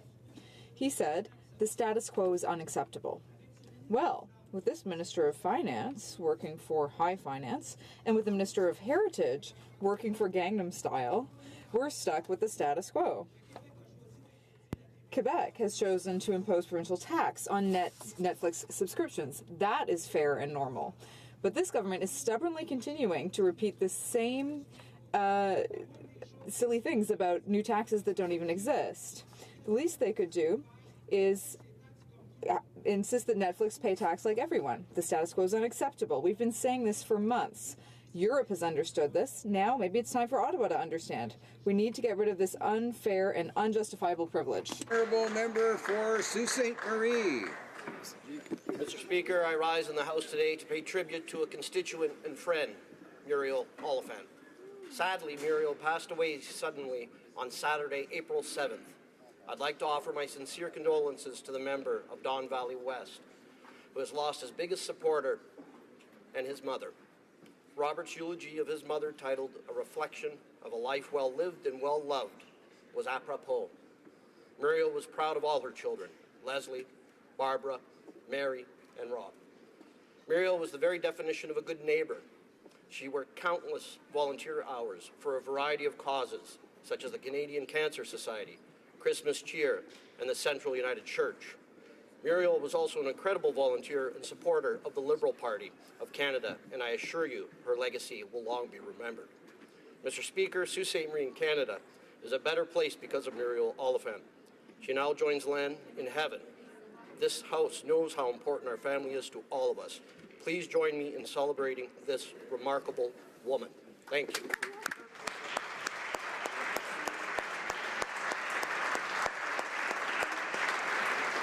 Honourable member for Yellowhead. Mr. Speaker, I want to talk about a very determined young lady from Edson, Alberta, Sarah Knight, a 24-year-old. On November 11, 2011, 2 weeks before she was to compete in a Taekwondo competition and hopefully a position on the Canada's Olympic team, tragedy struck. A car accident, a broken back, severe neck injuries. Sarah would never compete again, but determined, she rebuilt her strength, opened up her own Taekwondo training facility, and taught her skills to others. She became a personal fitness trainer, a role model in our community. In June of 2016, she did a preliminary climb to the base camp on Mount Everest. Today, she's back. She is at 16,108 feet above sea level. Sierra is determined to climb the highest mountain in the world. One more day to base camp, then more training, conditioning, and acclimatizing. Between May 20th and 26th, Sierra is determined to climb to the top of the world. From all of us here in Canada, go for it, young lady. You are what women's empowerment is all about. The honourable member for Brampton South.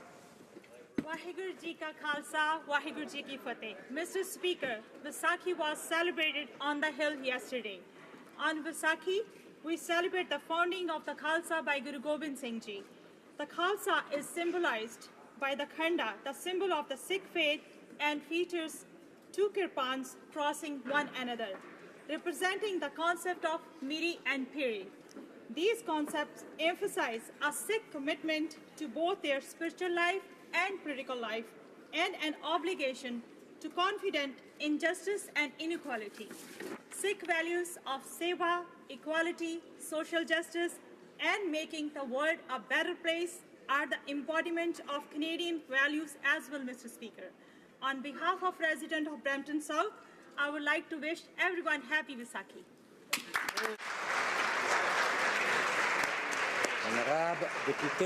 The honourable member for Abitibi-Témiscamingue. Mr. Speaker, this is National Volunteer Week, and I want to take the time to thank the 30 million Canadians who generously donated their time to help their community. In Canada, volunteer work represents the equivalent of more than 1 million full-time jobs for a contribution valued at 56 billion or 2.6% of the GDP. But despite all the number, we strongly believe that volunteering brings a priceless value to our community. In many rural communities in Canada, many essential services, from health to culture to education, depend on volunteer work. And we can't forget that without these volunteers, some villages would languish and disappear. But we also volunteer to come together and celebrate, like in my village of Dupuis in Abitibi West, which will celebrate its 100th anniversary this year, thanks to the hard work of many volunteers representing nearly all of our local citizens. I'd like to take this opportunity of National Volunteer Week to recognize and thank them in particular. You are fantastic. The honourable member for Vancouver Quadra. Speaker, I rise to celebrate the 50th anniversary of Triumph, Canada's Particle Accelerator Centre, a hub for discovery and innovation.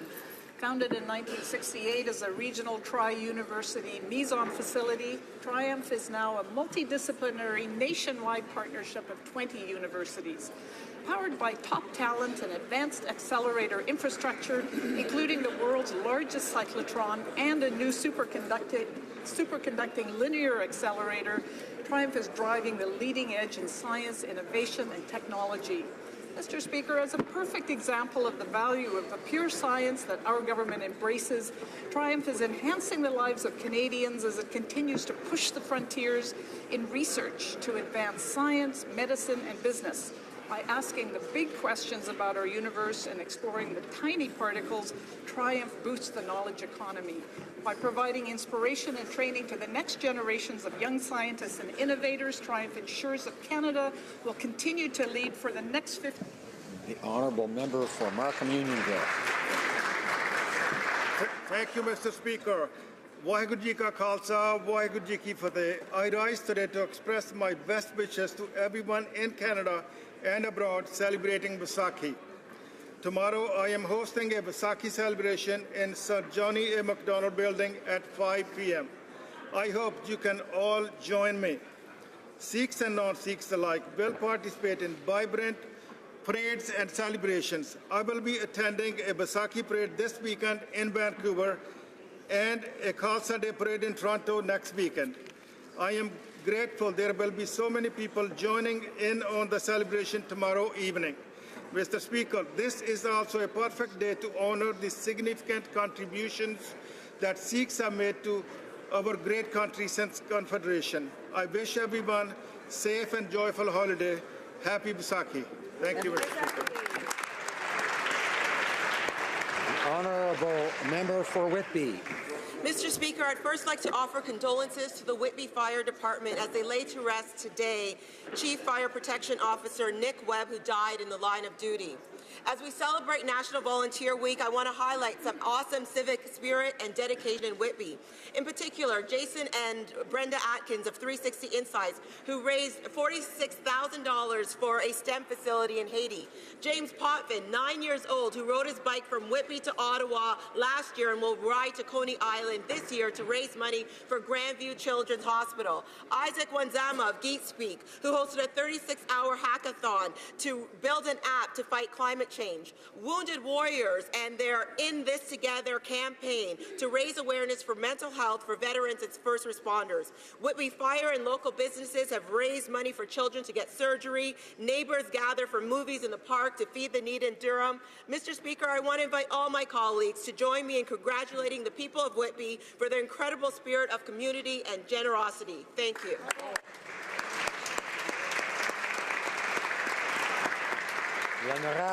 The honourable member for Shefford. Mr. Speaker, it's with great pleasure that I rise to pay tribute to Jean Feneuf and Mark Chaplin, who received the Governor-General's Medal this morning for their exceptional contribution volunteering in my riding of Shefford. Mr. Feneuf dedicated more than 40 years of his life to developing minor league soccer. He founded the Granby Cosmos Soccer Club and helped start Canada's largest soccer tournament. He was also inducted into Quebec's Soccer Hall of Fame. Mr. Chaplin, for his part, has volunteered for Canada's Naval League since 2009, where he oversees the well-being of the cadets of Valcourt. He's widely known for his great commitment to young people in our region. Mr. Speaker, Mr. Feneuf and Mr. Chaplin, who are in Ottawa this afternoon, richly deserve these awards for their contribution to helping youth in our community. I'd like to congratulate them and thank them for their enormous generosity.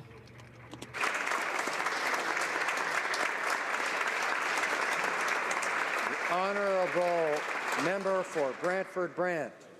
Mr. Speaker, on April the 9th, Canadians marked the 101st anniversary of Vimy Ridge.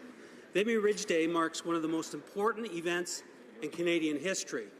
It commemorates the coming together of all four First World War Corps for the first time to accomplish what no other Allied army was able to do. The Germans had heavily fortified the 7-kilometre ridge. Canadian soldiers were posted along what was known as the crater line, only meters apart from the German positions on one of the most dangerous positions on the front. At 5:30 a.m. on the morning of April 9th, 1917, the Canadians pressed forward. It cost 10,000 Canadian lives to take the ridge, another 11,000 wounded. For over a century and without pause, the men and women of our Canadian Armed Forces have not wavered in their resolve to defend our country, our values, and our way of life, lest we forget.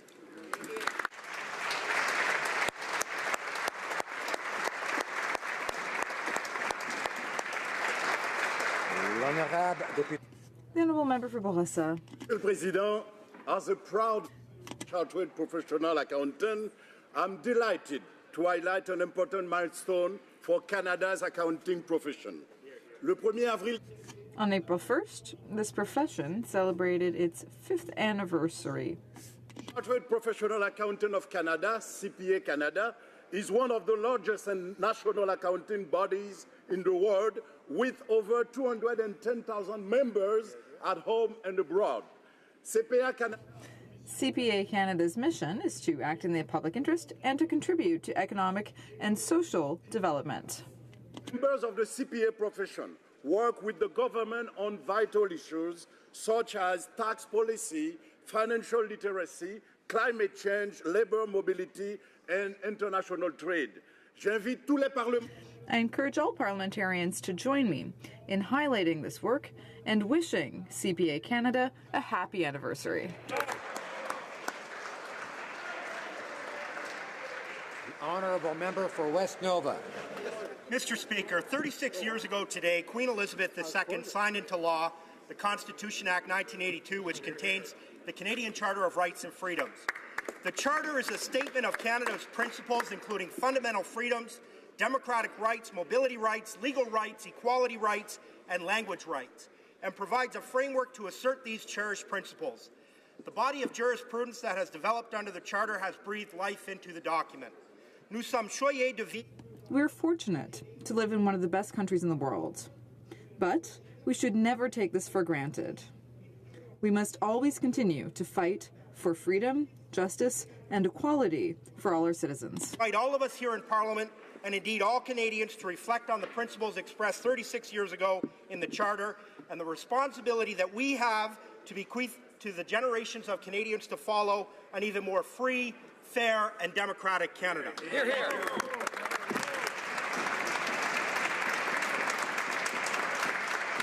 The honourable member for St. Albert, Edmonton. Mr. Speaker, our nation grieves the tragic accident involving the Humboldt Broncos. While this is a national tragedy, it has hit particularly close to home for my community of St. Albert. 4 of the young men who lost their lives played for the St. Albert Raiders hockey team. Connor Lucan, Jackson Joseph, Logan Hunter, and Stephen Wack. Each of these young men touched the lives of so many people in our community. In the wake of this tragedy, the people of St. Albert have come together to show their love and support for all of those who have been impacted by this tragedy. Connor, Jackson, Logan, and Stephen, your positive contributions will always be remembered.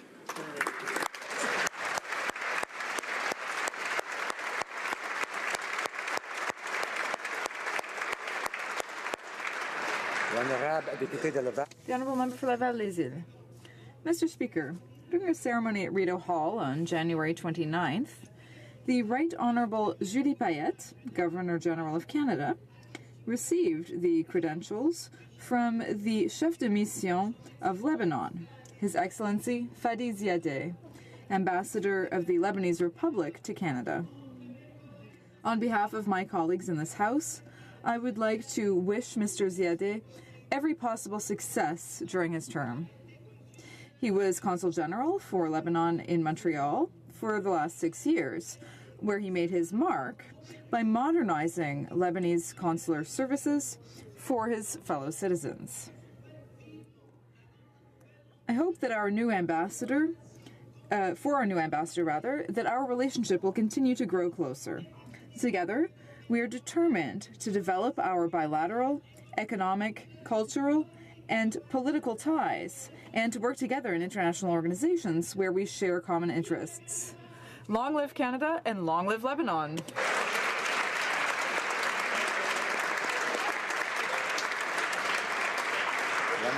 The Honourable Member for Drummond.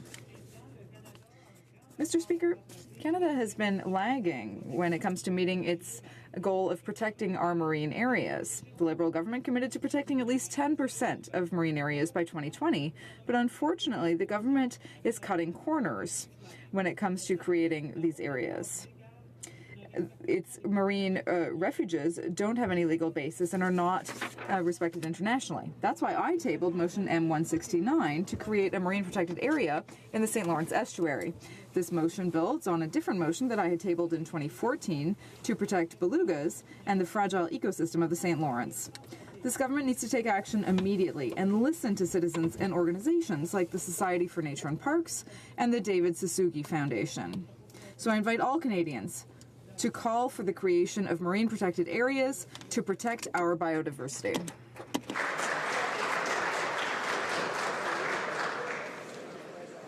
The honourable member for Carleton Trail Eagle Creek, which includes Mr. Humboldt, Speaker. Saskatchewan.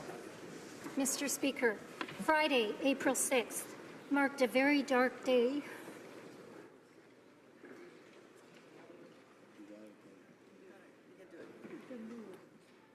For the community of Humboldt, the province of Saskatchewan, and all of Canada. And while there are no words to capture the devastation and heartbreak that too many families are experiencing right now, there is hope. A debt of gratitude is owed to our emergency medical services personnel, doctors, nurses, crisis workers, and chaplains who performed their duties with dedication and professionalism under the most difficult of circumstances. Saskatchewanians are strong and resilient, but this tragedy has reminded us that we need one another. At times like this, we draw on our loved ones, friends, and neighbors for strength.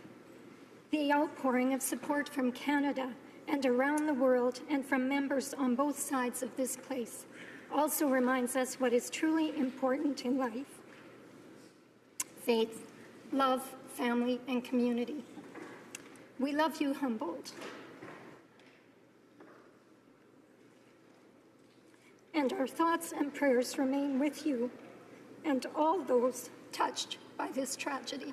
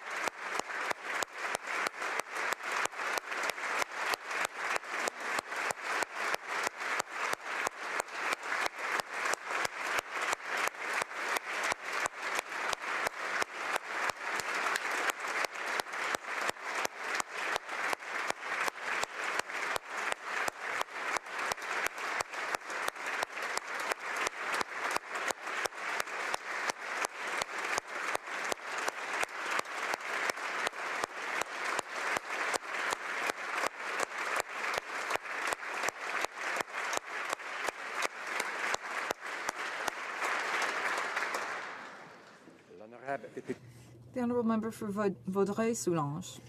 Mr. Speaker, this week, Canada has had the privilege of welcoming young delegates from G7 member countries, from the European Union, from Charlevoix, which is the host of the G7 summit and home to many Indigenous communities, here in Ottawa. As they come together to find youth-led solutions to gender equality, the future of work in a changing economy, and climate change and the environment.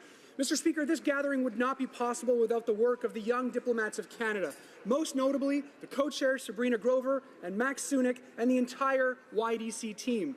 As the first government to recognize the Y7 as a formal engagement group, setting a benchmark for the G7, we look forward to accepting the official communique of the Y7 this Wednesday, and I'm confident that the same can be said of the G7 leaders this coming June.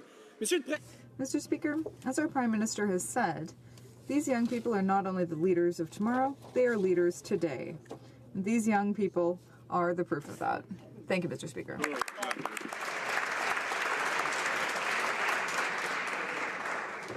Questions orales, oral questions. The honourable member for Milton. Mr.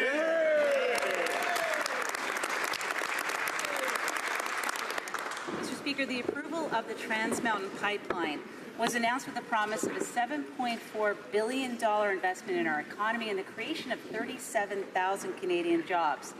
And it was great news for an industry which was already suffering the loss of previously announced projects such as Energy East. Now, just months after this approval, we find ourselves in a crisis, and the future of this project is in serious danger. Was the Prime Minister really serious when he said he wanted to phase out the oil sands from the Canadian economy? Honourable Minister of Natural Resources. Speaker, the Government of Canada approved the pipeline because of the jobs that it will create, because of the better price we will get for our natural resources going to export markets, because of the importance that this will mean not only for Western Canadians but for the whole country, to learn that the future of the energy industry in Canada is vital to our economic growth. The Prime Minister has reiterated that objective as recently as 2 days ago. The honourable member for Milton. Mr. Speaker, words without action are just simply words. And the reality is this government has a record of making great announcements, however, have an appalling record of actually implementing the things that they're actually announcing. We have the third largest oil reserves in the world, and our economy depends upon the success of this industry. The uncertainty over Trans Mountain is costing us $40 million a day. And $1 billion more is fleeing our country. Why is the Prime Minister shortchanging Canadians through his failure to deliver? Honourable Minister of Natural Resources. Mr. Speaker, we understand the uncertainty that has been surrounding the project, an uncertainty that is due in large part because of the actions and the threat of actions of the government of British Columbia, which is why the Prime Minister said very clearly to all Canadians on Sunday that he has asked the Minister of Finance to engage in financial discussions with Kinder Morgan and with others while the government looks at all legislative options. The honourable member for Milton. Mr. Speaker, the minister speaks of one province, but this isn't a crisis that's caused by one province or another. It's a crisis that is simply caused by the lack of leadership from this government and this inability of the government to actually get the job done. And we've seen this before, and so long as the government fails to step up, we're going to see it again. Mr. Speaker, $80 billion in investment has left the energy sector 100,000 well-paying Canadian jobs, and these results are simply unacceptable. When will the Prime Minister stop failing Canadian families who are actually relying on these projects? Honourable Minister of Natural Resources. Mr. Speaker, in 10 years of the Harper government, they failed. I know why they would be sensitive, because not 1 kilometer of pipeline was built so that we could access global markets. 99% of the exports of oil and gas go to one country, the United States. I think all members of the House would agree that that's not in Canada's interests. The Prime Minister couldn't be clearer. This project is good for Canada, and it will be built. The honourable member for Louis Saint Laurent. Mr. Speaker, all Canadians in good faith want to see this project go ahead. It's a $7.5 billion project, and it will support over 40 Indigenous communities. They are directly concerned by this. They want it. Canadians want it to go ahead, but the Prime Minister himself does not believe in or like Canadian oil. He said it's time to phase out. He says we need to abolish Canadian oil. Why is this project not moving forward, the Honourable Minister? Mr. Speaker, we recognize the importance of this project. The expansion of the Trans Mountain pipeline is in the national interest. That is why we support it. That is why it will be built. We believe in economic growth balanced with environmental responsibility. Alberta's natural resources are important to Canada, and BC has a role to play. BC has a responsibility, and we federally will ensure that this project is built. The honourable member for Louis Saint Laurent. Mr. Speaker, the government believes in it so firmly that the Prime Minister said that we have to phase out Canadian oil. That's the Prime Minister of Canada himself who said that. That's what underlies this whole affair. And that's why we've seen in the past 10 months, the problems aren't just coming from BC, where there's the BC, the NDP and the Greens, but what is the Prime Minister doing to make sure today that this goes forward, the Honourable Minister? The Prime Minister and this government are taking the necessary steps to ensure that this project goes forward. We are taking responsibility. The Prime Minister has always said it was important to promote economic growth and address environmental concerns at the same time. That's what we're doing. Our Prime Minister has consulted with Indigenous peoples, which is something the Conservatives under Harper never did. We have come up with an environmental strategy, which is also something the Harper government never did. We are getting pipelines built, and that's something the Conservatives never did either. Now, a member for Rimouski-Neigette-Témiscouata-les-Basques. After a meeting on Sunday, the Prime Minister said he was determined to assert his will on Alberta and BC in this whole Trans Mountain file. But instead of calming concerns, the Prime Minister has made things worse. The Quebec Premier said that governments must cooperate on the assessment of projects involving multiple jurisdictions. It's one thing or the other. Either the federal government is cooperating with the provinces or the federal government is imposing its will on the provinces. Which is it going to be? The Honourable Transport Minister. Mr. Speaker, we in this government are taking our responsibilities seriously. We know that the decision on this pipeline, which crosses two provinces, comes under federal jurisdiction. That's something that the Supreme Court and the Constitution both recognize. So federal jurisdiction must be respected, and we are currently dialoguing with the two provinces involved. On Sunday, our Prime Minister held talks with the two premiers. We are looking for a solution. That's the constructive way of going about it. The Honourable Member for Rimouski-Neigette-Témiscouata-les-Basques. I have legitimate concerns about the Trans Mountain Pipeline project, and they recently elected a government that takes these concerns seriously. In fact, they gave their newly elected government a clear mandate on this issue. The BC government is just doing what it was elected to do. Standing up and following through an election promise is what governments are supposed to do. And I'll tell you, Mr. Speaker, I think Liberals could stand to learn a lesson from this. How can this government continue to ignore both their own election promises and the real concerns of British Columbians? Honourable Minister of Natural Resources. Mr. Speaker, the Premier of Alberta was elected on a mandate to have the pipeline built. The Premier of British Columbia was elected on a mandate to use every toolkit to see that the project will not be built. The Government of Canada, the only government that speaks for all Canadians, will make sure that the project is built. The Honourable Member for Abitibi Bay James Nunavik EU. This opposition to Kinder Morgan's pipeline expansion is strong, it is growing, and several First Nations have already taken the government to court for having violated their constitutional duty to consult. It is a sad day when, despite lofty rhetoric, the government also is ignoring its constitutional obligations. The government wants to talk about the rule of law. Well, how about respecting Section 35 of the Constitution? How about respecting the UN Declaration on the Rights of Indigenous Peoples, free, prior, and informed consent? Whatever happened to that most important relationship with Indigenous peoples? The Honourable Minister of Natural Resources. The Federal Court of Appeal in the Northern Gateway case quashed the approval, not because Enbridge didn't consult sufficiently, not because the National Energy Board didn't consult sufficiently, but because the Harper government didn't.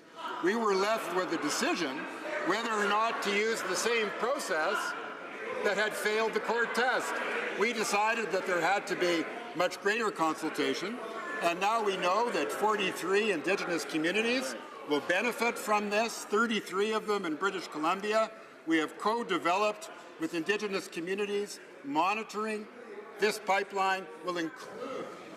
The Honourable Member for Abitibi Bay James Nunavik EU. Well, Mr. Speaker, most of those so-called agreements are letters of understanding, MOUs. You can hardly call them agreements. Mr. President. Mr. Speaker, there is no consent around this project. These decisions are being made at the expense of indigenous communities, and officials representing Indigenous officials representing more than half of the Indigenous community are opposed to this project. When is this government going to take the so-called priority relationship with First Nations seriously? Projects are divisive by their very nature. We know that provincial governments don't agree. We've seen all kinds of evidence of that. We know that even within the New Democratic Party, premiers don't agree. And we know that within Indigenous communities also, there are those who are on the side of developing the project and those who aren't. Ultimately, a decision has to be taken with respect to our constitutional obligations and mindful of Canada's interest. The Honourable Opposition House Leader. Mr. Speaker, the Prime Minister has failed the energy sector, and it's not just Trans Mountain. The climate that he has created in Canada has become so toxic for investment that investment and jobs are leaving in droves. The energy sector is speaking with their wallets. In fact, we have not seen such a decline in energy investment in over 70 years. Here's my question for the Minister of Natural Resources. Does he even know how many billions of dollars have left this country over the last 2 years under his watch? Honourable Minister of Natural Resources. We know that the people of Alberta have suffered as a result of the low commodity prices. We know that there were some 120,000 jobs lost, but thankfully, at least half of them have returned. That's right. We know that we have approved the Enbridge Line 3 replacement. We have approved the Trans Mountain expansion. We are in favor of the KXL pipeline. We have met with energy workers. We have met with CEOs of the energy industry. They realize that this government stands with energy workers.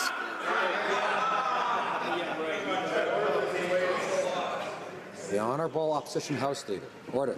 No answer from the minister. Well, let me tell him. It's $80 billion that have left in the last 2 years under the failed policies of that minister and that prime minister. Those numbers do not lie, Mr. Speaker. Things like the carbon tax, extra red tape for investors, Mr. Speaker. Erroneous failed policies is why investors are saying they're leaving Canada. Mr. Speaker, how many more billions of dollars have to leave this country before these Liberals are going to reverse their terrible anti-energy policy? Honourable Minister of Natural Resources. The natural resources sector is a very important part of the Canadian economy, and we're happy to report that the Canadian economy is doing very well. It's leading the G7. That's right. We have created more than 600,000 jobs with the help of Canadians, small business people, full-time jobs. We know that Alberta is leading the recovery of the nation. Why doesn't the opposition celebrate the accomplishment of Albertans? The Honourable Member for Haliburton, Kawartha Lakes Broad. Speaker, the Prime Minister's failure to take leadership and the total abdication of his responsibility has shaken investor confidence in Canada. His failure puts at risk billions of dollars in investment and billions of dollars in future government revenue for important programs like healthcare. This crisis, Speaker, is about more than even the pipeline itself. It's about the confidence job-creating businesses have in Canada. Can the government tell this House how many jobs in this industry have been lost since 2015? Honourable Minister of Natural Resources. Mr. Speaker, we're very pleased to report that jobs are being added to this industry in 2018. And as members opposite, I'm sure know, business confidence in Canada grew, was enhanced in 2017. There are many, many nations looking to Canada, looking at the recipe for economic growth and performance, understanding that in this country energy policy and economic policy go hand in hand, something that completely escaped the understanding of the Conservative government who came before. The Honourable Member for Haliburton, Kawartha Lakes Broad.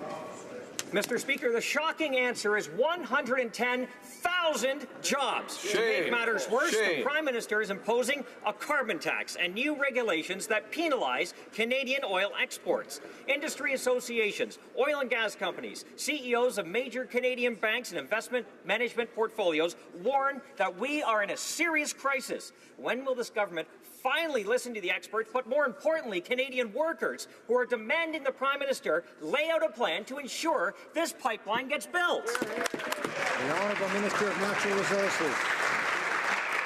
Mr. Speaker, the Prime Minister did lay out a plan. It's too bad that the Leader of the Opposition didn't hang around long enough to hear it before he took to the airwaves, before the Premier of Alberta spoke, before the Prime Minister of Canada spoke. He didn't have to hear the Prime Minister's plan. Somehow he intuited what it might be. It might have been more respectful for the Leader of the Opposition to do a little bit of listening before he did a little bit of talking.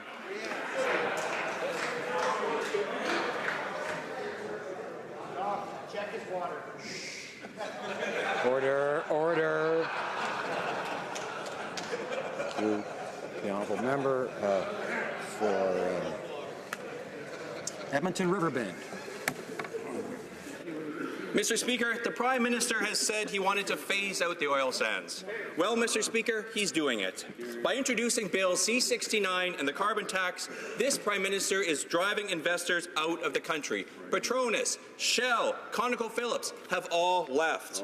Gateway and Energy East have been cancelled, and the Trans Mountain Pipeline is on life support. This government claims to make evidence-based decisions. Mr. Speaker, when will they accept the evidence that these resources approach is failing and reverse these job-killing policies? The Honourable Minister of Natural Resources. Mr. Speaker, we approved the TMX. We approved Enbridge Line 3. The government ruined the chances of Northern Gateway by insufficiently consulting with Indigenous peoples. Jobs were lost in the energy sector during their 10 failed years in government, and we actually have to thank them because we're learning from their mistakes. The honourable member for Grand Prairie McKenzie. Well, the mistakes continue. Today, speaking in France, the Prime Minister reiterated his desire to see the Alberta energy sector done away with, phased out. Well, he's doing a very good job already. Under this Prime Minister, major projects that would see our oil and gas get to new world markets have been cancelled. Pacific Northwest, Gateway, and the Energy East pipelines have all died. Our fight to keep Trans Mountain alive is so essential because this Prime Minister has killed all of the other options. My question is to the Minister, does he support the Prime Minister's plan to phase out the Alberta oil and gas sector? The Honourable Minister of Natural Resources. I had the pleasure of visiting Fort McMurray with the Prime Minister. When we talked to energy workers, we talked about how much progress is being made, and it would be good for members of the opposition every once in a while to talk about the progress that's being made in Alberta on sustainably developing our resource, on GHG remission and reductions as a result of the innovation and the entrepreneurship. We on this side of the House place an awful lot of stock in the innovation and the entrepreneurship of business leadership in Alberta.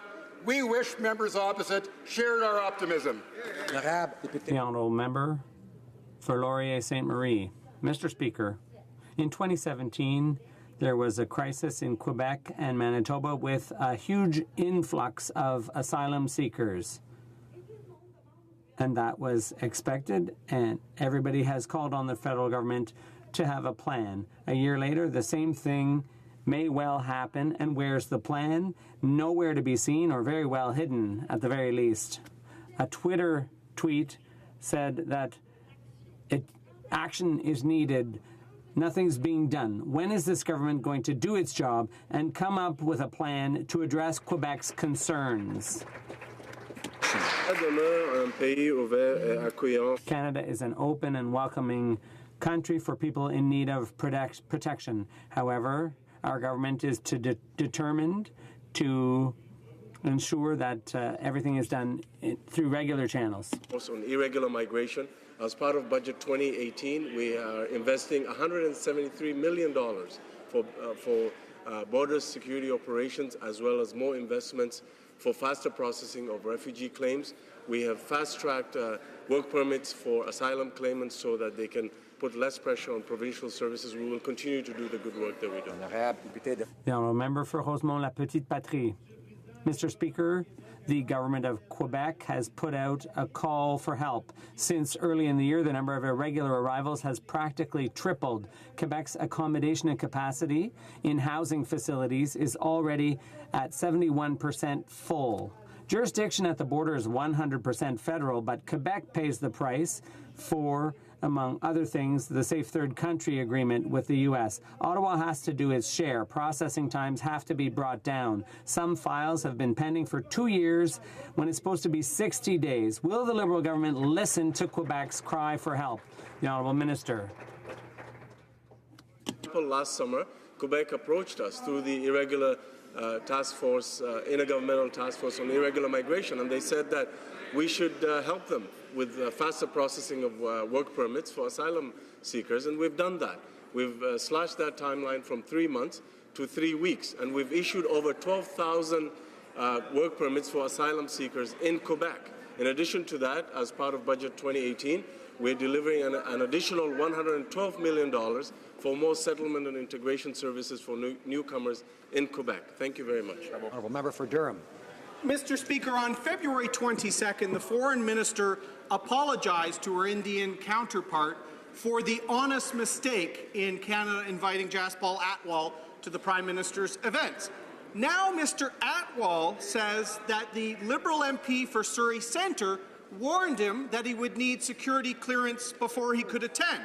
So, Mr. Speaker, was the honest mistake the invitation itself or that minister's department failure to vet the invitation for security and protocol concerns? The Minister of Public Safety. Mr. Speaker, yesterday the National Security Advisor testified before the Public Safety Committee. I understand as of today, arrangements are now being made for a specific appointment for the Leader of the Opposition to be briefed and to receive the classified briefing that would be appropriate. It's taken over 3 weeks, but it's happening, Mr. Speaker, and it's a good thing. Honourable member for Durham. Mr. Speaker, the minister's right. The National Security Advisor did testify after 2 months of asking, after all-night votes in this chamber. The government was blocking that, only to have the National Security Advisor confirm that the suggestion by their government that there was an Indian conspiracy was not true, Mr. Speaker. Yesterday, the government refused to be transparent and release a full list of the Prime Minister's itinerary, events, and guests in India. Mr. Speaker, we know that one former convicted terrorist made his way onto that invitation list. Is the government's unwillingness to release the full list signs that the Honourable Minister of Public Safety. Mr. Speaker, a headline last week rather well characterized the opposition's position in this matter. The headline said, and I quote, "Conservatives duped by a false story." In fact, Mr. Speaker, they need to have the classified briefing to fully understand the facts and the context. That briefing was offered 3 weeks ago. The opposition has now accepted the briefing. It's being scheduled in the next short while, and that's a good thing to make sure that they don't be duped anymore. The honourable member for Charlebourg, Haute-Saint-Charles. Mr. Speaker, we have to wonder who's duping who, because yesterday we heard evidence from National Security Advisor Daniel Jean, and the Prime Minister is complicating a serious situation by refusing to answer questions. We were hoping the Daniel Jean's testimony would shed light on the Atwal affair, but it didn't. So I'll maybe have more success today if I ask a very simple question. Who in the PMO signed off on Daniel Jean's media briefing? The Honourable Minister. Speaker, the Prime Minister and Mr. Jean have been completely in sync with each other in what they have said publicly about this matter. The only contradiction, if you check the record in the House and outside the House, the only contradiction is in fact coming from the opposition. The solution for that is the classified briefing that was offered 3 weeks ago to the Leader of the Opposition. That offer has now been accepted, and the briefing is being scheduled, and that's a good thing. Now, member for Charlesbourg, Haute-Saint-Charles. What's clear, Mr. Speaker, is that the National Security Advisor confirmed yesterday that India wasn't part of a conspiracy to embarrass Canada, but the Prime Minister said the opposite loudly and clearly. Since Daniel Jean is contradicting the Prime Minister, and since it's very clear the Prime Minister was wrong to make those accusations, will the Prime Minister finally apologize to the Indian government for hatching this conspiracy theory? Mr. Public Safety. Mr. Speaker, it is indeed the opposition that made that accusation in the House of Commons time and time and time again, and they were wrong. Honourable member for Victoria.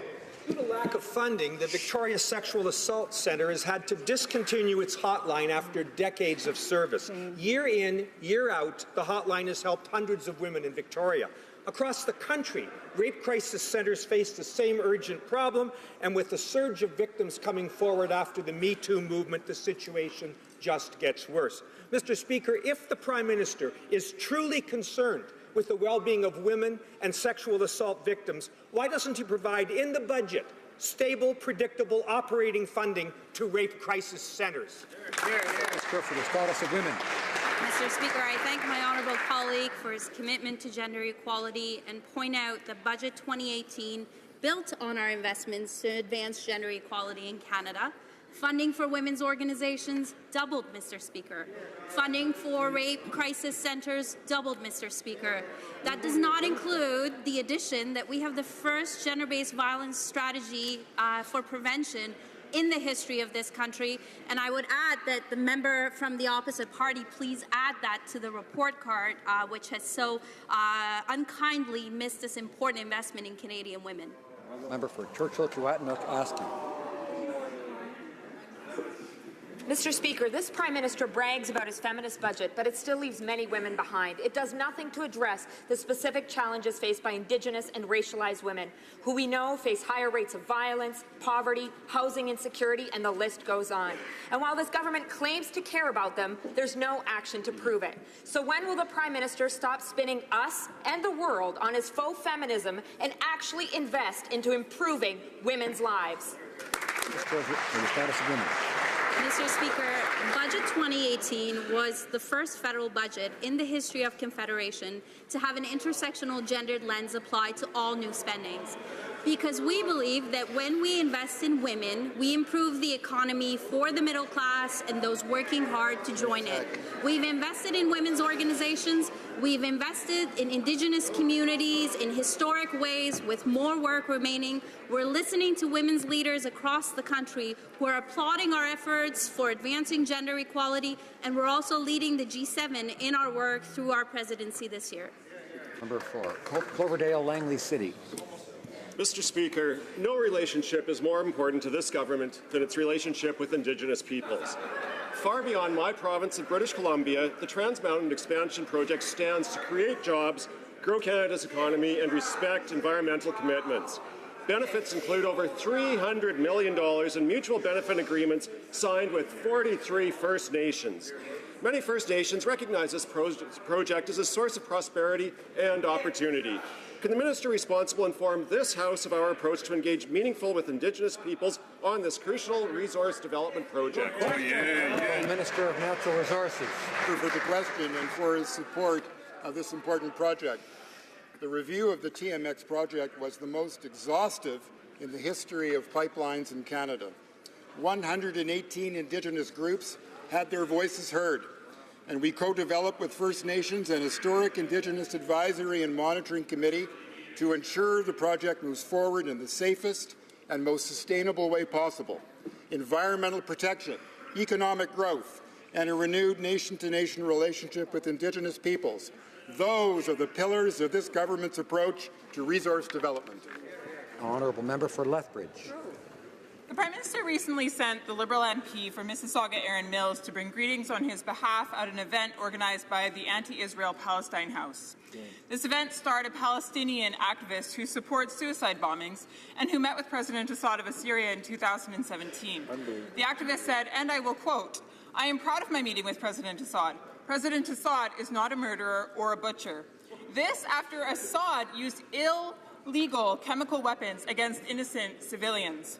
Now, why would the Prime Minister send greetings to an event starring a friend of Assad? Parliamentary Secretary to the Minister of Foreign Affairs. Mr. Speaker, our government has been clear in its position of condemnation against the Assad regime's use of chemical weapons and its indiscriminate violence against its own citizens. We've been clear that that must end and that they must engage in meaningful negotiation. We have been equally clear on our position that Canada is a steadfast ally and friend of Israel and friend of the Palestinian people, and we are committed to a just and lasting and durable peace in the Middle East, including the creation of a Palestinian state living side by side in peace with Israel. The Honourable Member for Lévis-Lotbinière. Mr. Speaker, the ethical lapses and inconsistencies of this Prime Minister has already been too costly, but there's even worse, and this is the last straw. Now, the Prime Minister and his team are being complacent about friends of Assad's Syrian regime. Mr. Speaker, Canadians need to know how this latest blunder could have happened. Will the Prime Minister tell us why greetings were sent to an event where the guest of honour was an Assad ally? The Honourable Parliamentary Secretary. Mr. Speaker, once again, we have been very clear in our condemnation of the use of chemical weapons in Ghouta, and we supported the decision of the United States and France and the UK to weaken the ability of Assad's regime to attack its own civilians with chemical weapons. We condemn Assad's regime and its supporters, Russia and Iran, for these violations of human rights. Member for Thornhill. What we have here, Mr. Speaker, is a blatant, inexcusable endorsement of a notorious apologist for the brutal, terror-sponsoring, human rights-abusing president of Syria. Words of praise not offered by a merely misguided member of Parliament, pandering for votes with an organization with a history of support for extremism and terror, but on behalf of the Prime Minister of Canada. Mr. Speaker, will the Prime Minister distance himself with this outrageous tribute in his name? Parliamentary Secretary. Mr. Speaker, I've had the chance to stand twice now, and I will do it a third time to reiterate this government's clear position of condemnation against the use of chemical weapons by the Assad regime. We have been clear that the Assad regime must end its indiscriminate killing of its own citizens and engage in meaningful negotiation to achieve a just and lasting peace in Syria. We've been clear from the very beginning, and we will continue to condemn the use of chemical weapons and that indiscriminate killing of citizens done by the Assad regime. Member for Thornhill.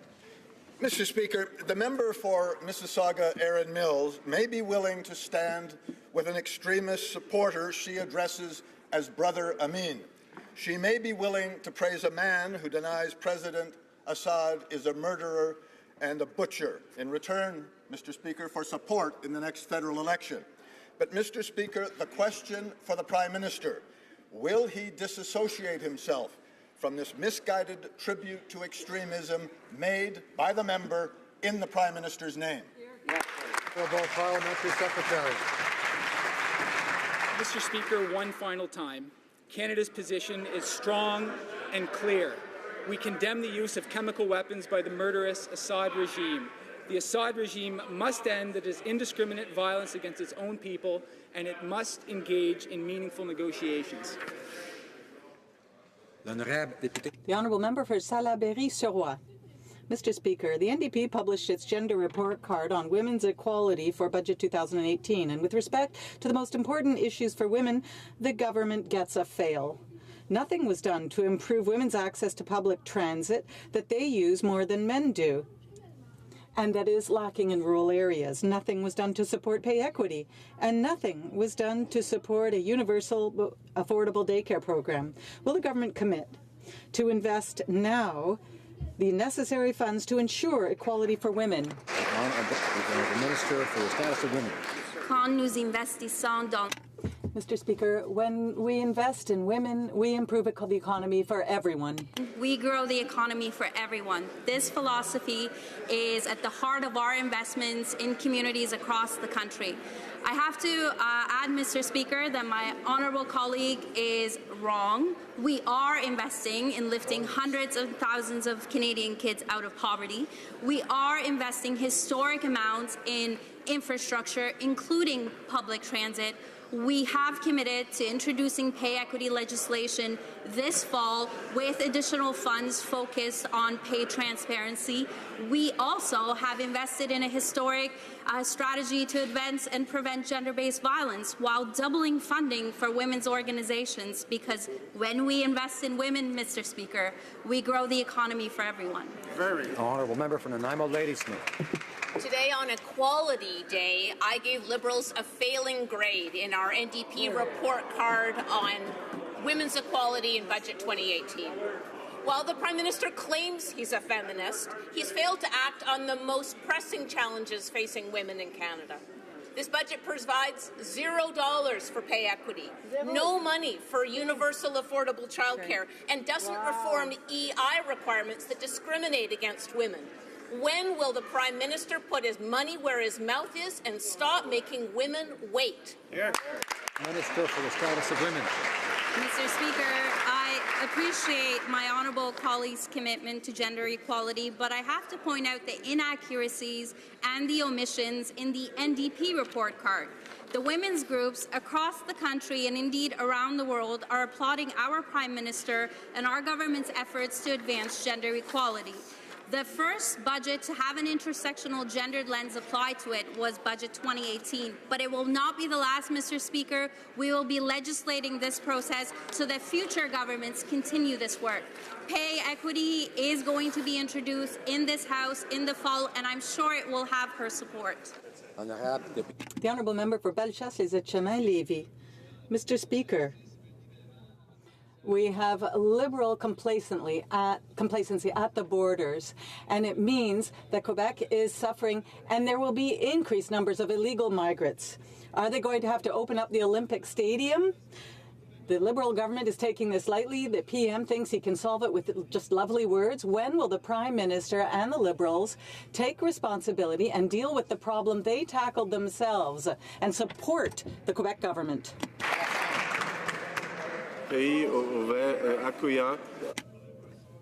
Mr. Speaker, there are people who need protection.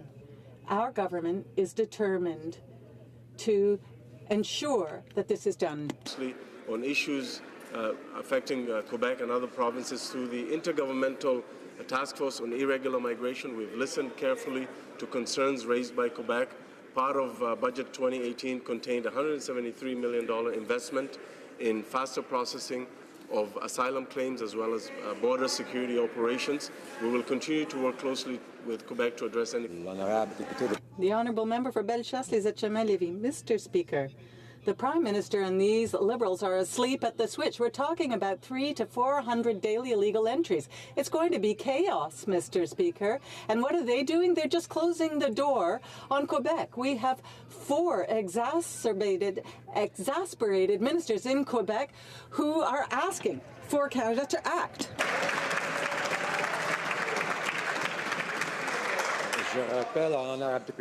I'd just like to remind the member for Les Etchemins-Lévis that comments have to be made through the Speaker. The Honourable Minister of Immigration. Reducing processing times for work permits from 3 months to 3 weeks is not doing nothing. It's doing something. Issuing 12,000 work permits for asylum seekers so that we minimize pressure on Quebec social services is doing something. Increasing settlement and integration services money by $112 million is doing something. Increasing the Canada Social Transfer envelope by almost $80 million is doing something. We are here taking action, working with Quebec, collaborating closely. They're the party that left us with a broken immigration system.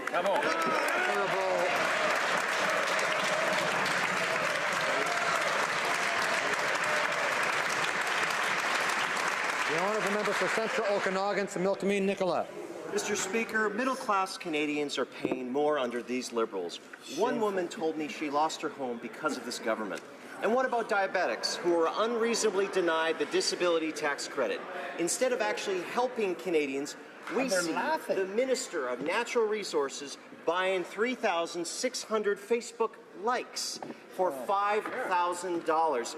Does the Minister of Natural Resources believe that $5,000 is better spent purchasing Facebook likes than on helping vulnerable Canadians, Mr. Speaker? Yeah, wow. The Minister for Economic Development. Mr. Speaker, I'll tell you what we've been focused on. We've been focused on the economy.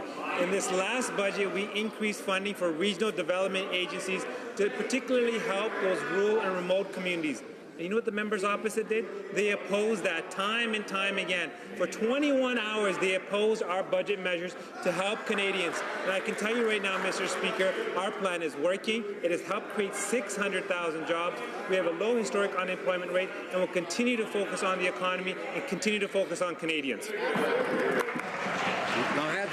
Honourable member for Dorval, Lachine, LaSalle. Mr. Speaker, the government recently launched its housing initiative in federal communities, which will ensure affordability and stability for residents of more than 50,000 community housing complexes that are administered by the federal government throughout the country. Can the minister responsible for housing tell this House how this new initiative ties in with the broader goals of the very first national housing strategy in Canada? Thank you. The Honourable Minister. Thank you, Mr. Speaker. And I'd like to begin by thanking and congratulating the member for Dorval, Lachine, LaSalle for her important work on community housing. On the 22nd of November last, we announced and launched the very first national housing strategy in the history of Canada. $40 billion invested over 10 years to lift hundreds of Canadian families out of unaffordable housing. And last February, we launched the community housing project that will protect 55,000 at-risk Canadian families. Mr. Speaker, we will continue to work in order to ensure Eagle Creek. Farmers and manufacturers employ millions of Canadians and contribute billions of dollars to our economy. Due to this Liberal government's weak response to the current rail transportation crisis and the many flaws in C-49, our farmers and shippers will continue to suffer. This morning I met with a manufacturer who has already lost $40 million this year due to shipping issues. When will the Minister of Transport stop ignoring the plight of our farmers, shippers, and manufacturers and do his job? Minister of Transport. Mr. Speaker, our government presented last fall a very balanced bill to address the issue of the transportation of grain, which is so important to our farmers, and of other commodities. And I can't believe still today that the Harper Conservatives voted against that bill. And they say they are the friends of the farmers, but they voted against that bill. Mr. Speaker, I will take no lessons from a government that doesn't even support our farmers.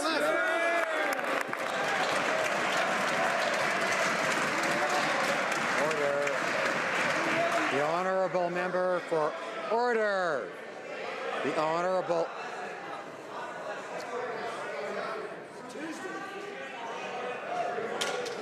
Order. Shh. The honourable member for Windsor-Tecumseh. Thank you, Mr. Speaker. We've heard nothing since the final report by Bob Rae, Canada's Special Envoy to Myanmar. He argued that Canada should take a leadership role in responding to the Rohingya crisis by leading an international effort to investigate and collect evidence of crimes against humanity, ramping up humanitarian aid and welcoming more Rohingya refugees? We've heard nothing. Will the government respond to these calls to action, and will there be more targeted sanctions? Parliamentary Secretary to the Minister of Foreign Affairs. Mr. Speaker, we welcome the release of Mr. Ray's report and the recommendations contained there within. We have certainly remained seized by the unacceptable persecution of hundreds of thousands of Rohingya people. These are clear crimes against humanity, which is why we have sanctioned a key military leader responsible for these crimes. In addition, Canada has been one of the top donors to this crisis. Since the beginning of 2017, we've allocated nearly $46 million of humanitarian aid, and we will be assessing the recommendations in this report, and we'll have a reply in the coming weeks with further measures that Canada will take. The member for Pitt Meadows, Maple Ridge. Mr. Speaker, problem solving and technical knowledge are essential if we want to develop the defense industry and counter emerging threats. With innovation, we can develop the necessary capacity to face modern security threats. New defense policy, Strong, Secure, Engage, our government announced that it would invest $1.6 billion into Canada's innovation community over the next 20 years. Can the Minister inform this House on how our government is fulfilling its commitments to reach out to Canada's most innovative and creative minds? Honourable Minister of National Defence. Mr. Speaker, I want to thank my colleague from Pitt Meadows, Maple Ridge, for his question and the important work that he does for his constituents. Last week, I was proud to announce a $313 million investment in the new Innovation for Defense Excellence and Security Program, IDEAS for short. Our government believes that investing in science and innovation will help the Canadian Armed Forces remain at the cutting edge of technology. Through IDEAS, we are calling on Canada's most creative and innovative minds to help develop solutions to today's and tomorrow's defense challenges. Thank you, Mr. Speaker. The member for St. Albert, Edmonton. Today in Calgary, first-degree murder charges involving notorious gang leader Nick Chan were thrown out of court due to delay. A year and a half ago, 10 new judicial spots were established to deal with the backlog in Alberta's courts. A year and a half later, the Minister of Justice has managed to fill just one of these vacancies. Clearly, the Minister is not doing her job.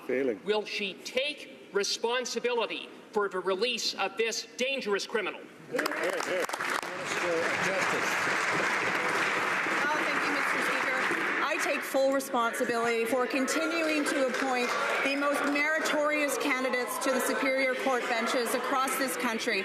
To date, I have appointed 167 candidates to judges to the benches, and we will continue to follow a thorough review process going through the independent judicial advisory boards to continue to apply and appoint judges in all provinces, including in the province of Alberta. Order. The Honourable Member for La Pointe de l'Île. Mr. Speaker, for 6 years now, Raif Badawi has been in prison.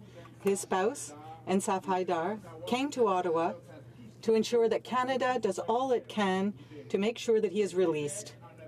Quebec brought forward a unanimous motion last week.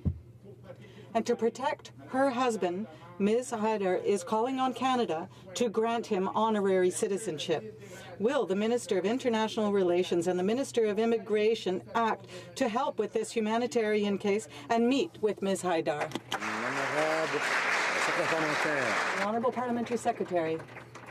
The honourable member for his question, and I want to reiterate our commitment to continuing to raise the case of Mr. Badawi at the highest level.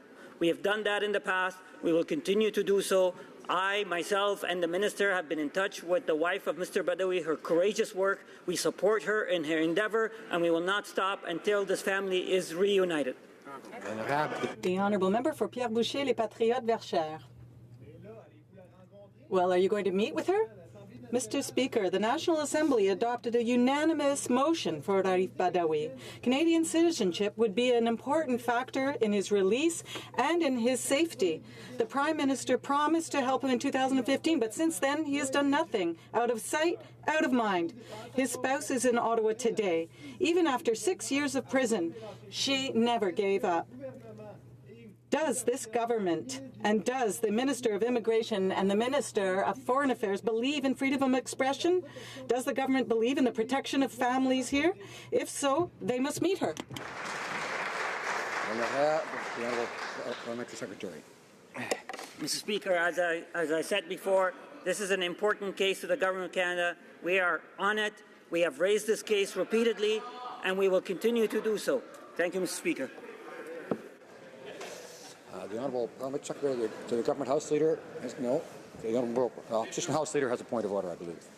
Thank you, Mr. Speaker. Earlier today, I moved a motion that would concur in the report of the Trudeau report, and we did debate that as well as an amendment that we made to that report. We debated that this morning. Order. I don't know if the honourable member's microphone is working properly because mine is turned on when it shouldn't be, so I'm going to make sure that that's. You should start again. Thank you very much, Mr. Speaker. I'll start again. This morning, I moved a motion to concur in the Trudeau report, and so we debated that motion as well as an amendment that we made to it.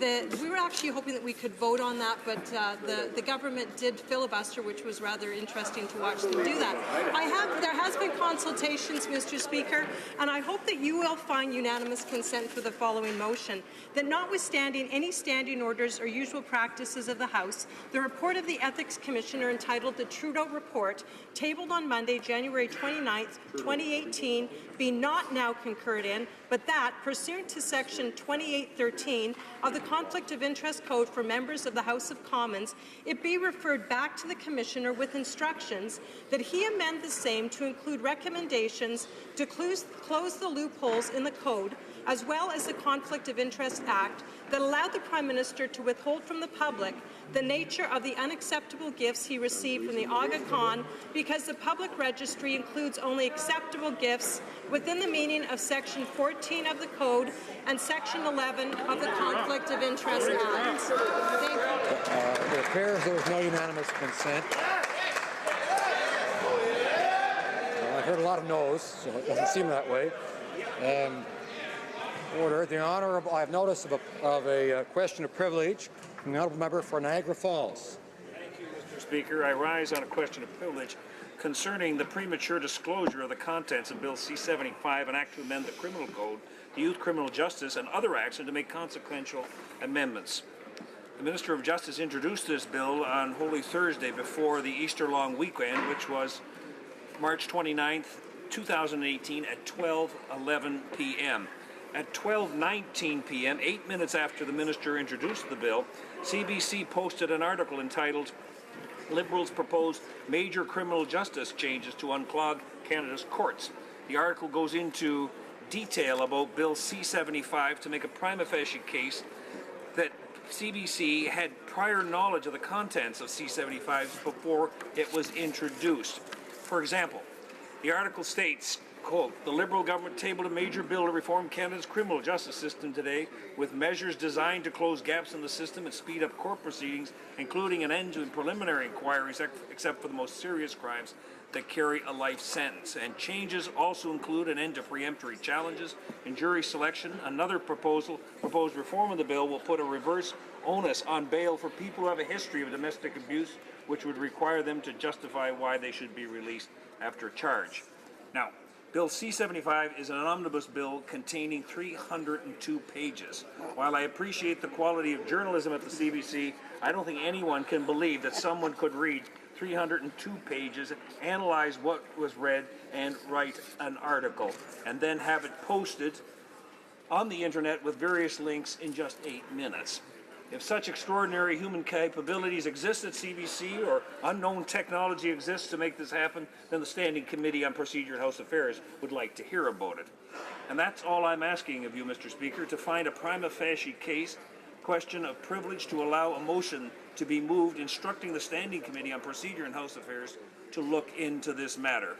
Now, on March 21, 1978, At page 3975 of debates, Mr. Speaker, Jerome quoted a British Procedure Committee report of 1967, which states in part, the Speaker should ask himself when he has to decide whether to grant precedence over other public business to a motion which a member who has complained of some act or conduct as constituting a breach of privilege desires to move. Should be not, do I consider that, assuming that the facts are as stated, the act or conduct constitutes a breach of privilege, but could reasonably be held to be a breach of privilege? Or to put it shortly, has the member an arguable point? If the Speaker feels there's any doubt on the question, he should, in my view, leave it to the House. Now, whether it be superhuman capabilities or advanced unknown technology available only to the media, it's unacceptable for members of Parliament to be left behind playing catch-up while the public debate on a government bill takes place outside the House minutes after its introduction between a well-briefed media and a well-briefed Minister of Justice. It has become an established practice in this House that when a bill is on notice for introduction, the House has the first right to the contents of that legislation. On April 14, 2016, the former opposition leader and current leader of the opposition raised a question concerning the privilege, the premature disclosure of Bill C-14, an act to amend the criminal code and to make related amendments to other acts, which is the medical assistance in dying. Now, the leader of the opposition pointed out that specific and detailed information contained in C-14 was reported in a newspaper article and elsewhere in the media before the bill had been introduced in the House. The member stressed the need for members to assess information in order to fulfill their parliamentary responsibilities, as well as the respect required for the essential role of the House in legislative matters. Now, on April 19, 2016, the Speaker agreed with the Leader of the Opposition and found that there was indeed a prima facie case of privilege regarding C-14 and said, and I quote, "As honourable members know, one of the most important responsibilities as Speaker is to safeguard the rights and privileges of members individually and collectively. Central to the matter before us today is the fact that due to its preeminent role in legislative process, the House cannot allow precise legislative information to be distributed to others before it has been made accessible to all." Members, previous speakers have regularly upheld not only this fundamental right, but also expectation of the House. Now, the Speaker's concluding remarks on April 19, 2016 were as follows. In this instance, the Chair must conclude that the House's right to first access to legislative information was not respected. The Chair appreciates the Chief Government Whip's assertion that no one in the government was authorized to publicly release the specific details of the bill before its introduction. Still, it did happen, and these kinds of incidents cause grave concern among honourable members. I believe it is a good reason why extra care should be taken to ensure that matters ought to be properly brought in the House first. First, do not in any way get out to the public prematurely.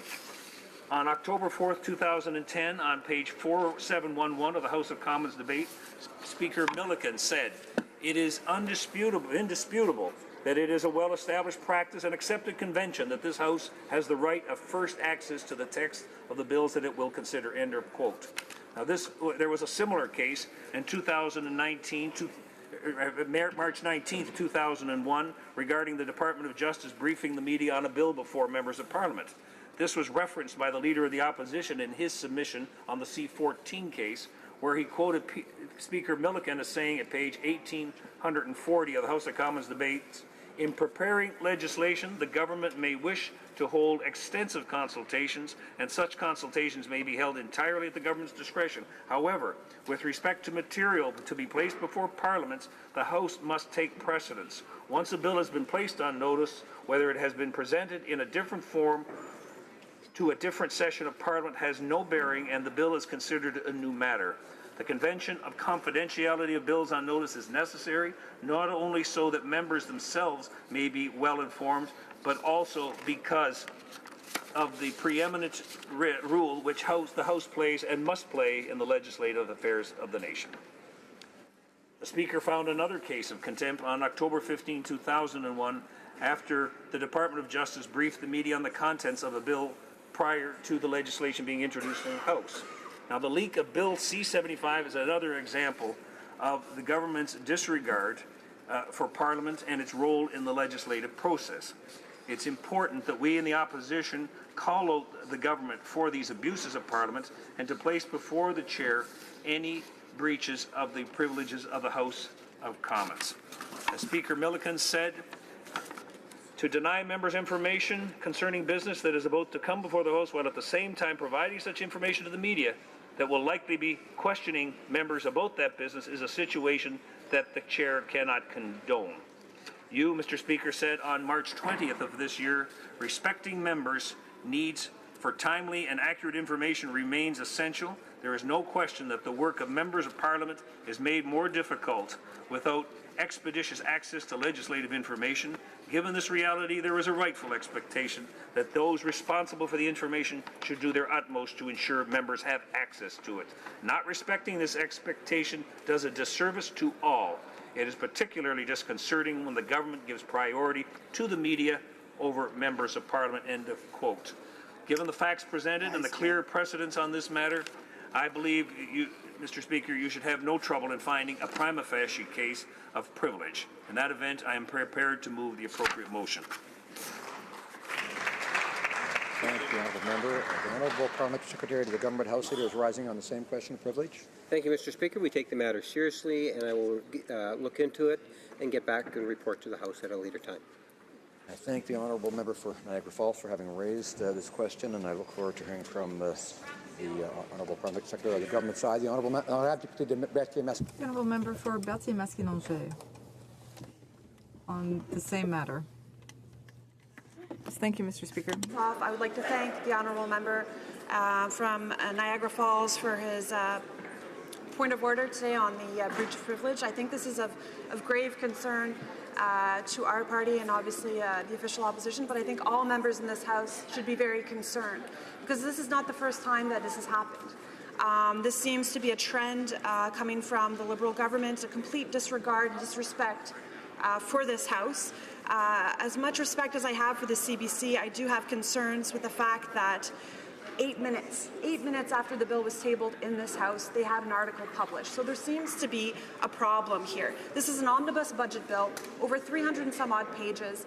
So I think everybody in this House should be very concerned about this trend, and I look forward to coming back to you, Mr. Speaker, with more information and a réplique pour le point d'ordre soulevé. With a response to the point of order raised by the member for Niagara Falls. I'd like to thank the Honourable Member for Berthier-Masquinongé. Orders of the day. Government Bills Commons, resuming debate at the second reading stage of Bill C-74, Budget Implementation Act 2018, number 1. Je suis maintenant prêt. I am now prepared to rule on the question of privilege raised on February 28, 2018 by the member for Mégantic-l'Érable concerning access to the galleries on Budget Day. Mégantic-l'Érable for having raised this matter, as well as the members for Chilliwack Hope, Berthier-Masquinongé, and Pierre Boucher-Lepétra-Verchères for their remarks. Dans son intervention. In raising the matter, the member for Mégantic-l'Érable put forward the information that on Budget Day, the Minister of Finance had booked all seats in the galleries, including those reserved for opposition members, therefore leaving the manager of his constituency office unable to secure either an access card from a finance department official or access to another gallery.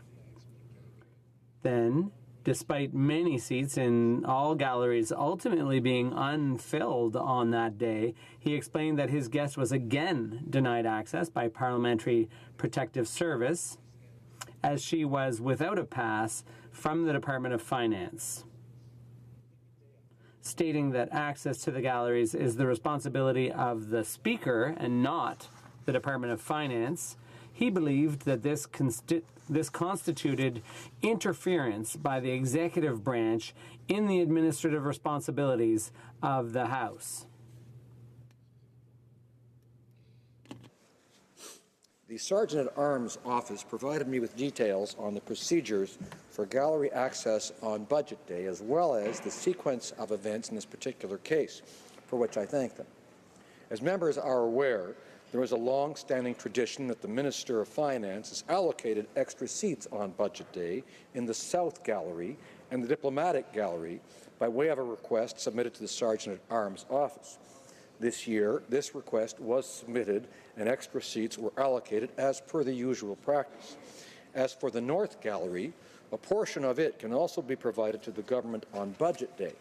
That being said, seats remain available for overflow from other galleries, and extra seating can be requested by opposition parties. On Budget Day, only a portion of the North Gallery was reserved by the Department of Finance. Thus, as the galleries were evidently not reserved entirely for guests of the Minister of Finance, the situation as described by the member for Mégantic-L'Érable was unfortunate, particularly when there was ample seating available. It's also troubling to the chair that the information that his guests received from various Parliamentary Protective Service employees was inaccurate. As Speaker, I've been assured that on the morning of February 27th, Budget Day,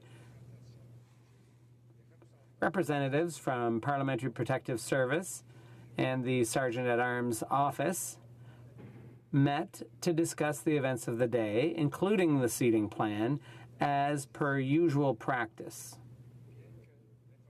While the appropriate information was made available to all concerned, it appears that it was not transmitted properly by Parliamentary Protective Service to the guest of the member for Mégantic-L'Érable. The member's frustration is understandable, as this miscommunication led to his guest being repeatedly refused access until he took it upon himself to escort her to the galleries in person. I have the responsibility for administrative matters, including the galleries, and I am committed to ensuring that guests from all sides of this House be allowed to attend our proceedings. I will continue to work with the Sergeant-at-Arms Office and the Parliamentary Protective Service so that communications between the various services are improved and solutions are put forward to prevent these kinds of incidents in the future. I thank all honourable members for their attention. I am now prepared to rule on the question of privilege raised on March 21, 2018 by the Honourable House Leader for the Official Opposition concerning answers provided to the House during oral questions by the Prime Minister and the Minister of Public Safety and Emergency Preparedness. I'd like to thank the Opposition House Leader for having raised this matter, as well as the Parliamentary Secretary to the Government House Leader and the member for Durham for their comments. In raising the matter, the House Leader for the Official Opposition contended that the Prime Minister and the Minister of Public Safety and Emergency Preparedness provided contradictory answers to the House on February 26th and 27th in response to a simple question about who was responsible for an invitation sent to Mr. Jaspar Atwal for an event during the Prime Minister's recent visit to India.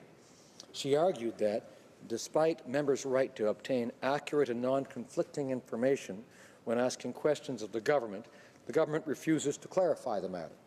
On March 27th, the member for Durham added a second allegation, that of conflicting answers as to the confidentiality of information provided by the Prime Minister's National Security Advisor in a briefing to journalists about the same matter. The Parliamentary Secretary argued that the question of privilege was not anything more than a matter of debate, given that it concerns a dispute as to accuracy of answers to oral questions and that members must be taken at their word. Elle a souligné qu'il faut croire les députés sur parole. Bref, on demain. To summarize this issue, the chair is being asked to decide whether answers provided by the Prime Minister and the Minister of Public Safety and Emergency Preparedness are in fact contradictory, and ultimately to provide a conclusive finding of fact in the matter. Supposes an authority that I, as Speaker, do not have. As members are only too aware, the role of the Speaker as it relates to the accuracy of statements is very restrictive, as I can determine neither their veracity nor their consistency with prior statements. House of Commons Procedure and Practice, 3rd edition, states at page 529, quote, "There are no provisions in the rules for the Speaker to review government responses to questions," unquote. Le 18 May. Furthermore, as I had cause to say on May 18th, 2017, at page 11397 of Debates, quote, "As members will know, the exchange of information in this place is constantly subject to varying and, yes, contradictory views and perceptions.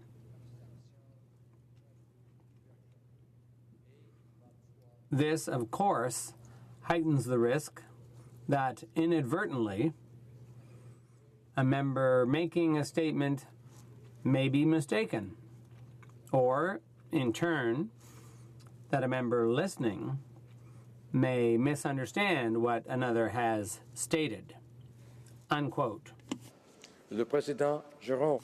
Speaker Jerome alluded to a similar situation, stating on June 4th, 1975, on page 6431 of Debates, quote, "A dispute as to facts, a dispute as to opinions, and a dispute as to conclusions to be drawn from an allegation of fact is a matter of debate and not a question of privilege," unquote. Except an accusation that the House was deliberately misled, it must be able to ascertain with a high degree of certainty that the statement is in fact misleading, that the member knew when making the statement that it was incorrect, and that the member intended to mislead the House by making the statement.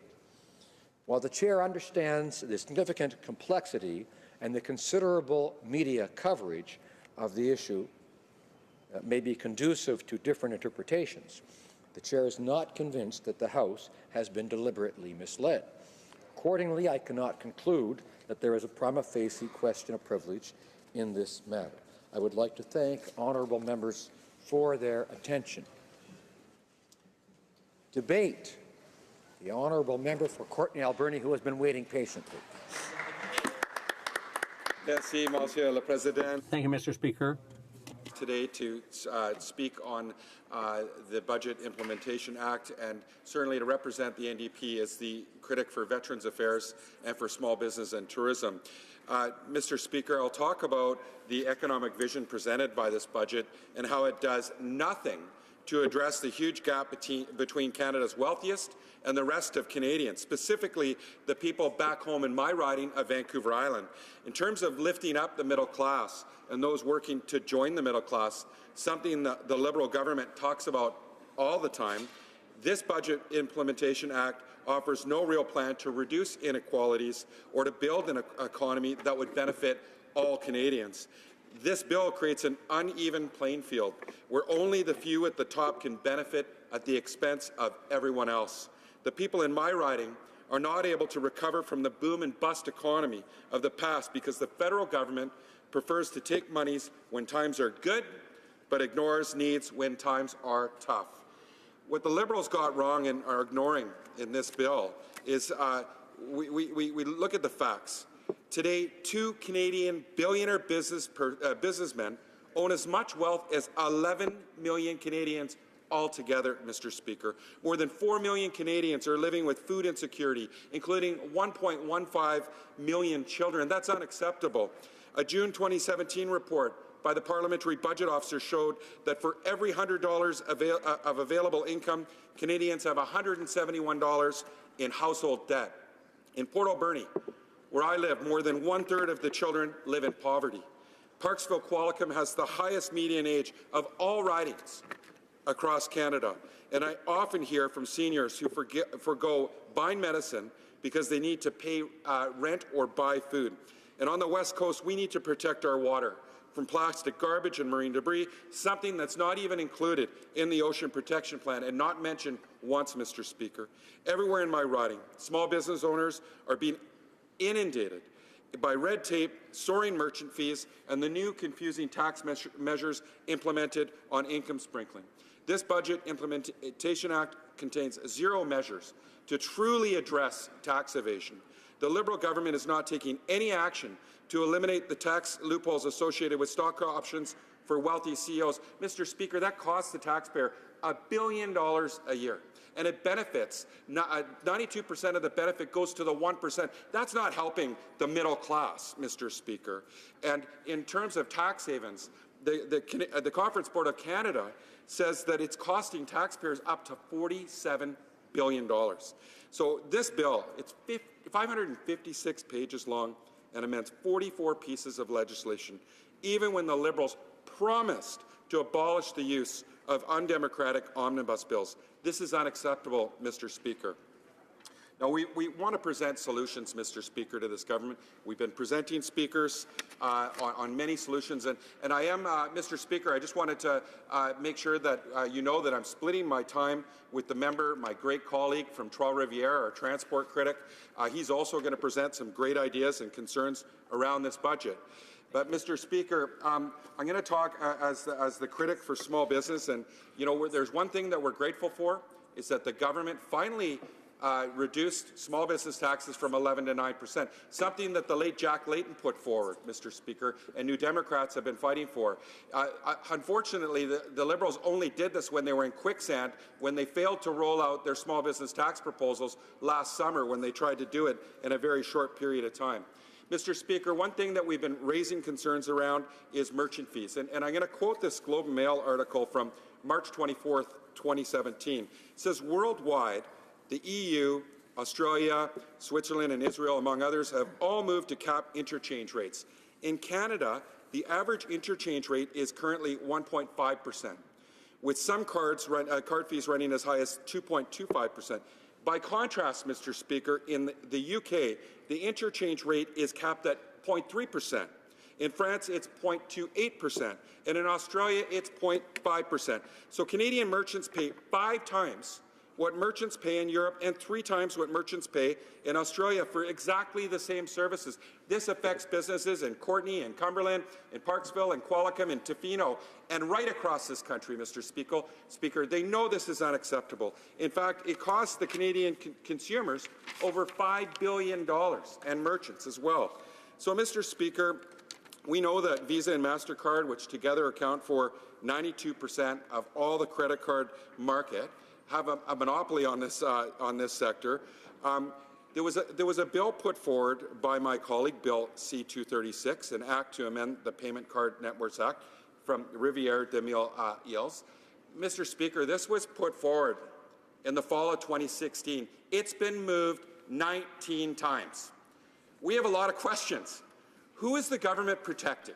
We know who they're protecting. Their friends on Bay Street, or they would have brought that bill for debate here to the floor of House of Commons, where it belongs, and done the right thing in representing the people they promised they were going to represent. In fact, this member got support from the Quebec Convenience Stores Association, the Retail Council of Canada.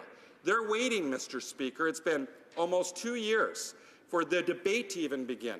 Why is the finance minister, why is this member not bringing forward a proposal to support small business people? So, Mr. Speaker, that's just one of the things that we'd like to see happen.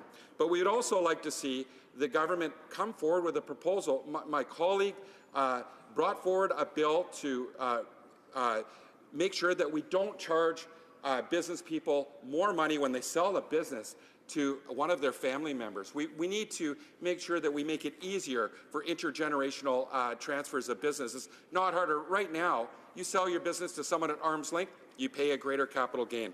And that's not acceptable, Mr. Speaker. And we're standing up for small business because we understand how important small business people are in building our economy. They're the job creators in our communities. And Mr. Speaker, I'd like to now move my attention to our veterans. As a critic for veterans, our veterans, as well as their dependents and the survivors, should be treated with dignity, respect, and fairness. That's all we ask, Mr. Speaker, and we think it makes sense. And the uniqueness of this profession and the obligations and sacrifices of such a profession demands also the impacts of the experiences of their family. It affects all of them, and that any decision regarding the care, treatment, or reestablishment in civil life of the person and the benefits to be provided to them be made in a timely manner. We're not seeing that, Mr. Speaker. In fact, when we look at our veterans, it's unacceptable. We see long wait times. Currently, the government has a huge transition gap. We heard last fall that there was 29,000 veterans pending disability benefit applications waiting, Mr. Speaker, in queue. And approximately 9,000 applications were well beyond the service standard. So the government has now committed $42.8 million over 2 years to address the backlog in processing the increased number of claims. But they haven't told us what it would cost to get it to zero, Mr. Speaker, and we think it has to get to zero. That's what veterans deserve. So we have a lot of questions. It's our understanding that the department asked for double that amount. That didn't happen. The government made a promise that they would make sure that they had caseworkers at 25 to 1. In their last platform, in their last budget. They didn't mention it this year, so maybe they've abandoned that platform. On the education benefit, the government promised $80 million a year, but when you look at the budget, now it's $133.9 million over 6 years. That's $22 million. So how did they come up with a plan that now they're only going to put forward? They're going to follow through with 27.5% of the promise they made to veterans. That's totally unacceptable. And on their pension for life, Mr. Speaker, clearly they're not delivering on their promise. How could two veterans fighting in the same war get less than one another? That's totally unacceptable, and Canadians do not accept it, Mr. Speaker. And in my riding, we put forward great proposals, and they haven't been supported by this government. A deep-sea port in Port Alberni, where BC Ferries wants to do shipbuilding, they want to do infrastructure upgrades, but we haven't seen the investment in the port. This could be a great opportunity for a place that has the highest unemployment rate in British Columbia, in southwestern British Columbia. Mr. Speaker, the opportunities are endless, and this government is failing to deliver. There's 1.2 million Canadians living with disabilities, and this government hasn't enacted a plan to get those people back to work with a return-to-work strategy that could be brought forward. Even on veterans, 30% of caseworkers in the United States are former veterans. Right now, we're not even close. We don't even have a target. We don't have a plan to get them in place. And in terms of the economy where I live in coastal BC, ocean protection is utmost priority, Mr. Speaker, not just for a clean working environment, which we rely on, but also for our salmon. This government has promised coastal restoration funds, $75 million over 5 years, but when you talk to the groups in our riding that are protecting our salmon, investing in salmon protection and enhancement and restoration, they're not getting the money, Mr. Speaker. In fact, our hatcheries haven't seen an increase in 28 years. Mr. Speaker, I could bring forward many, many concerns and proposals, things that are missing in this budget, but I'll wait for the questions. I'll try to share them through the questions, but also I will continue to bring forward solutions, Mr. Speaker, and our concerns. Thank you. Questions and comments. The Honourable Parliamentary Secretary to the Government House Leader. Thank you, Mr. Speaker. And we have been a government that has provided many solutions, and by working with Canadians, we've seen tangible results. The member talked, for example, about the importance of small businesses, something in which our current minister responsible for small businesses, the Prime Minister, the caucus as a whole has recognized the importance of small businesses. And give you an example, when we gave the tax break to Canada's middle class, it literally put hundreds of millions of dollars back into the pockets of Canadians. Those Canadians then have an increase in disposable income. That means there's more people that are eating out, more home renovations. There's more opportunities that led to businesses being able to expand. Then you take a look at within the budget current, where we have the decrease in the small business tax, again supporting small businesses. That has been a general theme since day one of this government. Recognizing by doing that, you're supporting Canada's middle class and those aspiring to be a part of it. The question that I have to my colleague: would he not agree that we need to continue to work with Canadians and businesses as a whole in order to advance the economy forward? The honourable member for Courtenay Alberni. Mr. Speaker, it's really bold of the government to now think that they're champions for small business when the rhetoric from the Prime Minister before the small business tax cut was calling them tax cheats. In fact, they've invested $1 billion in so-called chasing tax evaders, but they're really focused on small business people, and that's what we're hearing straight across the board. Mr. Speaker, when it comes to small business people, the Minister of Small Business said at the Standing Committee of International Trade that the tax break was a great soundbite, but it didn't make sense. Mr. Speaker, the only reason they honoured the commitment is they were in quicksand. For their terrible rollout of a small business tax proposal without consulting Canadians, doing it over the summer months. New Democrats understand that you're absolutely right. Putting money in the hands of small business people builds communities. Invest in communities. The multiplier effect makes sense. That's why I'm also bringing forward the concerns around merchant fees. Putting money in the pockets of small business people, not on Bay Street, not like the Liberals have been doing. Clearly, their priority is Bay Street, protecting CEO stock option loopholes, tax evaders. It's not small business, Mr. Speaker, only when it's convenient for them. Questions and comments. The honourable member for Cowichan, Malahat, Langford. Thank you very much, Mr. Speaker, and I want to congratulate my friend from Courtenay Alberni on his great speech. You know, we're both Vancouver Islanders. I really appreciate the passion he brings to this place on behalf of his constituents and the beautiful riding he represents. I was really interested in the part of his speech that dealt with credit card merchant fees, because it appears to me that this is a solution to a long-standing problem for small business that would cost nothing to the government. And Visa and MasterCard make huge profits, and you look at the margins that small businesses operate by, like how close they're cutting it to breaking even. And I just want to know from my colleague's experience of owning a small business, from being on a local chamber of commerce, can he just expand a bit on how a rate decrease would actually benefit small businesses in their ability to reinvest in their operations and maybe even hire new employees or give them raises? Thank you. The honourable member for Courtenay Alberni. Mr. Speaker, he's absolutely right. Every dollar counts for small business people. In fact, there was a study that just came out that said 50% of Canadians are with $200 a month of not paying their bills. So it shows clearly that people are struggling. And in fact, many Canadians are having to go out and start small businesses because we've lost good middle-class jobs from these consecutive failed policies of conservative and Liberal governments. And Mr. Speaker, I think it's just about fairness, too. It's not just about putting money in their pockets. How come Australia, how come Europe, how come those governments in those countries have capped merchant fees, in some cases 5 times lower than what Canada's doing? We know why, Mr. Speaker, because this government is protecting their friends on Bay Street and the big banks, and small business people need to know they're a priority, and every dollar counts. He's absolutely right. It's small business people that are the job creators, that are hiring people. That money would go a long way. And as a former small business person, former executive director of a very successful Chamber of Commerce, I know all too well that this is very important. Every dollar counts when you're running your business, and fairness is very important. And small business people have not been treated fairly in this country, Mr. Speaker. Reprise de débat. L'honorable député. Resuming debate, the honourable member for Trois-Rivières. Thank you very much, Mr. Speaker. From Courtenay Alberni, splitting his time, he gave me the opportunity to speak on that important bill. Avec si peu de temps, we have so little time to deal with the substance and the form. So I'm going to speak about the substance. However, I would like to take a minute to talk about the form. We have here perfect continuity between the Conservative government and the Liberal government.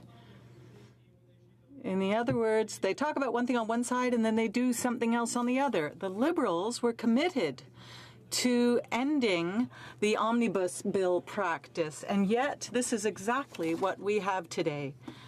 A bill of over 570 pages, amending 84 pieces of legislation, and worse still, this entire bill will be considered by one committee.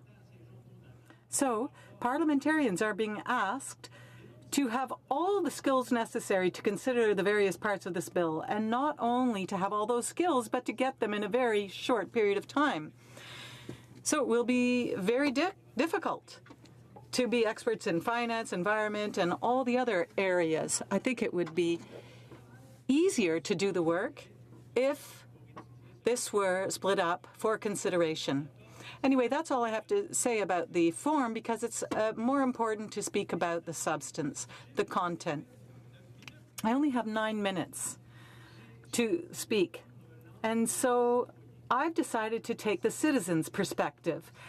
What will this be like for a citizen in my riding? And I'd like to draw a quick parallel with the tax return season that we're all going through now. Mr. Speaker, you've probably gone through this before yourself. You fill in your tax return, and then you realize that you're going to be receiving a refund. You paid too much, and the government will be refunding you, whether that's the province or the federal government. And whenever that happens, we just have this slight smile. But actually, there's no reason to do that, because that return is actually our own money. It's our own money that we're being given back. But we have this slight moment of happiness when we realize we're getting some money back. Now, when my constituents look at this budget,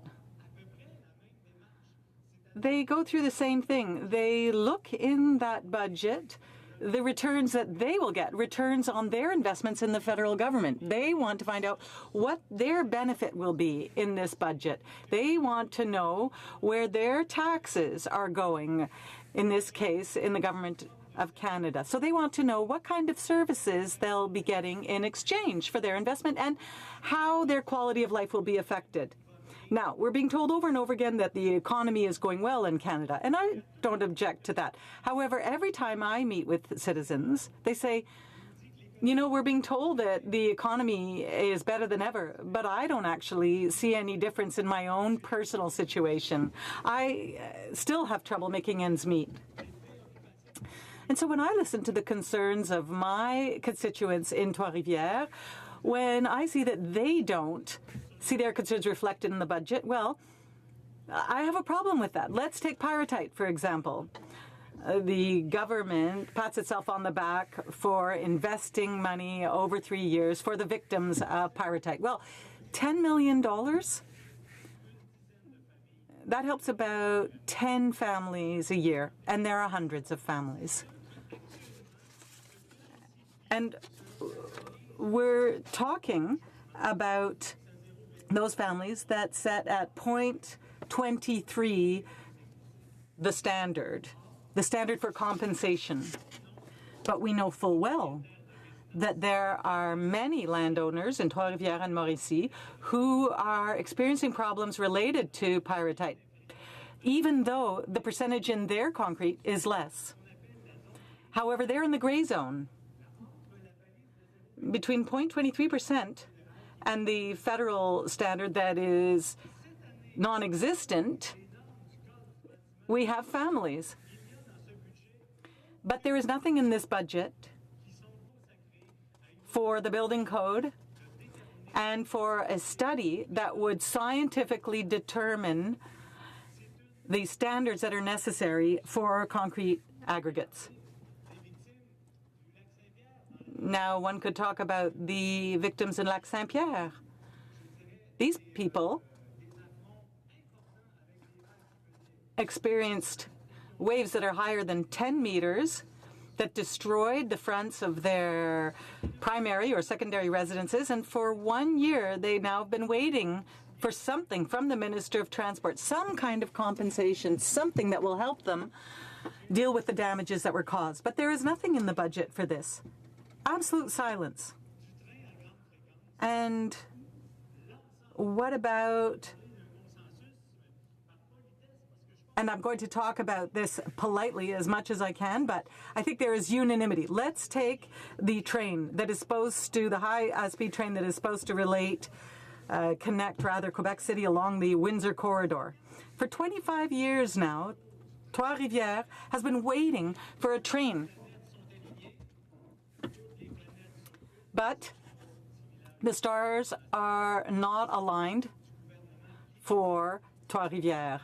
The Liberal government is incapable of providing the necessary money to let this project see the light of day. We have the technology, we have the relevance, but there's been no announcement. Why? Because they want votes. They want votes that they will get with other announcements. And they're going to wait for a year to make this one. Now, what else is happening? Well, the gap between the wealthiest and the most disadvantaged, rather than growing slimmer, is growing. And so this is happening. And yet, at the same time, we're debating the relevance of a minimum income of $15, so a minimum salary of $15 an hour. Listen, $15 an hour, that doesn't make you rich. You can barely make ends meet at $15 an hour.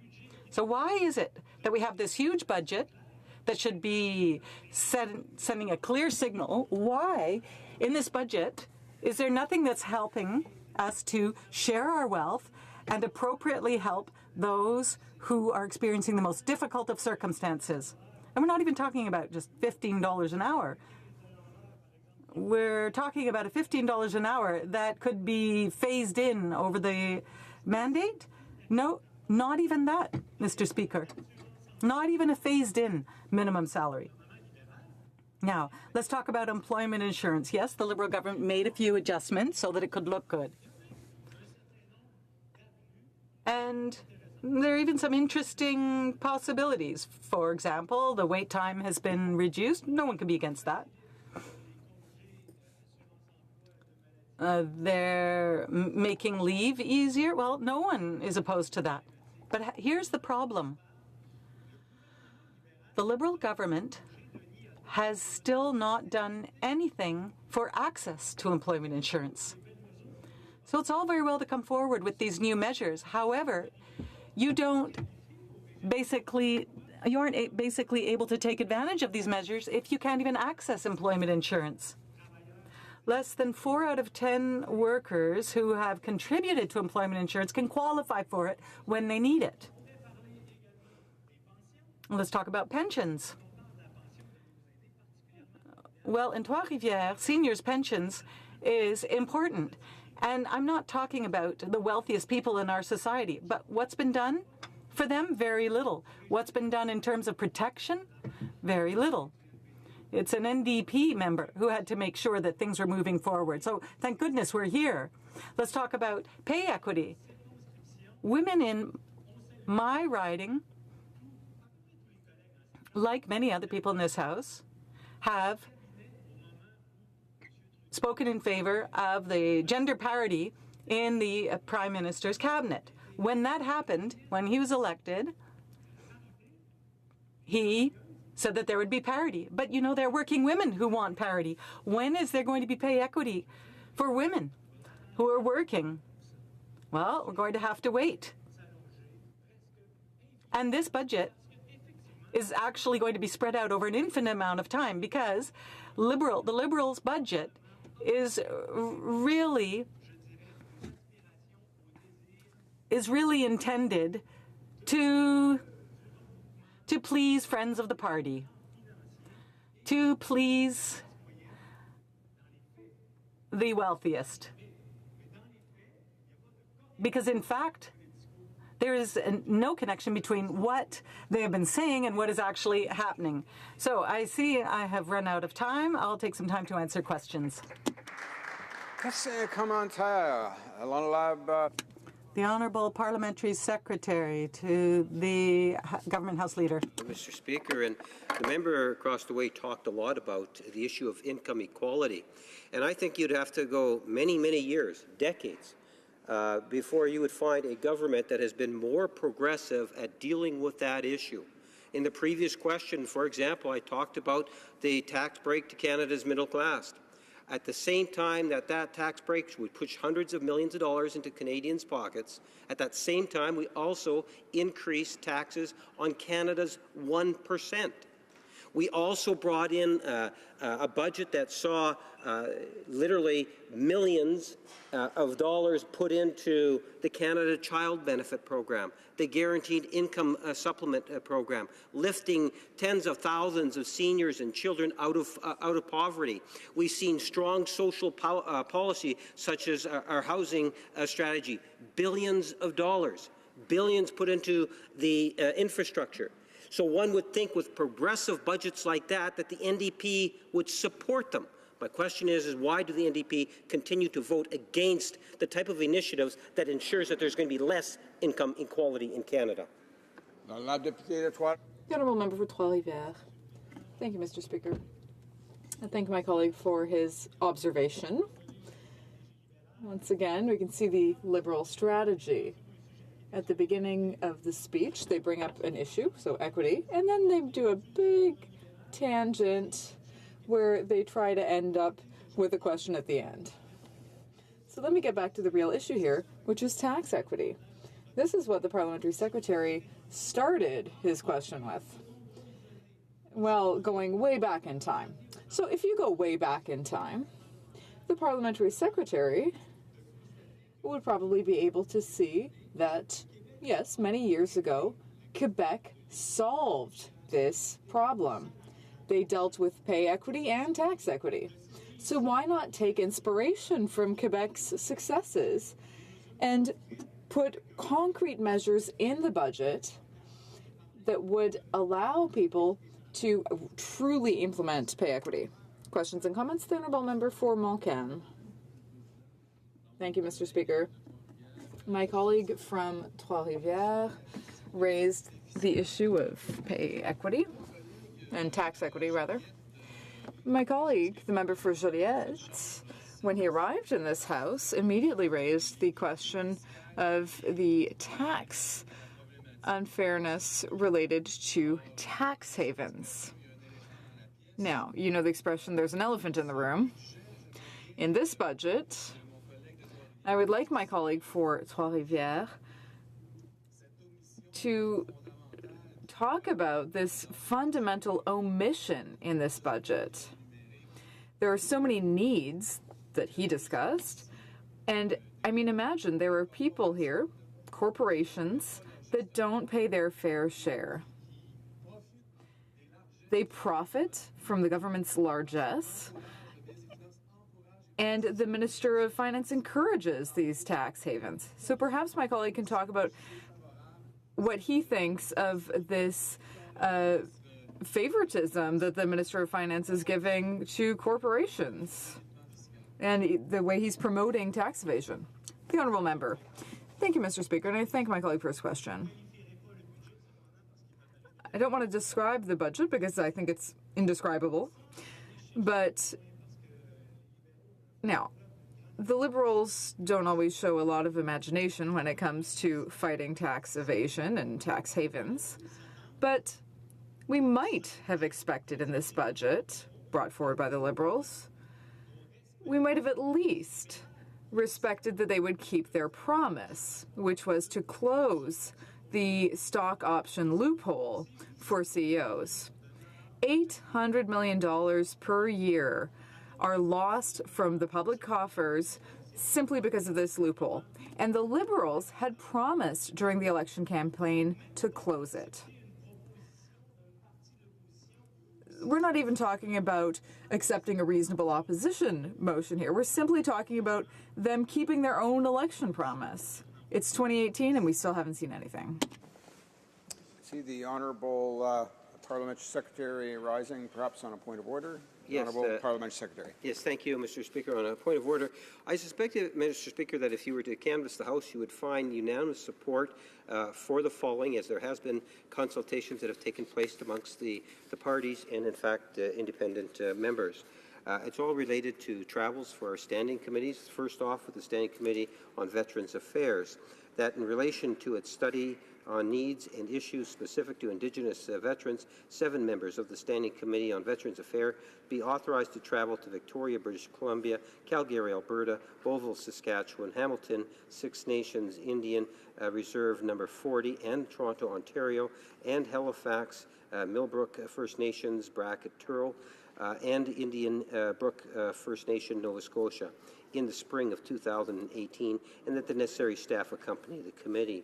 With respect to the Standing Committee on Agriculture and Agri-Food, that in relation to its study on the advancements of technology and research in the agricultural industry that can support Canadian exports, 7 members of the Standing Committee on Agriculture and Agri-Foods be authorized to travel to St. Hyacinthe. My excuses for the mispronunciation, Mr. Speaker.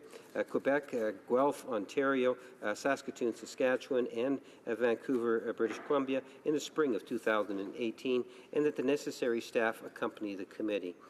With respect to the Standing Committee on International Trade, that in the relation to its study on the priorities of Canadian stakeholders having an interest in bilateral and trilateral trade in North America, 7 members of the Standing Committee on International Trade be authorized to travel to Washington, D.C., United States of America, in the spring of 2018, and that the necessary staff accompany the committee. With respect to the Standing Committee on Citizenship and Immigration, that in relation to its study on migration challenges and the opportunities for Canada in the 21st century, 7 members of the Standing Committee on Citizenship and Immigration be authorized to travel to Kampala, Buninbugo, and the United Nations, High Commissioners for Refugees, UNHCR, Refugees and Settlement Camps, Uganda, Dar es Salaam, Tanzania, and Nairobi, and the UNHCR Refugee and Settlement Camps in Kenya in the spring of 2018, and that the necessary staff accompany the committee. With respect to the Standing Committee on Foreign Affairs and International Development, Mr. Speaker, that in relation to its study on Canada's engagement in Asia, 7 members of the Standing Committee on Foreign Affairs and International Development be authorized to travel to Tokyo, Japan, Seoul, South Korea, and Manila, Philippines in the spring of 2018, and that the necessary staff accompany the committee. With respect to the Standing Committee on Finance, that in relation to the statutory review of the proceeds of crime and the Terrorist Financing Act, 7 members of the Standing Committee on Finance be authorized to travel to Toronto, Ontario, London, United Kingdom, Washington, D.C., and New York, United States of America, in the spring of 2018, and that the necessary staff accompany the committee. With respect to the Committee on Fisheries and Oceans, that in relation to its study on the current state of the Department of Fisheries and Oceans, small craft harbors, 7 members of the Standing Committee on Fisheries and Oceans be authorized to travel to St. John's, Newfoundland and Labrador, Magdalen Islands in Quebec, Charlottetown and Summerside in Prince Edward Island, Miramichi, New Brunswick, and Yarmouth, Nova Scotia in the spring of 2018, and that the necessary staff accompany the committee. With respect to the Standing Committee on Industry, Science and Technology, that in relation to the statutory review of the Copyright Act, 7 members of the Standing Committee on Industry, Science and Technology be authorized to travel to Halifax, Nova Scotia, Montreal, Quebec, Toronto, Ontario, Winnipeg, Manitoba, and Vancouver, British Columbia in the spring of 2018, and that the necessary staff accompany the committee. With respect to the Standing Committee on National Defence, that in relation to the study on Canada's involvement in NATO, 7 members of the Standing Committee on National Defence be authorized to travel to Petawawa, Ontario in the spring of 2018, and that the necessary staff accompany the committee. With respect to the Standing Committee on Public Safety and National Security, that in relation to its study on Indigenous people in the correctional system, 7 members of the Standing Committee on the Public Safety and National Security be authorized to travel to Quebec and Donnacona, Quebec, Saskatoon, Duck Lake, and Maple Creek, Saskatchewan, and Medicine Hat, Massaquoi, and Edmonton, Alberta, in the spring of 2018, and that the necessary staff accompany the committee. Finally, Mr. Speaker, that Standing Committee on Transport, Infrastructure, and Communities, that in relation to its study on the Canadian Transport and Logistics Strategy, 7 members of the Standing Committee on Transport, Infrastructure, and Communities be authorized to travel to Vancouver, British Columbia, and Seattle, Washington, United States of America, in the spring of 2018, that the necessary staff accompany the committee. And for those that I badly mispronounced, I do apologize. Thank you, Mr. Speaker. Le secrétaire parlementaire. Does the parliamentary secretary to the government house leader have unanimous consent to move the motion? Oui. Yes. The House has heard the text of the motion. Is it the pleasure of the House to adopt the motion? Oui. Oui. Yes, agreed. Carried. Resuming debate, the honourable member for Surrey Newton. Thank you, Mr. Speaker. Before I begin to speak on my budget speech, I wish to inform you that I will be splitting my time with the hardest working MP from Ottawa West Nepean. Mr. Speaker, I'm pleased to rise today to talk about Bill C-74, the Budget Implementation Act. This budget is focused on one principle, that is to make sure everyone has a fair chance to succeed and realize their dreams. This government's focus has been to bring down barriers that are holding our economy back and to make sure our economy grows in a way that makes middle-class families stronger. I'm proud to share the news of that success with you today. The numbers are clear. Our economy is growing and families are getting stronger. Over the last 2 years, our economy has started to grow faster than the entire G7. More than 600,000 jobs has been created, and the unemployment rate is down to nearly 40 years low. Middle-class Canadians are feeling better about their future, whether they want to pay down debt, save for the first home, or go back to school to train for a new job. And we are proud to support them by making smart investments in the things that are important. We raised taxes on the top 1% so that we could lower them for the middle-class families. Through the Canada Child Benefit, we also increased support for 9 out of 10 families, putting more money tax-free in their pockets for parents, for them to spend on things that they need. We know that there is still a lot more to do to make sure that the benefits of a growing economy are felt by more and more people, and that is why we are taking action through Budget 2018 to do that. We are creating opportunities where every Canadian has a real and fair chance to work and to succeed. And that includes Canada's hard-working women. By reducing the gender-based gap and increasing the participation of women in the labor force, we are growing the economy in a way that helps all Canadians.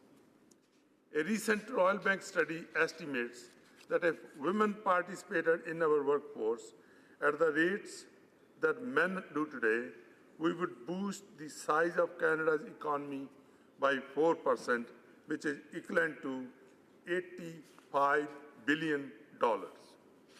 We also need to make sure that those currently working are supported and able to keep more of their hard-earned money in their pockets.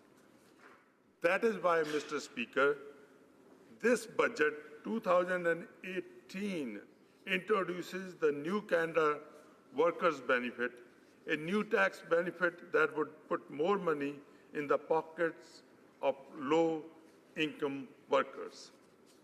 That is a real help to the more than 2 million Canadians who are working hard to join the middle class.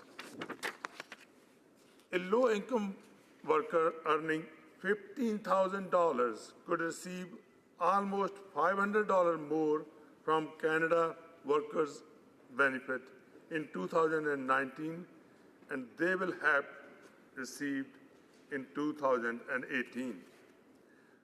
Altogether, these actions mean almost $1 billion of new support for low-income workers under the Canada Workers' Benefit. Like the Canada Workers' Benefit, Canada Child Benefit is a key part of our plan to strengthen the middle class and help people working hard to join it. During the first benefit year, over 3 million families received more than $23 billion in Canada Child Benefits payments, and 9 out of 10 families are receiving, on average, almost $2,300 more in benefits, tax-free. Mr. Speaker, in my riding of Surrey Newton, more than $8 million is delivered to the families every month. $8 million every month to the families that they need the most. This money is helping pay for daycare, food, and so many other supplies that are critical to healthy and happy families. Budget 2018 also reflects the priorities of Surrey Newton by making investments in building more affordable housing, tackling the issue of guns and gangs, building more transit, and cutting small business taxes. Mr. Speaker, to make our streets safer, we are investing over $300 million over the next 5 years and $100 million a year after that to bring together all levels of government to increase intelligence of illegal trafficking, border security, and support for police. But we also need to support those needing treatment. That is why we are investing over $230 million over the next 5 years to work with provinces to expand programs that provide treatment and support to those with addictions. We are also making historic investments to build rapid transit across Canada. In British Columbia, we have committed $4.1 billion that will bring more buses and build rapid transit in Surrey. We are also cutting taxes for small businesses from 11% to 9%. This will save small businesses more money and keep Canada competitive. Surrey attracts thousands of young families and new Canadians every year who bring with them their hard work, willpower, and innovative ideas and start up businesses to help achieve their dreams. And we want to support them. And I started my small business in Surrey because I know how great of a place it is. And I'm very proud and delighted to raise my family and run my business in Surrey Newton. These are some of the smart investments that are going to make a real difference to all Canadians by giving them the tools, support, and the opportunities to reach their full potential and realize their dreams. Budgets are about choices. Do we invest in our future or make cuts? How do we support the middle class, and how do we work to make Canada a prosperous and strong nation where every Canadian can fulfill their dreams? I'm proud to say that we made the choices that invest in making families stronger, furthering equality, and building infrastructure that support Canadians and future generations. If you work hard, you deserve a fair chance to succeed. It is our job here to eliminate the barriers that stand in the way of that.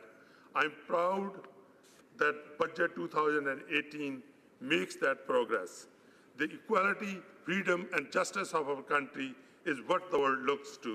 We need to keep on making sure that we do everything we can to maintain that level, so that way we remain a model and a true leader in the world for equality. Thank you, Mr. Speaker, for giving me an opportunity to share my thoughts. Well done.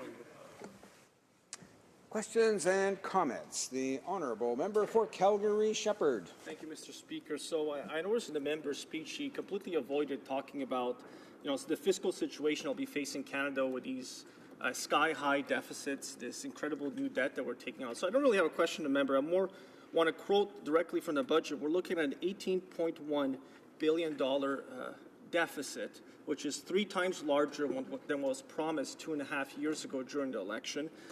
If the 2001 recession repeated itself, you'd be looking at a $42.7 billion deficit, because what the government has done is basically frithered away all of the controls on spending in order so they can meet the kind of goals that they've had in mind. But none of those goals are about restructuring and ensuring the stability of Canada's finances for the future. So it's always nice to talk about how much money they're shoveling out the door, supposedly shoveling out the door to Canadians. What they're not saying is they're borrowing that money. And so all of those young Canadians who are getting the child benefit today are going to be asked to pay it all back plus interest in the future.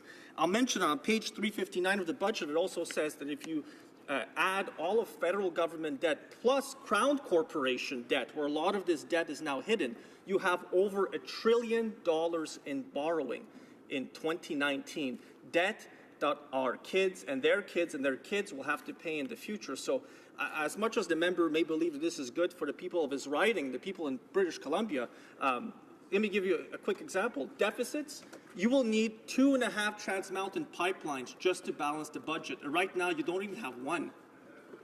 The Honourable Member for Surrey-Newton. Thank you, Mr. Speaker, and I would like to thank the Honourable Member from Calgary-Shepherd for raising this issue. And I want to tell this Honourable Member and Canadians through you, Mr. Speaker, that we are growing the economy in a way that benefits the middle class. And that plan is working. Since November 2015, the economy has created nearly 600,000 new jobs. And the unemployment rate, Mr. Speaker, is the lowest in 40 years. With our plan, the debt to GDP ratio is being lowered and will fall to 28%, the lowest debt to GDP ratio among G7 countries. This means our debt is affordable and our deficit will be reduced in a way that is responsible for our economy and ensures that we make smart investments in people and in businesses that are going to make a difference in the coming years. Questions and comments. The Honourable Member for Saskatoon West. Thank you, Mr. Speaker, and I want to thank my colleague for his comments. And I noticed he'd mentioned quite a few times about people working hard to join the middle class, and I just want to remind him that because women in Canada make less than men in Canada, that the government had said that they would move forward with pay equity legislation. So no matter how hard you work, if you're being discriminated against, it won't matter. So I guess my question is, why is there no money in this budget to implement pay equity legislation. This government says it's a feminist government. We've been waiting. We've been told it's time to act. We'd like to see some action, and I'd like an answer from my honourable colleague when we're actually going to see that action. Thank you, Mr. Speaker. The honourable member for Surrey Newton. Thank you, Mr. Speaker. Mr. Speaker, this Prime Minister and this government understands well that gender equality is not only the right thing to do for Canadians, it is also a smart thing to do. And that is why we want to make sure that Canadian women get what they deserve. And they deserve more. Because in today's age, we can see that Canadian women are among the world's most educated women. And, Mr. Speaker, the honourable member has brought from Saskatoon West, brought a very genuine concern about the legislation, and I can assure you that this legislation will be brought forward this year, and I'm certain when it comes forward, honourable member will be able to support and will be able to pass that legislation through. Resuming debate, the honourable member for Ottawa West Nepean. Thank you, Mr. Speaker. It is a tremendous pleasure to rise today to speak about the Budget Implementation Act, which is the first step in implementing Budget 2018, a truly progressive, activist budget which will create even more opportunities for Canadians. This budget is the first which integrates a full gender-based plus analysis to make sure that women in Canada are included in every aspect of the budget. It is significant to me that the budget doesn't just look at women as beneficiaries of government policy, but as full contributors to our national economy. Because we know that we see better outcomes when women and diverse groups of Canadians are included. Budget 2018 is about growth, about increasing the GDP and ensuring that everyone can contribute to their fullest potential. Le Canada est un pays qui... Canada is a country that's based on hard work, where difficulties are overcome through relentless work. The budget aims to invest in people. Over the past 2 years, we have seen our economy grow, and our investments are working. In Canadians is working. Our current GDP growth is the highest in the G7 at 3.2%, which compares to the second highest, which are Germany and the US, at only 2.4%. We have a low and declining debt to GDP ratio. The proportion of our debt compared to our income is going to be the lowest that we have seen in 40 years. In fact, the International Monetary Fund says that Canada's net debt to GDP ratio is the lowest in the G7, and in fact, it is less than half the G7 average. The IMF also says that Canada's economic policies should go viral. What this means for Canadians is 600,000 new jobs. The unemployment rate in Canada has dropped from 7.1% to 5.7% since we took office. That is the lowest unemployment rate in the last 46 years, in my lifetime, Mr. Speaker. And why are we seeing this growth? Because we are investing in the future. We are making smart investments in infrastructure and innovation. And we are seeing the impact of these investments in my riding of Ottawa West Nepean. $5 million for Nelson House Women's Shelter. LRT Phase 2, which will bring light rail to Algonquin College and all the way to Moody Drive. 42 new affordable housing units for seniors linked to the Carlington Community Health Centre, and $22 million for Algonquin College for a new centre for innovation and entrepreneurship, including Indigenous entrepreneurship. Our Canada Child Benefit has raised 300,000 children out of poverty in our country. In Ottawa West Nepean, over 16,000 children are receiving, on average, each family is getting about $640 a month tax-free. Our new Canada Workers Benefit will lift 70,000 low-income Canadian workers out of poverty. In fact, a worker earning $15,000 a year will receive $500 more and be able to take home more of his or her paycheck.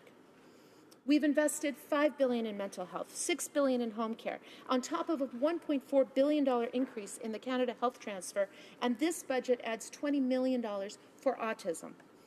And we are supporting seniors with the increase of the GIS of $967 a year for the poorest seniors, and a new $20 million fund for dementia caregivers, and enhancing the Canada Pension Plan so that in the future the maximum benefit is going to increase from $13,600 a year to $21,000 a year.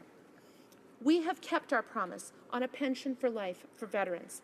In fact, a 50-year-old fully disabled veteran will now be receiving $9,000 a month tax-free for the rest of his or her life.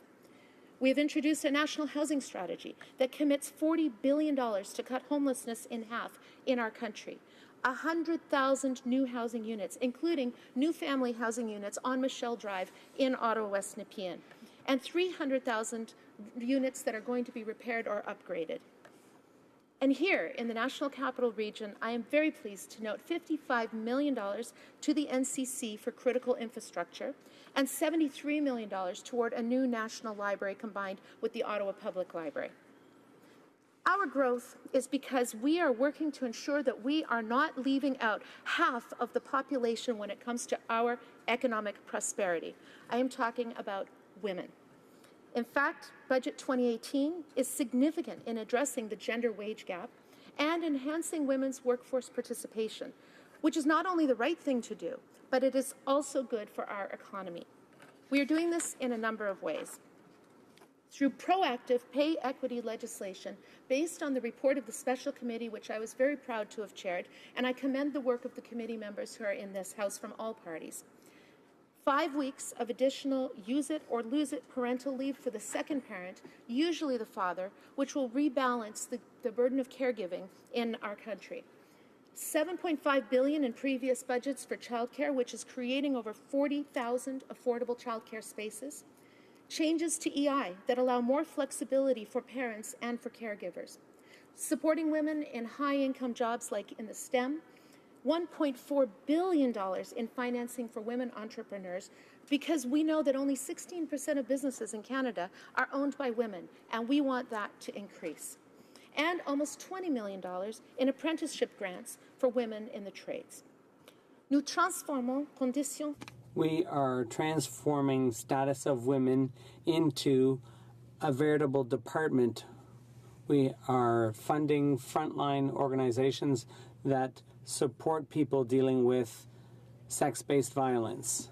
We are supporting pilot projects based on the family courts, and we're taking an approach to support people going through separation or divorce and streamlining the legal process for them. We're also providing legal aid to support those who are victims of sexual harassment in the workplace.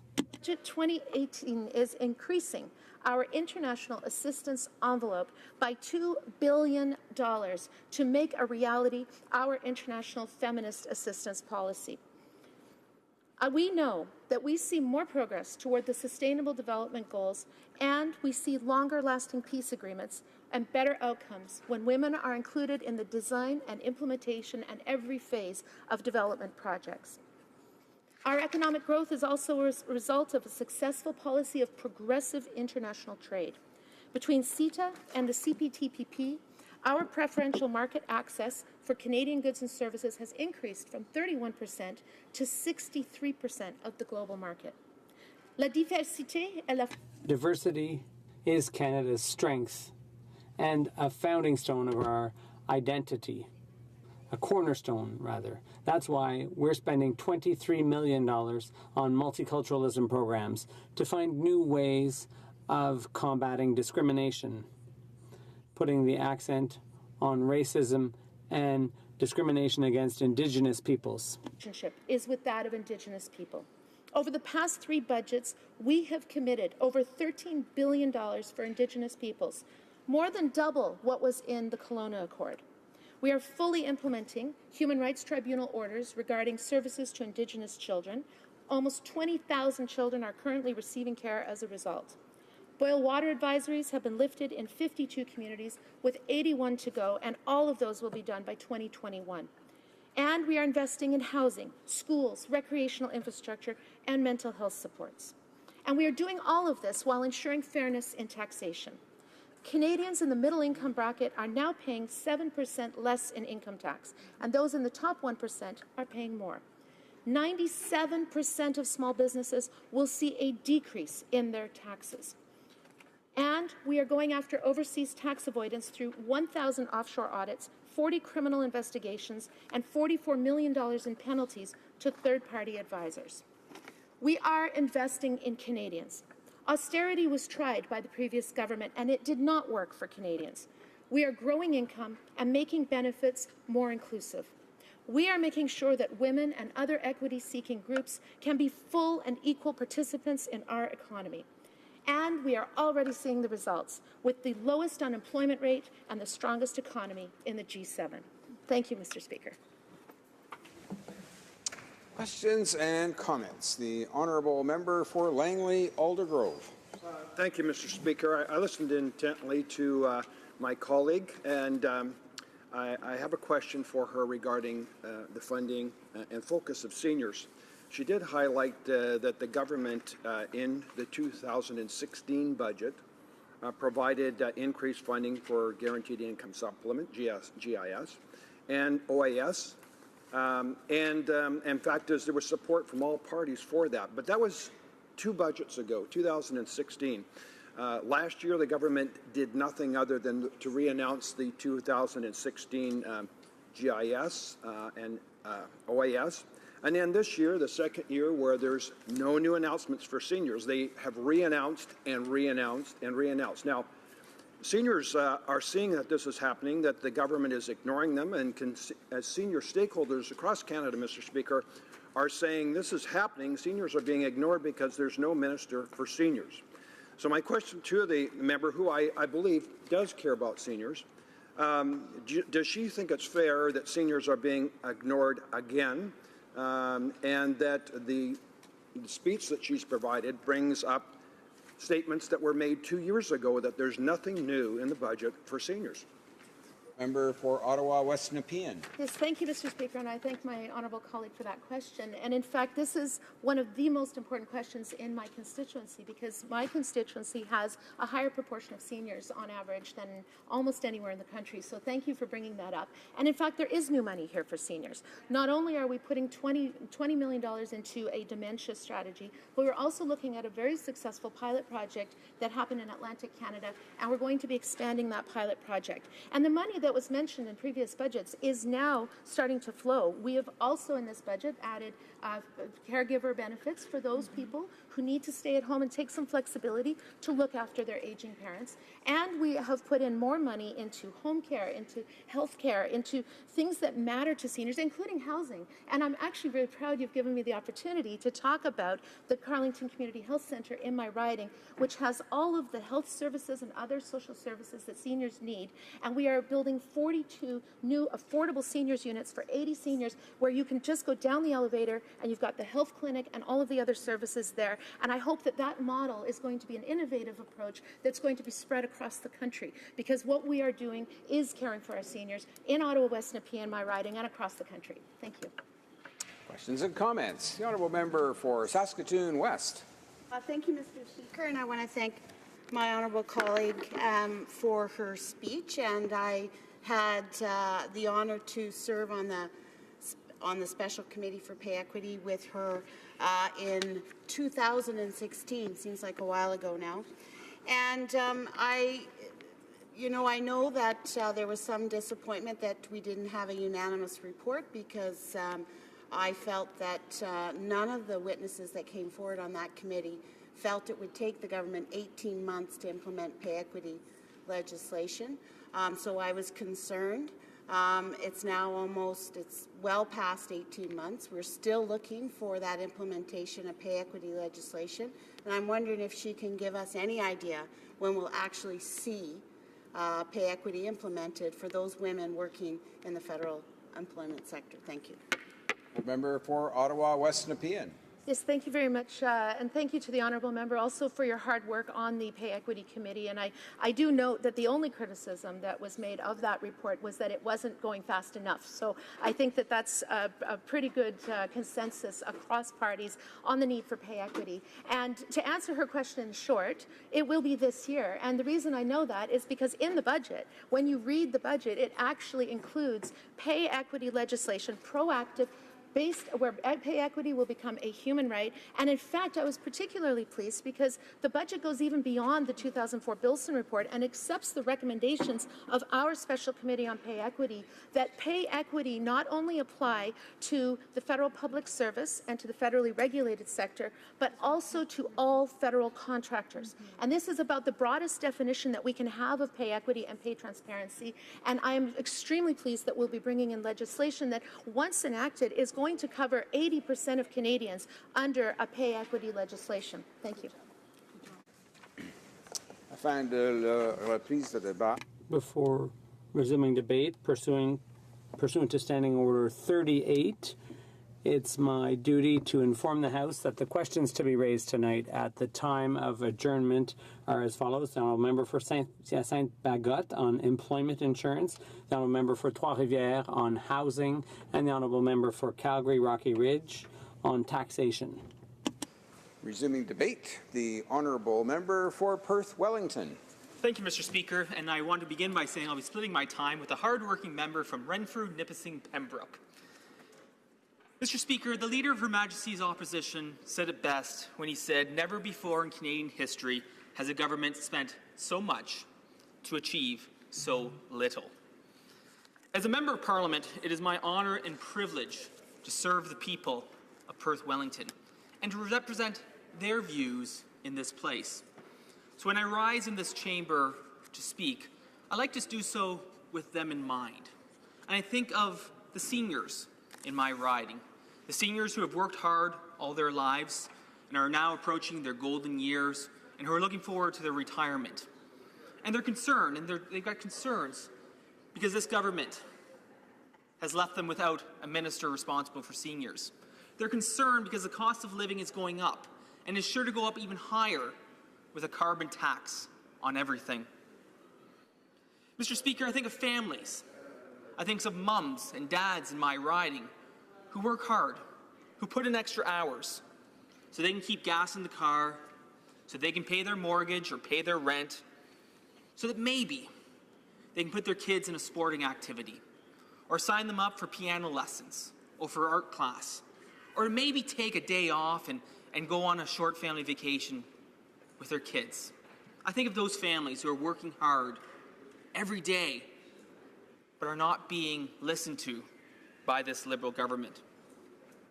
I think of young people, people of my generation and younger, who are graduating from university, who are starting their first real job, who are trying to pay off their student loans, and maybe put a few dollars away for that first down payment to buy their first home. But yet, we have new rules and new regulations constantly coming out from the Liberal government that makes it harder and harder for those young people to get into that first home.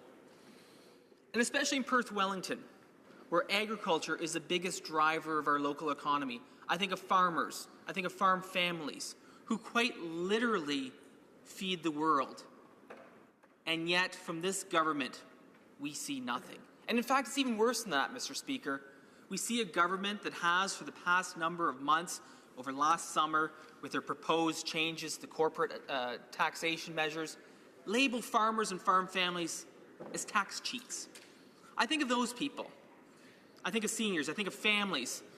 I think of young people. I think of farmers and farm families. And, Mr. Speaker, this budget fails them. In the short time that I have on offer today, I'd like to touch on 4 key points: the debt and the deficit, infrastructure, issues related to agriculture, and, of course, taxation. For the 3rd consecutive budget, this Liberal finance minister has blown past their $10 billion projections that they promised in their election campaign. They promised 3 years of teeny tiny deficits and then a return to balance by 2019. This year, of course, we see an $18.1 billion deficit. Next year, $17.5 billion. And the government's own finance department projects that the government will not return to balanced budgets until 2045. And what's worse, Mr. Speaker, is that there's not even a plan to return to balanced budgets. When the government is asked in this place and in committee of when they'll return to balanced budgets, there's no answer. There's no even acknowledgement of the question. So this leads to two logical conclusions. Either they simply don't know, which is entirely possible with this Liberal government, or they do know and they're keeping it from Canadians. But Mr. Speaker, Canadians deserve to know, because this affects their lives. This affects how they raise their families, how they invest in their businesses, how they expand the economy. And Mr. Speaker, Conservatives don't just believe in balanced budgets because we like the concept of it. We understand that if you do not take care of our own fiscal house, we cannot invest in the priorities of Canadians. And in fact, Mr. Speaker, in the next number of years, the financing of the national debt will increase by $8.7 billion. So by 2022, 2023, that's 8.7 more billions of dollars that will not go to help families. It will not go to help infrastructure investments in our rural and small town communities. It's not going to be transferred in healthcare transfers, and it will not go into public safety measures. Rather, that is $8.7 billion that will go to international financiers rather than being invested in the Canadian economy and in Canadians. Which leads me to the next point that I'd like to highlight, and that is the importance of infrastructure investment. I just mentioned the $30 billion over 3 years, $10 billion per year that the government promised their deficits would be. And in exchange for these small deficits, they would increase infrastructure funding. But here we see the government delaying their infrastructure funds to future years, and yet we're still seeing massive overrun deficits. In fact, the budget forecasts that $2.2 billion in infrastructure funding will be pushed back past 2019, and $2.4 billion, an additional $2.4 billion, will be pushed back past 2023. And it's not just Conservatives who are raising alarm on this. It's the Parliamentary Budget Officer, the same position that the Liberals used to always highlight when they were in opposition. But in his most recent report, the PBO said this, quote, Budget 2018 provides an incomplete account of the changes to the government's $186.7 billion infrastructure spending plan. PBO requested the new plan, but it does not exist. He goes on to say roughly 1/4 of the funding allocated for infrastructure from 2016-17 to 2018-19 will lapse. Both legacy and new infrastructure programs are prone to large lapses. Mr. Speaker, how can you spend $180 billion on infrastructure without a plan? Now, certainly when it comes to Liberals, they might try, but Canadians know better. And when I look at my rural communities, when I look at the towns and the small towns and cities in Perth, Wellington, I see infrastructure projects that would have a meaningful impact on the local economy being looked over. I see important projects like roads and bridges, water and wastewater. I have communities who have development freezes on because they do not have the wastewater capacities to expand. And yet we see delay after delay after delay from these Liberals when it comes to infrastructure funding. Mr. Speaker, this type of delay is unacceptable, but it's because the Liberals don't have a plan. When you have no plan, you will fail, and that's exactly what we're seeing with these Liberals. I want to touch on agriculture, because agriculture is the economic driver of our communities. And yet, in this budget, it warranted barely even a mention. Our rural communities, barely a mention. Our farm families, barely a mention. Yet the farmers and the farm families I talk to have concerns. They have concerns about the future of NAFTA, yet no plan from the Liberals. They're concerned about the added regulatory burden, yet more and more regulation being layered on them by these Liberals. They're worried about the impact of carbon pricing, of carbon taxes, yet the Liberals are going full speed ahead. And they're worried about things like the Canada Food Guide changes that could diminish dairy and red meat as part of the food guide. And they're worried about the negative impact that front-of-pack labeling could have on healthy food choices like yogurt, for example, Mr. Speaker. These are the concerns that I'm hearing from the people of my riding, which of course brings us to taxes. We have tax after tax after tax from these Liberals. We have the carbon tax, which will in effect amount to a tax on anything, on everything. Anything that is transported by road will have a tax on it, whether it's food to goods and services. It will be taxed by these Liberals and their taxes. And of course, in the last year's budget, we saw the excise tax on alcohol with a permanent escalator tax, meaning that in perpetuity, taxes will be raised on these products year after year after year automatically without the approval of Parliament. Mr. Speaker, this is simply wrong. Mr. Speaker, this budget fails. This budget fails Canadians, and it fails to restrain deficits. It fails to invest in rural infrastructure. It fails Canadians. It fails in its lack of transparency. Mr. Speaker, this budget is not good for Canadians. It will hurt Canadians and will hurt those the hardest in a lot of rural communities like those in Perth Wellington. Thank you, Mr. Speaker. Questions and comments. The honourable member for Beaches, East York. Mr. Speaker, my colleagues suggested this budget would hurt the most vulnerable Canadians, and I would note over the last 2 years, the Library of Parliament estimates that we've lifted 700,000 people out of poverty, which perhaps corrects the record when my colleagues suggest that our spending has done so very little. But when we talk about the most vulnerable Canadians, certainly when we talk about what was the working income tax benefit and is now the Canada Workers Benefit, when we see a $500 million increase, including making it automatic, which is another $200 million increase per year for the people who need help the most, surely that is helping the most vulnerable Canadians. The honourable member for Perth Wellington. Thank you, Mr. Speaker, and I thank my colleague from Beaches, East York, for the question. And he brought up the concept of the WITB, the Working Income Tax benefit, which was, of course, introduced by our former Conservative government and our former Minister of Finance, the Honourable Jim Flaherty. And it gives me a great opportunity to talk about the record of Jim Flaherty, a man who, during the early years when we were in strong economic position, paid off $40 billion of the national debt. He did that because it created the fiscal capacity so that when we did enter the global economic recession of 2008, 2009, we had the fiscal capacity. We had the financial room to invest in key infrastructure projects that benefited the Canadian economy. And it's because of the leadership of people like Jim Flaherty that we were able to come out of that recession stronger. And now, in a time when the economy is growing, we have deficits. We have large deficits, meaning that if we were to enter another economic recession, we do not have the fiscal space or capacity to respond as we did in 2008, 2009 because of the strong leadership of Jim Flaherty. Questions and comments. The honourable member for Cowichan, Malahat, Langford.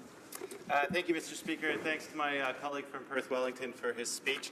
I very much enjoyed his part about agriculture because I have the honour of serving as our party's agriculture critic, and I very much agree with him that our farmers do such incredible work in this country and really are the lifeblood of so many rural communities, including mine on Vancouver Island.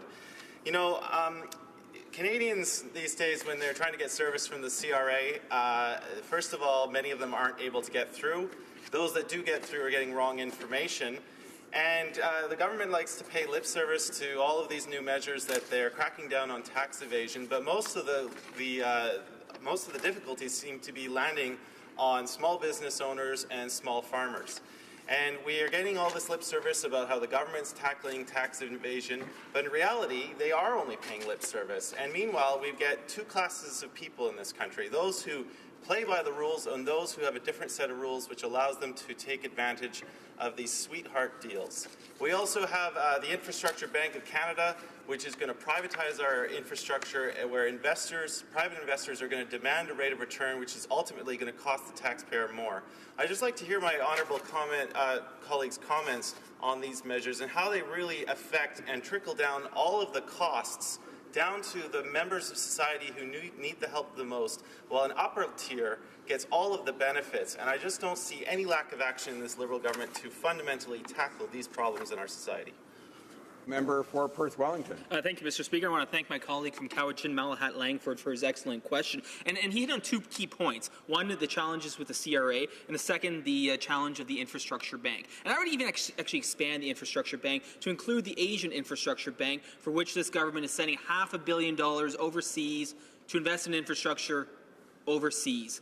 These programs aren't benefiting the rural communities that the member from the Cowichan, Malahat Langford and I have in our communities. They're not benefiting the farmers and the farm families with the infrastructure that's needed to get their products and their goods to market. And on the subject of the CRA, I, like many members on all sides of the House, are often involved with casework with our constituents, helping them out when they face challenges with CRA. And in the past couple of years that I've been in office, the challenges that I find dealing with issues that have been caused through the challenges with the CRA have been steadily increasing. And I find this really problematic because a lot of times those who are being faced with these challenges are those who are least able to deal with them. Those who are working part-time, who are working night shifts, who are picking up extra hours to try to raise their families, often single parents, are being faced with these measures from the CRA, and they're unable to deal with it. So it's one of the challenges that we face in our office to deal with these because of the challenges that the CRA is presenting them with. Resuming debate, the honourable member for Renfrew, Nipissing, Pembroke. Mr. Speaker, it is with overwhelming confidence that was given to me during my recent renomination by the people of Renfrew, Nipissing, Pembroke that I participate in today's debate regarding the deteriorating state of finances in this country. The 2018 deficit budget gets low marks for fiscal credibility. Deficit budget 2018 is agreed budget, much like deficit budget 2017. Nowhere is there any sign of evidence-based decision-making being used in this deficit budget. There's too much unaccounted for new spending. Spending on government waste is growing too fast, and there's no real commitment to deficit elimination or the environment. The budget has no fiscal credibility. Fiscal credibility of a budget can be judged against four basic principles. Fiscal policy must be realistic, it must be responsible, it must be prudent, and it must be transparent. First, fiscal policy must be realistic. Fiscal policy should be based on sound analysis and a careful, balanced view of economic and fiscal prospects, challenges, and risks. The sound fiscal policy that was practiced by the Conservative government has been replaced with subsidized environmentalism. Subsidized environmentalism in Canada is when one group of taxpayer is forced to pay carbon taxes to clean up actions and pollution by others. An Ottawa Valley example of this is the creation of an Ottawa River Watershed Council bureaucracy. Technocrats then look for new ways to tax and regulate private property while ignoring the fact that every year Ottawa-Gatineau dumps billions of liters of raw sewage into the Ottawa River. Ontario taxpayers subsidize polluters in wealthy California thanks to the signature Liberal policy of carbon taxes and the Toronto Liberal carbon credit swap option. Forget the myth of so-called green jobs. The only temporary green jobs have come at huge taxpayer expense. Special tax benefits, including the federal government's accelerated capital cost allowances and the Canadian Renewable and Conservation Expenses Allowance, prop up the myth of green jobs. Other subsidies, including the federal government Eco Energy for Renewable Power program, $1.4 billion over 5 years in deficit budget 2017, and continuing their large research and development assistance for industrial wind turbines, explain why the finance minister refuses to provide a realistic date to Canadians when the deficit budget will be balanced. Take away the taxpayer handouts and those temporary jobs, quickly flee to the next foolish politician willing to pay green mail with other people's money. Environmentalist David Suzuki has stated that only by reducing the standard of living of Canadians will Canada meet the reduction of emissions in the Paris Accord. I congratulate someone for actually stating what the international agreement is really all about. What does reducing economic growth mean? It is the year-to-year decrease in production, distribution, and consumption as expressed by gross domestic product, GDP. In the short term, borrowed money, the huge deficits buried in this deficit budget, hide the impending collapse of the Canadian economy. Just think Greece, Cyprus. Without economic growth, there will be no money to pay for the debt that is piling up on the backs of our children and their children. There will be no money to pay for health care, pensions, affordable housing, or cleaning up the environment. This deficit budget is resulting in Conservatives attracting a new generation of Canadians who are upset with the bad spending, big deficit budgets of the Liberal Party.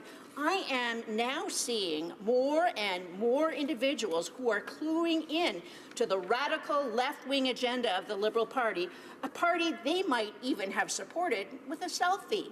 Not anymore. There is no doubt in the minds of these individuals the radical left-wing policies that have turned Ontario into a have-not province are being shoved down the throats of all Canadians by the puppet master, Gerald Butts. The Dr. Evil of Ontario politics, Gerald Butts, was behind the Liberal Greed Energy Act, which lined the pockets of Liberal Party insiders with their industrial wind turbines. That is wind spelled W-Y-N-N-E. The resulting skyrocketing electricity prices led to seniors and others in Ontario on fixed incomes to suffer from energy poverty. The carbon tax that wind put on electricity has now been carried forward by Butts to Ottawa. The Liberal Party has ordered all the provinces to charge carbon taxes. Thankfully, more and more Canadians have come to the conclusion that carbon taxes are nothing more than a green hustle. Carbon taxes are just that, taxes. Adopting carbon taxes in Canada raised global carbon emissions by offshoring economic activity from relatively environmentally friendly places like Canada to places with lax environmental laws like China. Data from the World Bank reveals that China and other developing countries produce far more carbon per dollar of economic output at purchasing power parity than do Western nations. China shows no signs of decreasing its emissions anytime soon. China is currently building hundreds of new coal-fired power plants, which will ensure its CO2 emissions continue to rise for decades to come. Taken together, these facts mean that every factory pushed out of Canada due to carbon taxes actually increases global emissions dramatically, and this will continue to be the case for decades to come. Mismanagement of the Canadian economy has resulted in the largest flight of capital since records started being collected. Domestic capital is being replaced by foreign capital. The problem that the finance minister has created with his excessive borrowing is relying too much on foreign dollars to finance the deficit. It's no secret that Gerald Butts, from his position in the Prime Minister's office, has been working behind the scenes to shut down Canada's pipelines. His scheming is starting to fall apart, with pipeline company Kinder Morgan calling out the federal government for its behind-the-scenes manipulations. What the Liberal Party did not count on is one of Kinder Morgan's largest institutional investors, BlackRock, moving to protect the over 114 million shares it has at stake. BlackRock is the largest institutional investor in the world, controlling trillions of dollars. BlackRock has been given a preferential access to the Federal Infrastructure Bank. A BlackRock executive sits on the finance minister's secretive advisory council on the economy. BlackRock has basically told the federal government, if you want us to put our private equity into your infrastructure bank, we expect lots of money. Protect our shares in Kinder Morgan.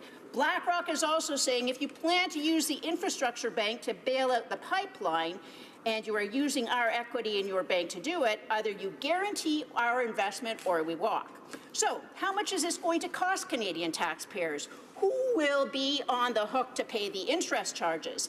How much will it cost municipalities to fight for the scarce dollars to borrow at high interest rates for roads and sewers from the Federal Infrastructure Bank?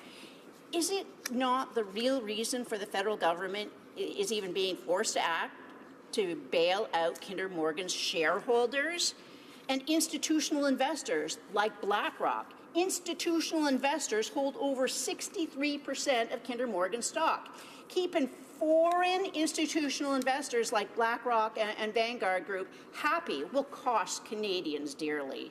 Now Canadians were made very aware through an unfortunate exchange with the Minister of the Environment that she had with Evan Solomon that she's not capable of defending her radical views without insulting Canadians. The dismissive attitude of the Prime Minister and his Minister to independent viewpoints is encouraging more and more Canadians to see through the hidden agenda of radical environmentalism, carbon taxes and pipeline regulations that are killing Canadian jobs. There are real environmental problems that are not getting attention because of carbon taxes. Deficit budget 2018 fails to mention any of these current challenges. It makes no mention of defense.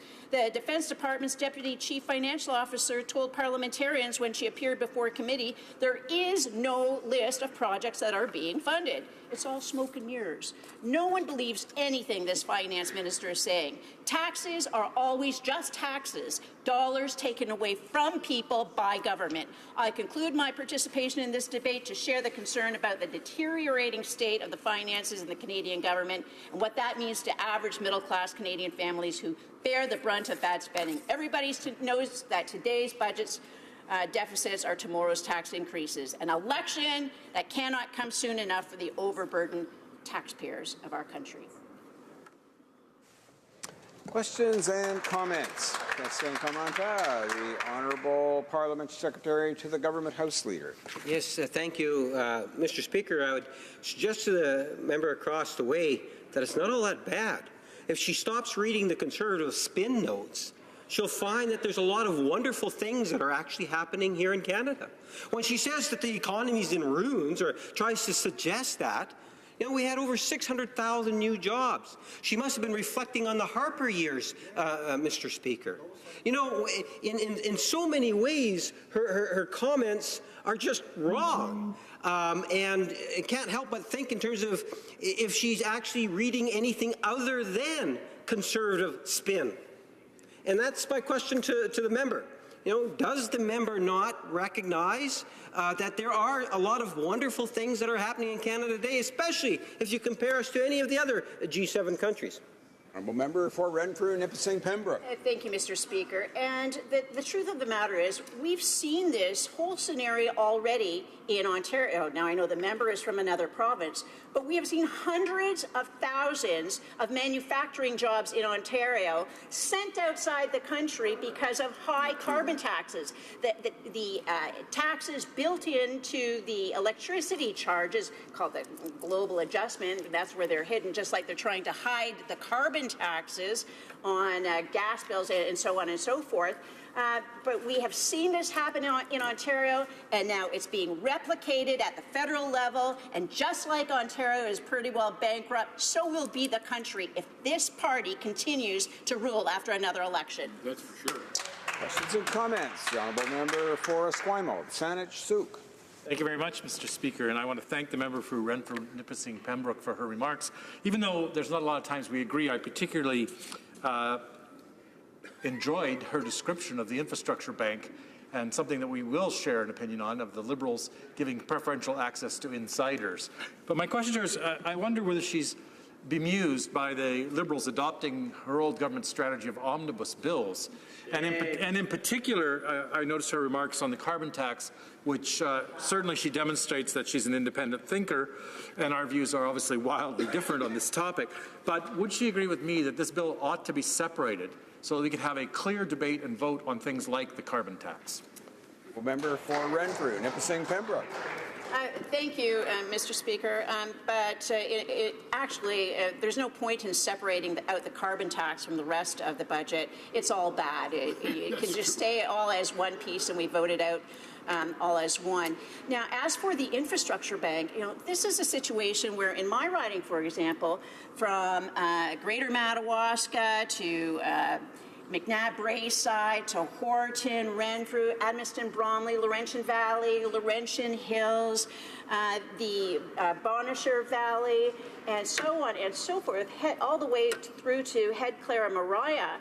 These small little municipalities, for the very necessary roads and bridges they need to fix, are going to be up against the international community with the infrastructure bank. This isn't very fair, Mr. Speaker. And it was the tax dollars from their constituents who are funding this whole thing. Good point. Good point. Questions and comments. The honourable member for Brandon Souris. Thank you. I want to thank my colleague for her speech today in regards to the budget. The colleague from Winnipeg North that just asked that question, he is certainly should know exactly what you were talking about when you were talking about the Wynne government in Ontario leaving a huge debt here. His government's doing the same thing in the national level. If you look at not just the 1 year that my colleague earlier was talking about here from Ontario, about a $8 billion addition to this year's debt, but the $100 billion that this federal government is going to add to the debt in Canada, if they're allowed to rent out the 5 years that were in this present budget today.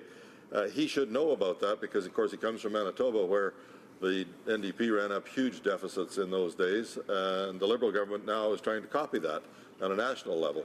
So I just wonder if my colleague could continue to comment in regards to some of the further analysis that she knows of, because she is, of course, a member of the living in Ontario, and the sad situation that will be there when the government of the day, the Liberal government running on an election that's only a few short months away, has indicated that the only way out of more debt is to add more debt.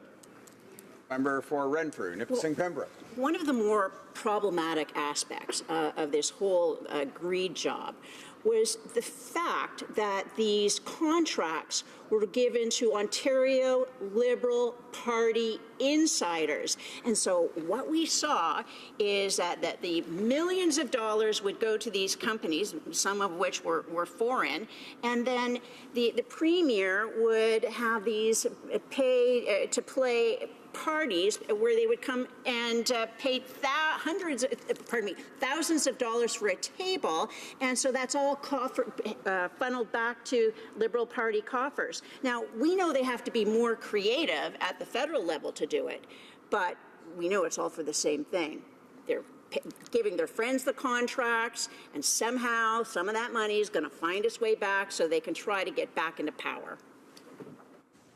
Just before we go to resuming debate, and just a notice to honourable members that we have crossed the 5-hour mark of this debate since the first round of debate on the question that's before the House. So consequently, all of the interventions from this point onward on this part of the debate will be limited to the 10-minute speeches, followed by 5 minutes for questions and comments. So resuming debate, and the honourable member for Markham Thornhill. Thank you, Mr. Speaker. And Mr. Speaker, I am pleased to speak today on the Budget Implementation Act. Budget 2018 represents an opportunity to unlock the full potential of our economy by ensuring that every individual has the chance to succeed. And as the Member of Parliament from Markham Thornhill, I am honoured to stand in this House and speak in support of this budget.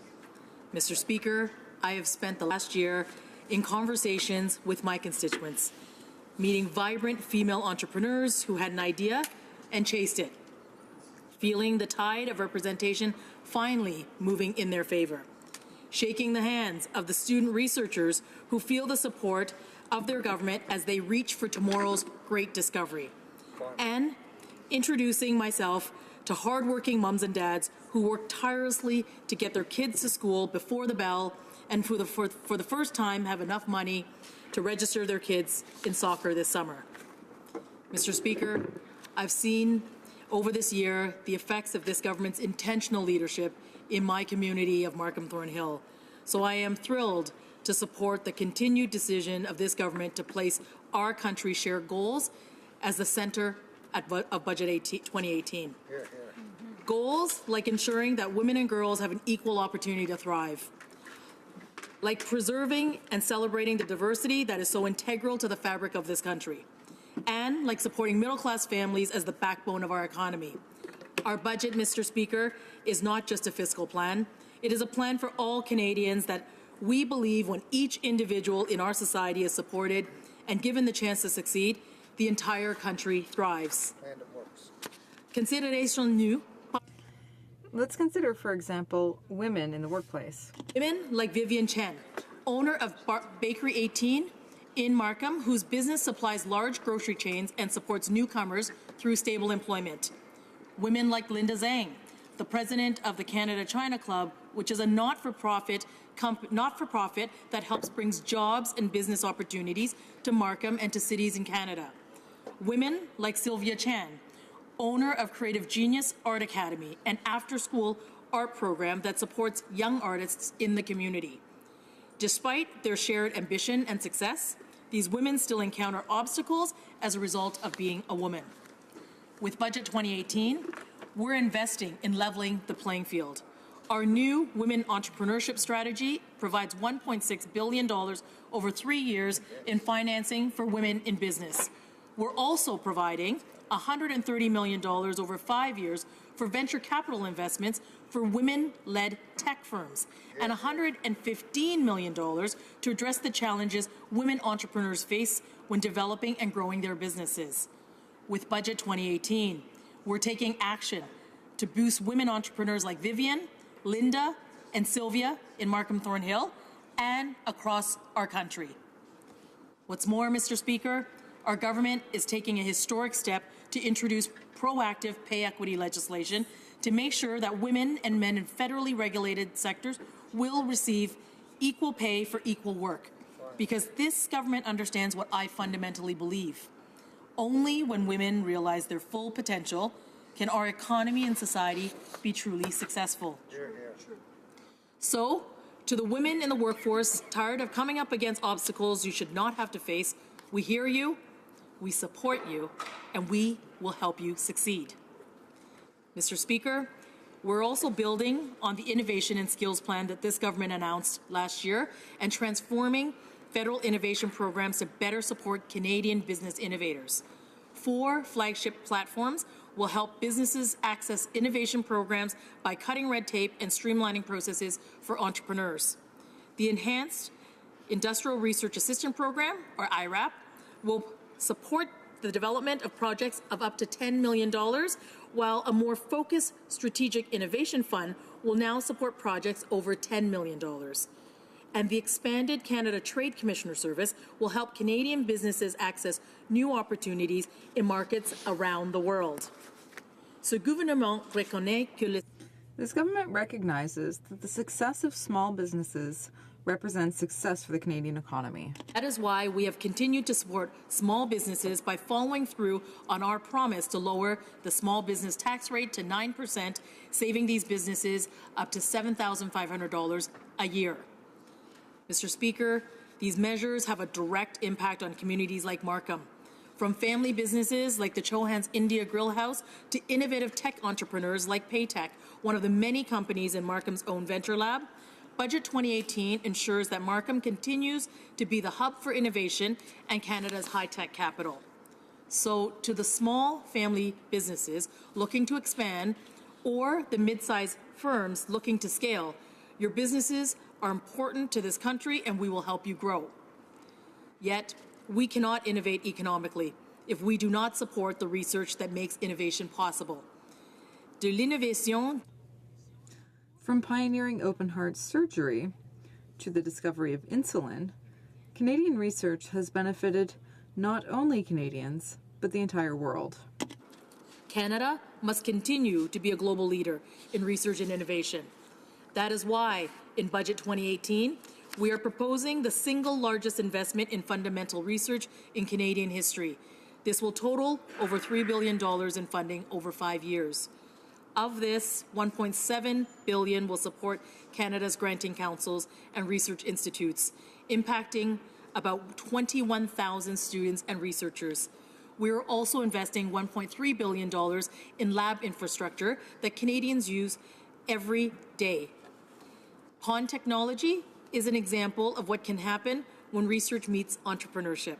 The company's research has developed a technology that converts CO2 from any source into valuable bioproducts, which can solve such global sustainability issues as climate change and food shortages. Pond technology began as an idea, was fostered through research, and grown now into a company that's creating jobs in Markham. For students and researchers at institutions like Seneca College or York University, whose new campus will be in Markham, this means more support to continue their work on the leading edge of tomorrow's biggest discoveries. So to the graduate student working in a lab, the early career researcher establishing your path, and pioneers at all levels of research and academia, this government believes in your potential and supports your work. Monsieur le Président, Mr. Speaker, the key theme of Budget 2018 is equality and growth. A single Canadian should be left behind in that progress, which is why Budget 2018 ensures support for all facets of Canadian society, youth, seniors, and diverse cultural communities included.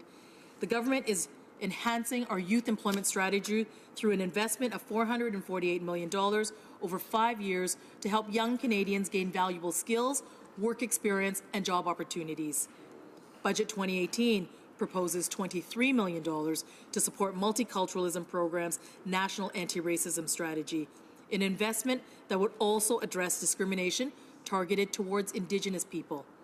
Mr. Speaker, the community of Markham Thornhill thrives not in spite of its diversity, but because of it. The Markham African Caribbean Canadian Association, the Federation of Chinese Canadians in Markham, and many others in our community are the kinds of organizations that can act as examples to the government as it works to increase its inclusion.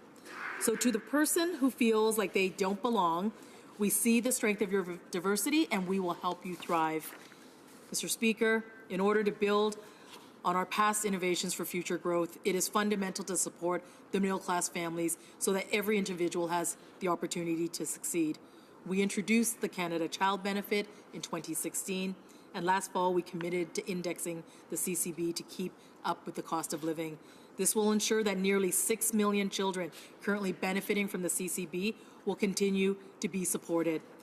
Budget 2018 introduced the Canada's Worker Benefit that will help an estimated 300,000 additional workers and will help lift 70,000 Canadians out of poverty. So to the middle class and those working hard to join it, we are working hard for you. Mr. Speaker, Budget 2018 is an opportunity. It's an opportunity to ensure that every Canadian has a real and fair chance at success. To the women building a business or a career, this budget is for you. To the researcher working on their next great discovery, this budget is for you. To the entrepreneur with a brilliant idea, this budget is for you. And to the middle-class worker supporting your family, this budget is for you. That is why I am proud to support Budget 2018. Thank you, Mr. Speaker. Questions and comments. The Honourable Member for Saskatoon West. Thank you, Mr. Speaker, and I want to thank my colleague from Markham Thornhill for her comments, and I want to share with her my experience on the Special Committee for Pay Equity, and to let her know that not one single expert witness said that the government would need 18 months to implement pay equity legislation. We're coming up to 2 years. She's made, the Honourable Member, Mr. Speaker's made comment that pay equity legislation is coming. There is no money in this budget to implement pay equity legislation. So my question through you, Mr. Speaker, to my honourable colleague is when will this government implement pay equity legislation? Women are waiting, and I feel waiting much longer than they need to. Thank you, Mr. Speaker. The honourable member for Markham Thornhill. Thank you, Mr. Speaker, and thank you to my honourable member for that question. And I would agree. I would agree that women are waiting and waiting too long. That is why I am so proud that in Budget 2018 that we are going to be putting forward progressive legislation that will bring pay equity to women who deserve it. I think that we talked earlier in this House that that the commitment is there, and I think everyone on all sides do agree that pay equity legislation is important, and I think that is supported all the way across. I'm very proud that our government will be introducing this and look forward to equal pay for equal work for women and men in our federal sectors. Questions and comments? The honourable member for Langley Aldergrove. Thank you, Mr. Speaker. Sadly, 70% of Canadians that are in the last days of their life do not have access to palliative care, end-of-life care. 70%. And it was a decision of this Parliament to make that a priority so that 100% of Canadians that need palliative care have access to it. It was in the 2016 budget. It was in the 2017 budget funding for that. But this year's budget, no mention of palliative care. Palliative care appears to be gone. So my first question is, why would the member support a budget that now is neglecting the needs of Canadians in the last days of their life? Why are they abandoning the goal of providing palliative care to every Canadian that needs it? The other question, Mr. Speaker, for the honourable member, is why is the funding for seniors being very selective? Only into one Liberal riding is there a research project, when in fact the largest concentration of seniors in Canada is in the West. Why would the West be ignored again? That seems to be the habit of this Liberal government, is ignoring the West. Member for Markham Thornhill. Thank you for that question from my honourable member. I am speaking of the West. I'm so proud that the government has reached health accords with all of the provinces across this country. And in those health accords, there will be a delivery of health care services and seniors care for our seniors population across the country. I'm also so proud of the investments that we have made in home care that is going to support those very seniors across the country. And this budget is a further step and a further investments we have already made in support of our seniors in this country. So I would say that this government has acted and will have the track record, of supporting seniors in all of our communities across the country. We have time for one more short question and response. The honourable member for New Westminster, Burnaby. Thank you, Mr. Speaker. I appreciated the member's intervention, but she didn't answer the question on pay equity. But we certainly saw when this government came to power. They said in the first months after they came to power, look, don't worry about nothing being cast in stone around democratic reform. It's coming. It's coming, they said. And for pharmacare, Liberals have been saying this for now over 20 years. For pay equity, for it to be in the budget and then not be in the Budget Implementation Act is a betrayal of work that so many activists have undertaken for decades to achieve pay equity in this country. So I'd like the member to answer the question from the member from Saskatoon West. Is she disappointed by this betrayal of Canadian women on pay equity? Honourable member for Markham Thornhill. Thank you for that question from my honourable member. To the contrary, I am so proud of Budget 2018 because it is a budget for women. I just talked about investments for our women entrepreneurs. I talked about gender equality. I talked about investments for women in this country. We are putting together, and we've put together, a gender statement in this budget, and this is what's going to happen going forward. Resuming debate, the honourable member for Bruce Grey, Owen Sound. Thank you, Mr. Speaker, and I believe my time is going to be limited today. I think we're going to run out, but I'm pleased to rise today to speak to the Budget Implementation Act. Now, typically when we're debating budget implementation bills, we're actually debating a true fiscal plan, a plan that will set out the proposed spending from the government to help the Canadian economy. So with that being said, Mr. Speaker, through their budget and this implementation bill, it's clear to many Canadians that this government has no true coherent plan for the economy.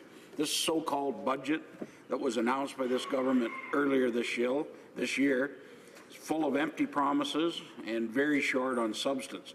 The only true substantive part of this bill is the implementation of the Liberal carbon tax, which will raise the price of gas by 11 cents per litre for Canadian consumers.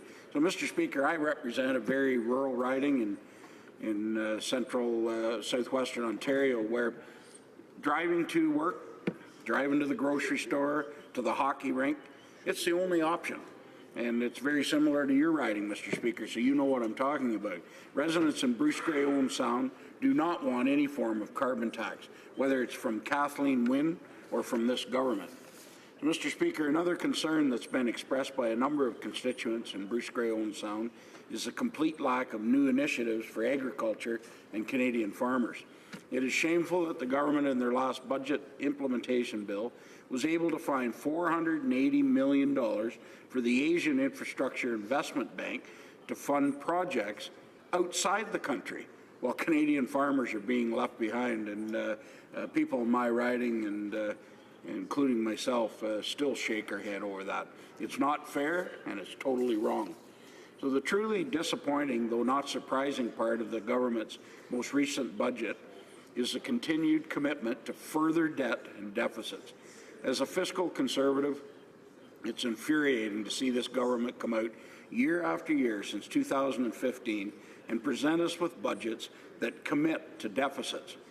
In the election, the Prime Minister promised modest deficits of $10 billion per year for 2 years, with a pledge that we would return to balanced budgets by 2019. Last year, the deficit was $19.4 billion. This year, the government is projecting a deficit of $18.1 billion. And there's absolutely no plan in place for Canada to return to balanced budgets. In fact, Mr. Speaker, the Department of Finance has projected that we won't be able to balance the books until the year 2045. Well, Mr. Speaker, 1 minute. Mr. Speaker, I have 4 grandchildren, but my oldest one just turned 13 less than a month ago. And because of this government's economic mismanagement, she will be 40 years old by the time Canada is able to return to balanced budgets. 40 years old, and she's 13 today. I can't run my household or business like that, and neither can anybody else, but it seems this government can. So I think with that, Mr. Speaker, before I start into another part of it, I'm just going to end at that and look forward to finishing my speech whenever that time comes up.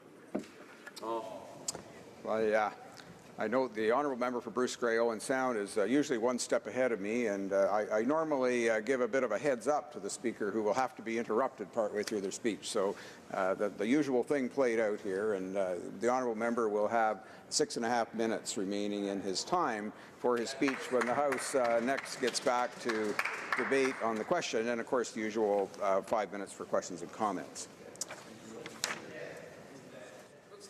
It being 5:30 p.m., the House will now proceed to the consideration of private members' business as listed on today's order paper. Orders of the day. Orders of the day, private members' business, resuming consideration of the motion for second reading of Bill S-210, an act to amend the Immigration and Refugee Protection Act, the Civil Marriage Act, and the Criminal Code, and to make consequential amendments to other acts in the name of Mr. Aldag.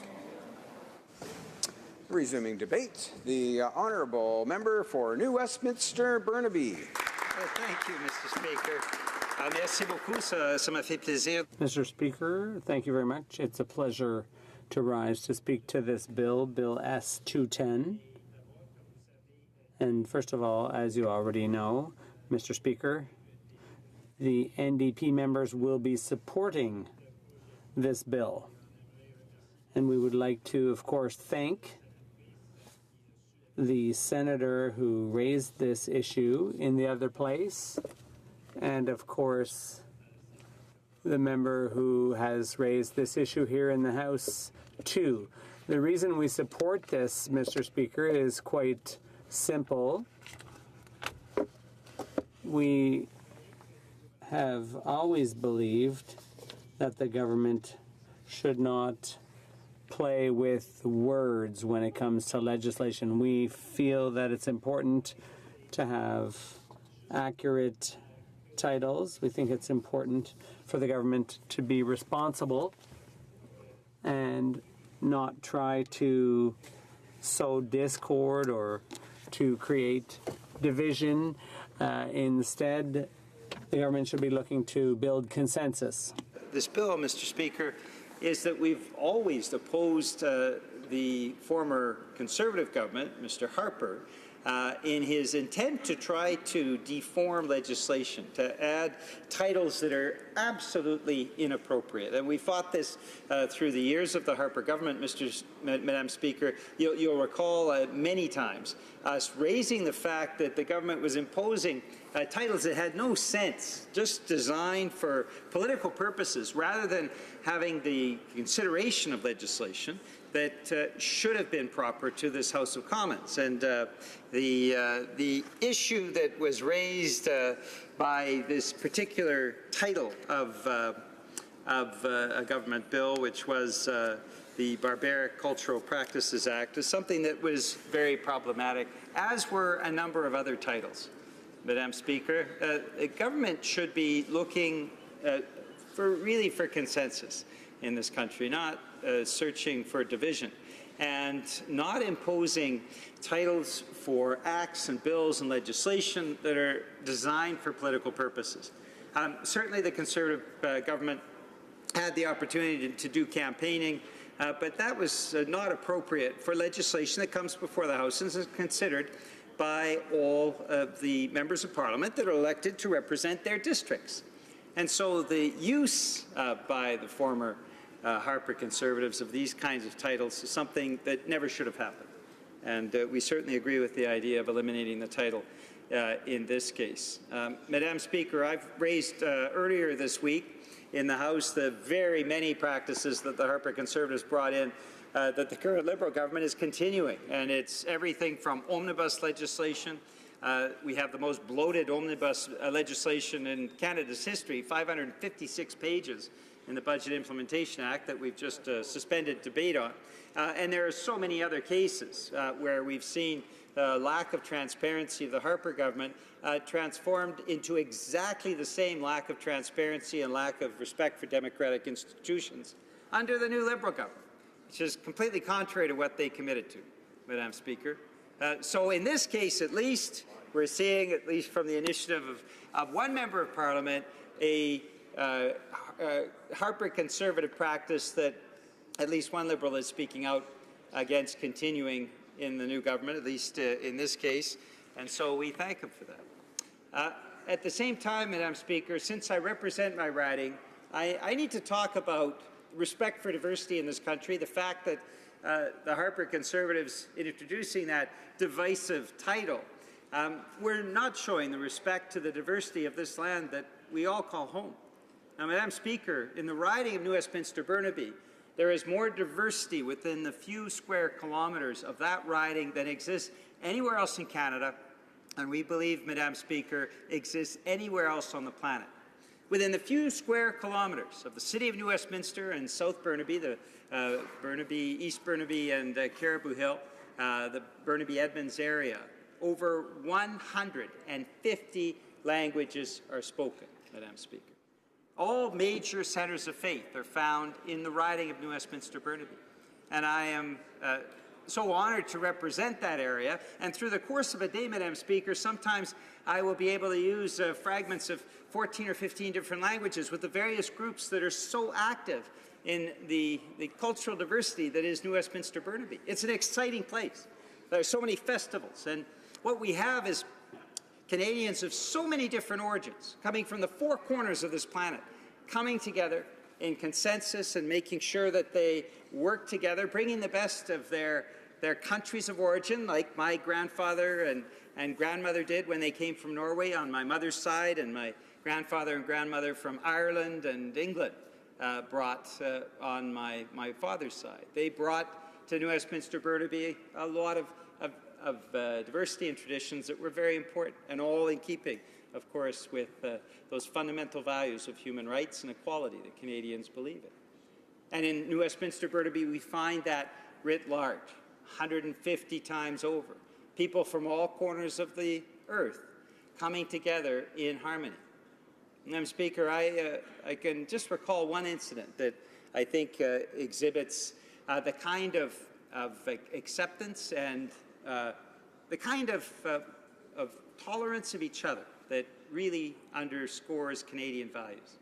I go to the Chariot Festival every year at the Tamil-speaking Hindu temple that's on Edmonds. And it's a loud and very boisterous and celebratory festival. People go through the streets of the community around Edmonds. It's loud. There's loud music, which is wonderful. It's vibrant. There's dancing. And first time I accompanied the marchers through the neighborhoods, I went up to some burly guys. They were sitting at the side of their fence. They're drinking a cold beer. It was a hot summer day. And I went over to them to ask them how they felt about all that. And I wasn't sure what the reaction of the gentleman would be. But one of them said to me, "My goodness, are you kidding? I love this because I don't have to travel around the world to see the traditions in Tamil-speaking India. India comes to my door." I think that type of acceptance and admiration of the diversity and multiculturalism that exists in New Westminster Burnaby is something that I believe all Canadians share. And so that is the hallmark of Canadian multiculturalism. And in my riding, I see it each and every day. An acceptance and a willingness to look at what is best from what's been brought from the four corners of the earth and weaving that into the tapestry that is the multicultural nation that we call home. And with the various origins, including, of course, First Nations, Métis, and Inuit peoples, we more often than not, I think, get that balance right. We still have so much to do, Madam Speaker, to make sure that every Canadian feels accepted and welcomed. We still have a lot of work to do in that respect, and certainly my colleagues in the NDP raise this every day in the House of Commons. But generally, I think most Canadian communities, we do get it right. And for most Canadian communities, we do believe in that acceptance of each other. That's a good start for Canada, Madam Speaker. So that's why, getting back to Bill S-210, the idea of carving off what was an extraordinarily divisive title used for political purposes is an important but small step in what we want to achieve as a country. We should all believe, as the 150 different languages spoken in my riding attest, that Canadians do best when we all work together and accept the best of each one of us. We, as a country, do best when we are willing to listen to each other and learn from each other and build that in that immense multicultural tapestry that we call Canada. New Westminster Burnaby perhaps is a bit of a hallmark for the rest of the country. 150 languages and all major religions found within it. But I'd like to think that that's how we all want to see Canada, that we all believe in that acceptance of each other, and we all believe in not promoting division, but rather promoting unity and working together regardless of our diverse origins and country of origin and creed. So, Madam Speaker, on behalf of my party, I'd like to say that we support this bill as a small step in that direction. Thank you, Madam Speaker. Questions and comments? Questions? Pardon? Oh, c'est marqué. Oh, non, excuse. Almost. Resuming debate, reprise de débat. The honourable member for Markham Thornhill. Thank you, Madam Speaker. I am honored to rise and speak in support of Bill S-210. Bill S-210 proposes to repeal the short title of Bill S-7, an act to amend the Immigration and Refugee Protection Act, the Civil Marriage Act, and the Criminal Code, and to make consequential amendments to other acts. The act received royal assent on June the 18th, 2015. The short title, found in Section 1 of Bill S-7, is the Zero Tolerance for Barbaric Cultural Practices Act. It must be noted that it is this title and not the substance of that piece of legislation that is the subject of the bill we are currently debating. Madam Speaker, as the honourable members are probably aware, the act that we are proposing to amend sought to strengthen measures that prevent things like early and forced marriage and to better protect women and girls in Canada. However, Madam Speaker, I wish to note that during the process that Parliament took to review Bill S-210, there was considerable criticism of the bill's short title from stakeholders, senators, members of Parliament, committee witnesses, and the media. These groups opposed the title, emphasizing that it had the potential to build divisions in Canadian society by targeting certain communities. In the view of the government, Madam Speaker, the use of the word barbaric in the short title of Bill S-7 is inflammatory and potentially divisive. It has the potential to breed fear of certain groups of immigrants, and in doing so, it distracts from the key goal of the legislation, to help protect women of all cultural backgrounds. Stakeholders have also noted that the title of the bill needs to be more neutral and that it should reflect the content of the bill rather than using such emotionally charged terms like barbaric. It is particularly harmful to deliberately link terms barbaric and cultural. Madam Speaker, let me be clear. Violence against women takes many different forms and affects millions of women and girls in Canada and around the world, regardless of religion, nationality, or culture. In her presentation to parliamentarians, Avi Go, the director of the Metro Chinese and Southeast Asian Legal Clinic, argued that the title could invoke racist stereotypes. She added that it could detract from Canadians having a real and honest discussion about domestic violence and from seeing domestic violence for what it really is, namely an issue of gender inequality and not an issue of cultural identity. Allow me, Madam Speaker, to note some other comments. Lawyer Chantal Desloges stated that the short title deters citizens from engaging in meaningful discussion of the bill's actual content. Dr. Rupalim Buyam, a professor in the University of Toronto's Faculty of Social Work, told committee hearings that the title was misleading from the serious issues that this bill seeks to address. Finally, Madam Speaker, representatives from the Canadian Bar Association and the Ontario Council of Agencies Serving Immigrants raised concerns about the divisiveness of the short title. As you can see from these examples, Madam Speaker, this title has prompted considerable concern from many individuals and organizations. This is partly why the government supports Bill S-210 to repeal the short title of Bill S-7. Repealing this title is a symbolic step, but one that carries real meaning and consequence, because as we all know, language matters. I would propose to the honourable members that for one culture to consider themselves morally superior over another serves only to divide our world. It fosters sentiments of xenophobia and is destructive, especially in our increasingly globalized world. Our responsibility as elected members is not to perpetuate misguided ideas or divisive language that could shape Canadian society. Madam Speaker, the government's support for Bill S-210 demonstrates our commitment to openness, acceptance, and generosity in the Canadian immigration process. It reflects our commitment to accuracy and to avoid language that is misleading, inflammatory, and divisive. And finally, it reflects our commitment to protecting vulnerable Canadians, vulnerable individuals in Canada, especially women and children. Diversity is at the heart of our success as a nation and of what we offer to the world. We are deeply committed to promoting inclusion and acceptance, which are some of the key pillars of Canadian society. Madam Speaker, the success of the diverse newcomers who migrate to Canada supports our success as a strong and united country.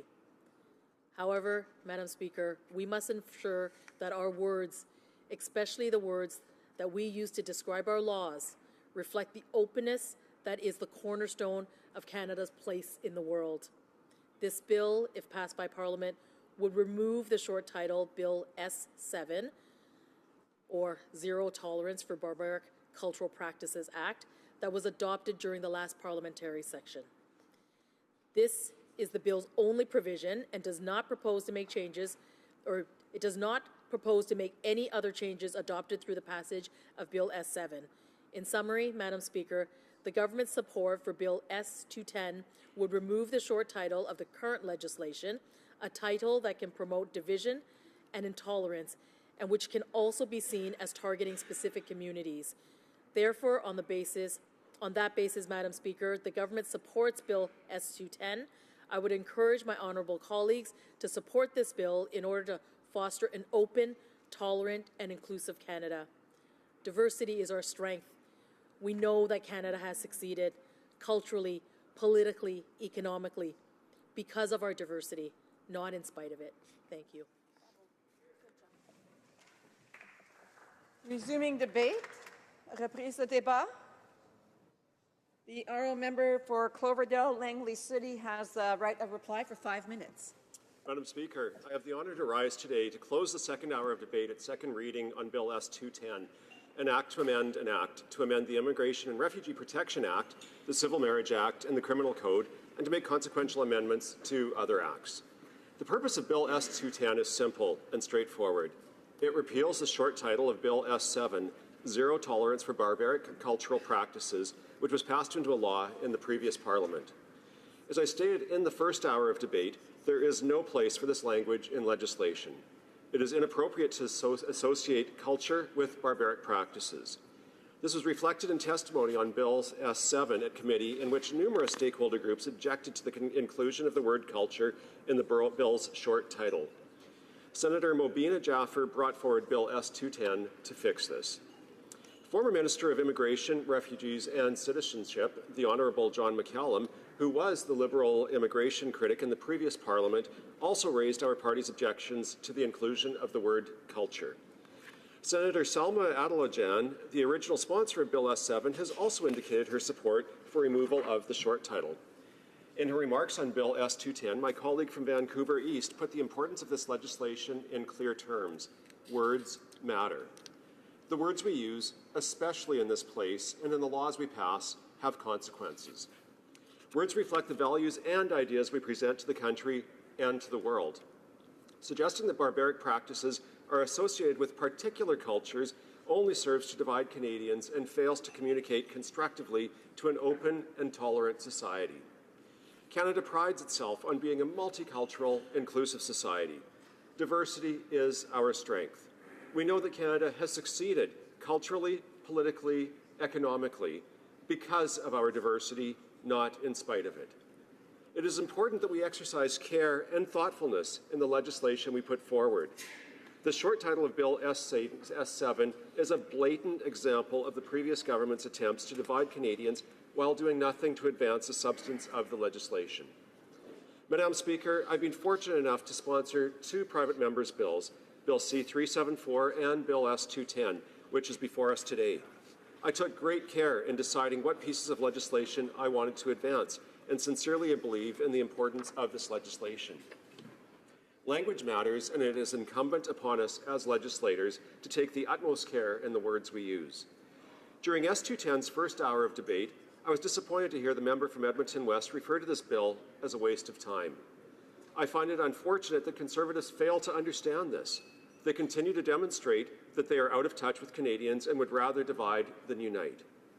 Madam Speaker, I have the honour to represent a diverse riding which is home to Christians and Sikhs, Buddhists and Muslims, First Nations and newcomers.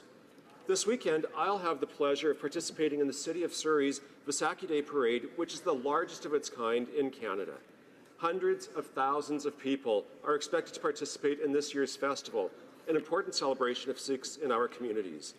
The Vaisakhi Parade is a proud display of our region's rich cultural tapestry and a demonstration of the diversity we celebrate as Canadians. Unnecessarily conflating abhorrent and illegal practices with particular cultures is not a productive way in which we recognize and promote Canadian diversity. We do a disservice to our multicultural communities when we grossly misuse language, as was the case with Bill S7's short title. Bill S210 presents an opportunity for us to correct this flaw, and I ask all of my colleagues to join me in supporting this important piece of legislation. Thank you, Madam Speaker.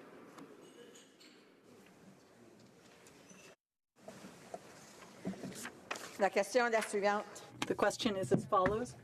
Mr. Aldag, seconded by Ms. Alslag, moves that Bill S210, an act to amend the Immigration and Refugee Protection Act, the Civil Marriage Act, and the Criminal Code, and to make consequential amendments to other acts, be now read a second time and referred to the Standing Committee on Justice and Human Rights. To adopt this motion? All those in favour of the motion will please say yea. All those opposed will please say nay.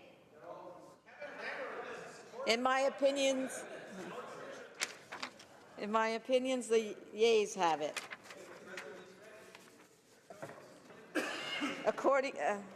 Conformément à l'article 4. Pursuant to Section 93, the deferred vote will be held on Wednesday,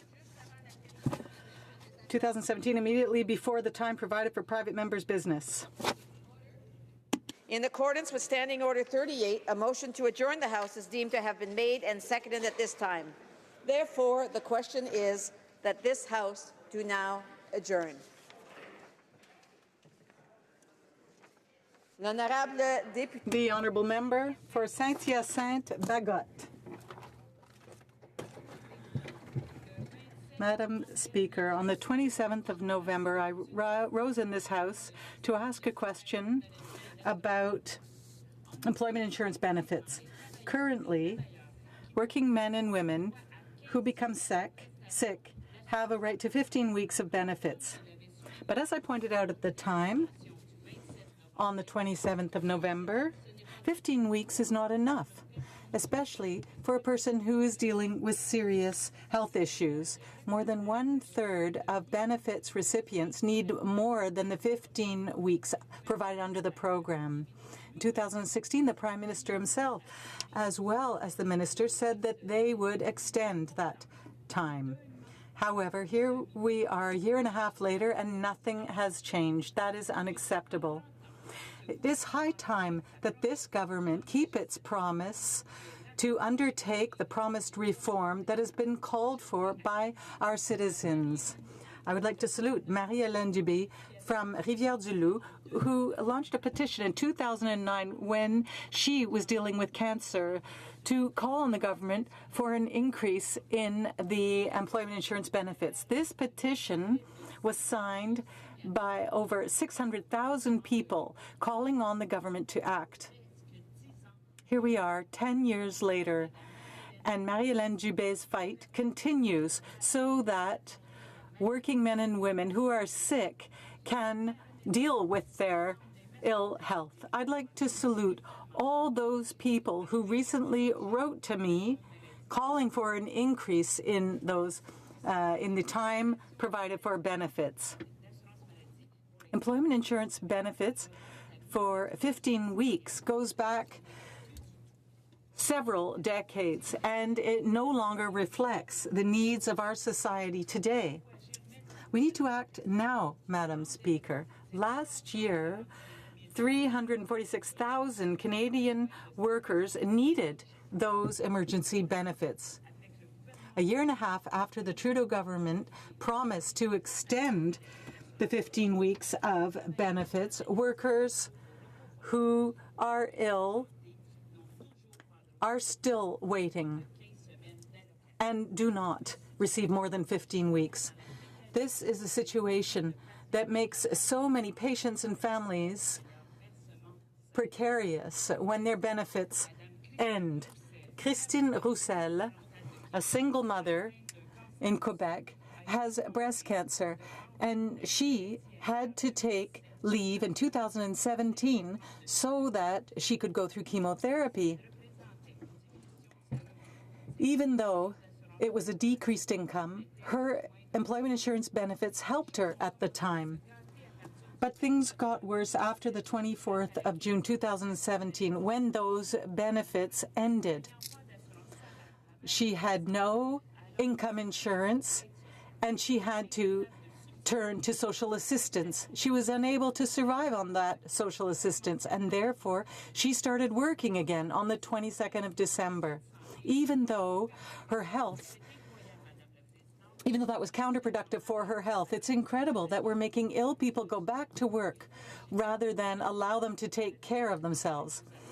In our last election campaign, we promised to extend those employment benefits so that they would be more accessible to people and so that Canadian workers would never have to find themselves in that kind of situation. I repeat, the Prime Minister and the Minister both promised to act. What is this government waiting for, then, to act? The Honourable Parliamentary Secretary to the Minister. Speaker, I would like to thank my colleague for requesting this debate today.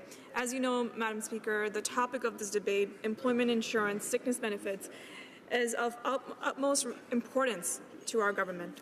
Since taking office, we have introduced changes to the EI system to make it more flexible and to make sure that EI aligns with both the needs of Canadian families and the realities of today's labour market. In particular, Madam Speaker, EI sickness benefits are an important support measure for Canadians who have to leave their job due to an injury, sickness, or quarantine. They provide temporary financial assistance to eligible people who are unable to work, so that they restore their health before returning to work. In 2015-2016, the EI program received more than 365,000 sickness benefit claims and paid out over $1.5 billion for this type of benefit. On average, recipients claimed 10 weeks of benefits of the maximum entitlement of 15 weeks. This shows that in the majority of cases, the available coverage is sufficient. We're well aware that sometimes recipients use up their 15 weeks of benefits before they're able to return to work. We're keeping a close eye on this situation. Sickness benefits are just one part of the range of support measures for Canadians living with long-term sickness or disability. This also includes Canada Pension Plan disability benefits, benefits paid by private insurance programs, and support programs implemented by provinces and territories. Our government is also constantly working to improve the EI program. As noted earlier, we have enacted and implemented several changes to ensure that EI system is more adaptable, fairer, and more flexible, and that it continues to support Canadians when they need it the most. On December 3rd, for example, changes to EI special benefits came into effect that highlighted our government's support for caregivers by making EI benefits that are more flexible, more inclusive, and more accessible. First, we created the new EI Family Caregiver Benefit for adults. This provides up to 15 weeks of benefits to eligible caregivers to offer support to an adult family member who is critically injured. In addition to specialist physicians, general practitioners and nurse practitioners can now sign documents attesting that the child or adult is critically ill. This change also applies to compassionate care benefits, providing end-of-life care for family members. Once again, Madam Speaker, our government is committed to making sure that Canada's EI system is flexible enough to meeting the needs of modern-day families, because we understand this is the best way to help Canadians when they need it the most. Thank you, Madam Speaker. The Honourable Member for Saint-Hyacinthe-Bagotte. Madam Speaker, I'm imagining myself in the shoes of these people who are in this situation and who hear about means and who hear about studying different cases, who hear that there's only a minority of people who use the 15 weeks. But these people are still in a very difficult situation. And then the Liberals change the subject and start talking about something else. I find this all very disappointing. The Prime Minister said that he would take action. He said that to journalists in Montreal. And the Minister said so as well. So they need to take their heads out of the sand and keep their promise. So I will ask this question one more time on behalf of all of my constituents. When will this government finally keep its promise and review the this benefit. I ask this question on behalf of all of these people who, instead of focusing on fighting their illness, are now having to fight with the government. To the Minister of Natural Resources. Thank you, Madam Speaker. Madam Speaker, our government strongly believes that employment insurance program plays a crucial role in ensuring a decent income for families living in these particular difficult circumstances. We have implemented several concrete measures to make the employment insurance program even more flexible and generous for those who need it. But we're not going to stop right there, Madam Speaker. We're going to continue to improve lots of workers who've had to face these kind of tragedies. As the Minister recently said in the House, Madam Speaker, our work has only begun. Thank you, Madam Speaker. L'honorable député de Trois-Rivières. The honourable member for Trois-Rivières. You know, during the Late Show, we have the opportunity to bring back an answer that we weren't fully satisfied with. And last November, I had asked a question about the victims of pyrrhotite. And as an answer, I got a sales pitch from the Minister of International Trade. Now, you might think it makes sense that the Minister of International Trade would be used to sales pitches, but I was particularly disappointed that that minister, who lives near my region and who understands this situation very well, would get around my question instead of really working to find a solution for victims. Now, who are the victims of pyrrhotite? This is a subject I've talked about many times, and I don't know who will be answering me tonight, but please don't tell me that $30 million have been committed. I already know. All of the victims in Trois-Rivières know it, particularly those who aren't entitled to any of that money, which is already insufficient to meet their needs. And anyway, that's not exactly what we're talking about. What we are talking about are victims of the gray zone. So these are people who have a family home that is affected by pyrrhotite, but the percentage of pyrrhotite in the concrete is somewhere between 0 and 0.23%. And that is the amount that was set in the first public judgment. But unfortunately, that's not a scientifically founded figure. It's simply a number that was chosen based on some of the earliest cases that were studied. So all of the people in this gray zone are not entitled to financial assistance. Now, the Liberals always talk about $30 million, but these particular victims don't have the right to that money because they have less than 0.23% of pyrrhotite in the concrete. But we know that there are problems related to pyrrhotite in the foundation of their homes. And for those who haven't yet experienced problems, they may experience a total loss of the value of their house because, Madam Speaker, would you buy a house affected by pyrrhotite? So the only way to get these people out of this gray zone is to have the federal government lead a scientific study and determine a scientific standard. So a percentage below which you can be sure that you will not have any problems and your home will retain 100% of its value. But this year, in 2018, at the very time when the government says it's going to be reviewing its building code standards, the government has not put forward a study that would set such a scientific threshold. And so they're not helping all of these victims get out of this uncomfortable gray zone where they are unable to sell their homes because there hasn't been a study about concrete. The Honourable Parliamentary Secretary to the Minister of Sports and Persons with Disabilities. Thank you, Madam Speaker. I'm very happy today to answer the comments that were made by the member for Trois-Rivières about the building code and about pyrrhotite. For example, today we'll be talking about the amount of pyrrhotite in this gray zone that was referred to by my colleague.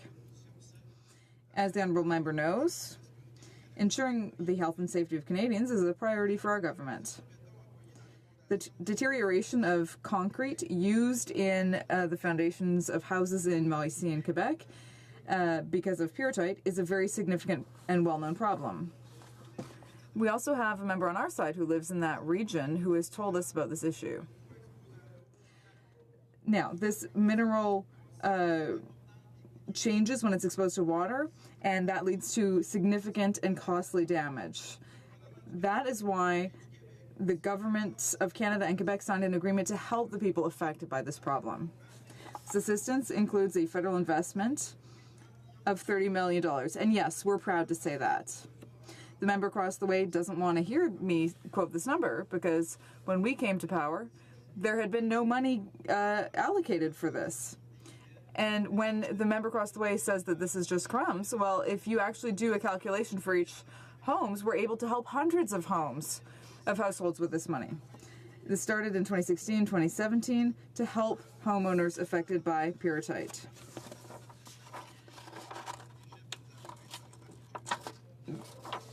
Now, the role of the federal government as far as building codes is concerned, the Canadian Commission for Building and Fire Codes, which is an independent organization, has developed a series of codes, and they do so every 5 years. We have the building code, the plumbing code, the fire prevention code, and others.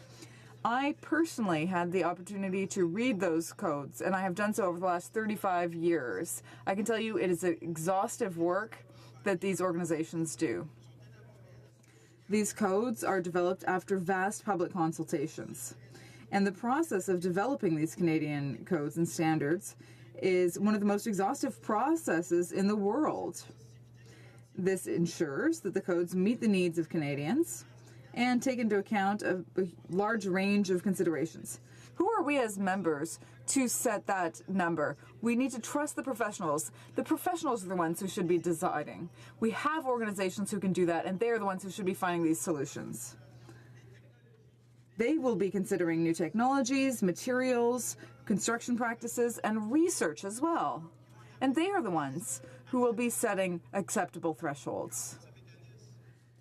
Now, thanks to this process, Canada has one of the highest building construction standards in the world. I'm proud of Canada's building code. It has allowed us to standardize construction standards. As far as pyrrhotite is concerned, national codes published in 2005, 2010, and 2015 refer back to the Canadian Standardization Association, which bans the use of products such as pyrrhotite, among others. This organization works with stakeholders to develop research projects, and it's continuing to do so. The goal is to have revised standards for pyrrhotite.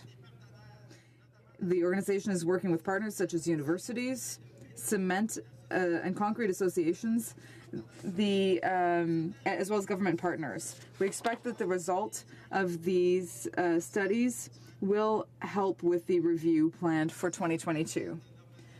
The Canadian Standardization Association will update these standards, and the new version of the building code published in 2020 will consider and justify the standard for pyrrhotite. Okay, your time has expired. The Honourable Member for Trois-Rivières. Thank you, Madam Speaker. I thank my colleague. Well, we already said thank you for the $30 million. We're not going to say that 50,000 times. And I don't think we should be thanking the government just for living up to its basic responsibilities. Now, we talked about the new standards, but as my colleague said, the organization will be taking into consideration the results of the research. But the problem is that there isn't any real research because the research is not being funded. And only specialized laboratories like the one in Laval University would be able to provide a concrete answer that members of this association could then take into account.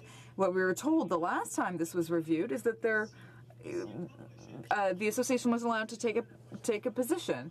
And so if there isn't any new research, there won't be any new data that allows them to take a position. The Honourable Parliamentary Secretary. Thank you, Madam Speaker. Now, I understand that my colleague wanted to mention the $30 million again in his last remaining minute, because I think it's important. We are partnering with universities. We are working on this with our partners to improve the building code. We are also working on creating policies that are evidence-based, and we are dealing with this file exhaustively. I'm proud to say that our government has taken a position on this file, and it could not have been better done. The honourable member for Calgary Rocky Ridge. Thank you, Madam Speaker. So I rise tonight again to talk about a question that came up last November. In November, I had asked the Minister of National Revenue about her mandate to provide a more client-focused Canada Revenue Agency. I pointed out then that under her watch, her department had reversed or changed the policy on type 1 diabetics to deny a tax credit to many Canadians who had qualified for many years. I raised a number of issues, including the sort of half-baked plans they had to tax retail and restaurant workers, and mentioned the busy signals or the hang-ups at the call center.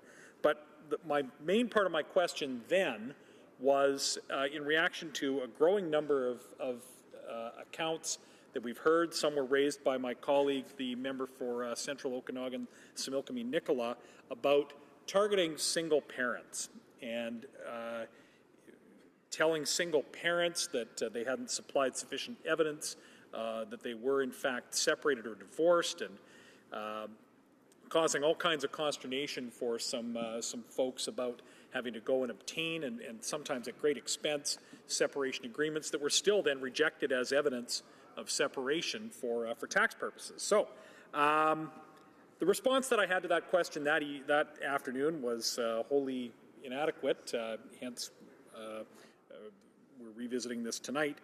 The minister talked about the intention of having a client-focused Canada Revenue Agency and being instructed through a mandate letter to do so, and talked about how, well, they don't really try to hurt anybody at the CRA, and suggesting that anybody that is having problems providing the documentation that's required should just contact the CRA for help.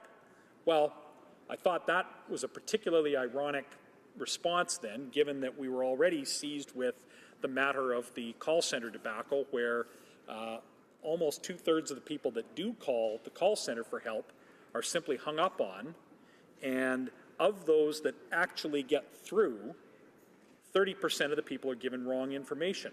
Well, you know, being given wrong information is probably worse, makes a taxpayer worse off than they were before they made the phone call, because now they think they've been told something that that will affect their course of action with compliance, and when they are in fact wrong. They may have been better off having not called at all. So that's really not an adequate response, just to say, well, give us a call, we'll help you out. We already know from the Auditor General's report the sort of futility that surrounds that. I can imagine we may hear tonight more blaming of the previous government, talking about how they inherited a situation that was just so bad that there's nothing they could do to fix it. But it's been 2.5 years. There's a certain point at which you have to own your track record, and the deterioration of service that many tax preparers are reporting to me have been accelerating in the last couple of years. And notwithstanding that, the previous government, I'm certain, didn't get everything right, and not everything went perfectly. This is not a race to the bottom to see who can deliver the worst service to Canadians. Canadians need answers, and they need a plan to deliver a truly client or taxpayer-focused Canada Revenue Agency. To the Minister of National Revenue. In the House tonight and speak about the service improvements our government has brought forward and will continue to bring forward to the Canada Revenue Agency. I would like to note the important role the CRA plays in distributing the benefits to which Canadians rely on. I'm happy my colleague brings up Canada Child Benefit.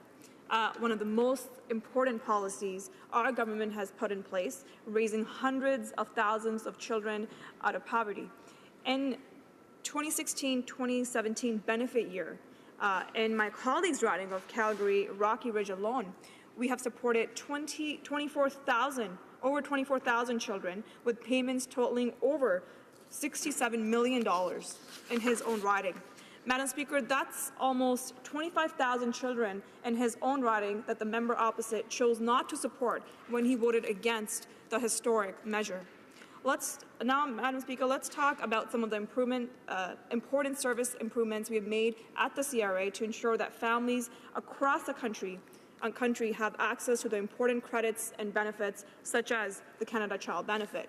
Madam Speaker, through our historic investments in the Community Volunteer Income Tax Program, we help to support community organizations hosting free tax clinics for eligible individuals. I'm proud to tell you, Madam Speaker, that last year, through the CVITP program, approximately 17,000 volunteers helped file approximately 768,000 tax returns all across Canada. This year, we expect to surpass those numbers. Madam Speaker, with more and more Canadians filing their taxes online, improved digital services are more important than ever before. Last year, nearly 90% of the 25 million returns filed were completed online. This is why we have improved and implemented programs such as the Autofill My Return and Refile. The Express Notice of Assessment service is now available in certified tax software and allows Canadians to receive and print their Notice of Assessment right after filling. Madam Speaker, despite a high number of Canadians who filed their taxes using digital services, it is also important to our government that we meet the needs of people who file their taxes using traditional methods. In February, Madam Speaker, Canadians who filed their individual income taxes using paper forms in previous years received a tax return package directly by mail.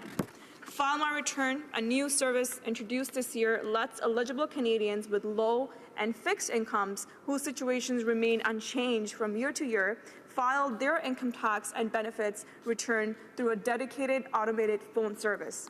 Furthermore, Madam Speaker, to make tax payments more convenient for Canadians, people can now make their payments in person with cash or debit card or Canada Post outlets. This new in-service payment service helps people living in remote and northern areas who may not live close to a bank or have easy access to internet service. Madam Speaker, we're extremely proud of the work that we've done, and we're committed to do even more to make life easier for all Canadians. Thank you. The honourable member for Calgary Rocky Ridge. Thank you, Madam Speaker. And well, I always listen to my colleague eagerly when we're having these discussions. At the beginning of her statement, she began by saying that she was going to tell us all about the service improvements at the CRA, and she certainly had my attention there, and I thought that I might hear some substantial new service improvements that might have addressed some of the issues that I mentioned in my question. So I heard that they're mailing tax returns, paper returns to Canadians that filed by paper last year. No doubt that is convenient for those Canadians. Others had contacted, for example, my MP office and were put out that they had wanted to go and pick one up from somewhere and note that that they're not available to be picked up. So, okay, some people got their package mailed to them. Great, that's perhaps a service improvement. Some people can pay their taxes at a post office. That's a service improvement, perhaps. What about the growing backlog of appeals and the growing volume of, I'm sorry, am I... Yeah, it's only 1 minute for rebuttal. I'm sorry. So the Honourable Parliamentary Secretary. Thank you, Madam Speaker. Madam Speaker, let me be absolutely clear. Canada Revenue Agency must treat all Canadians like valued clients, not simply as taxpayers, and not certainly like when the what Conservatives did when they were in government. In just 2 years, Madam Speaker, we have made numerous improvements to ensure CRA better serve all Canadians. And I thank my honourable colleague for raising this question, because it gave me an opportunity to talk a little bit about the service improvements that I just mentioned in my speech earlier. Even with the progress we made, we understand there remains significant work to be done, but we are committed to getting it done. Thank you, Madam Speaker. The motion to adjourn the House is now deemed to have been adopted. Accordingly, this House stands adjourned until tomorrow at 2 p.m. pursuant to Standing Order 24-1.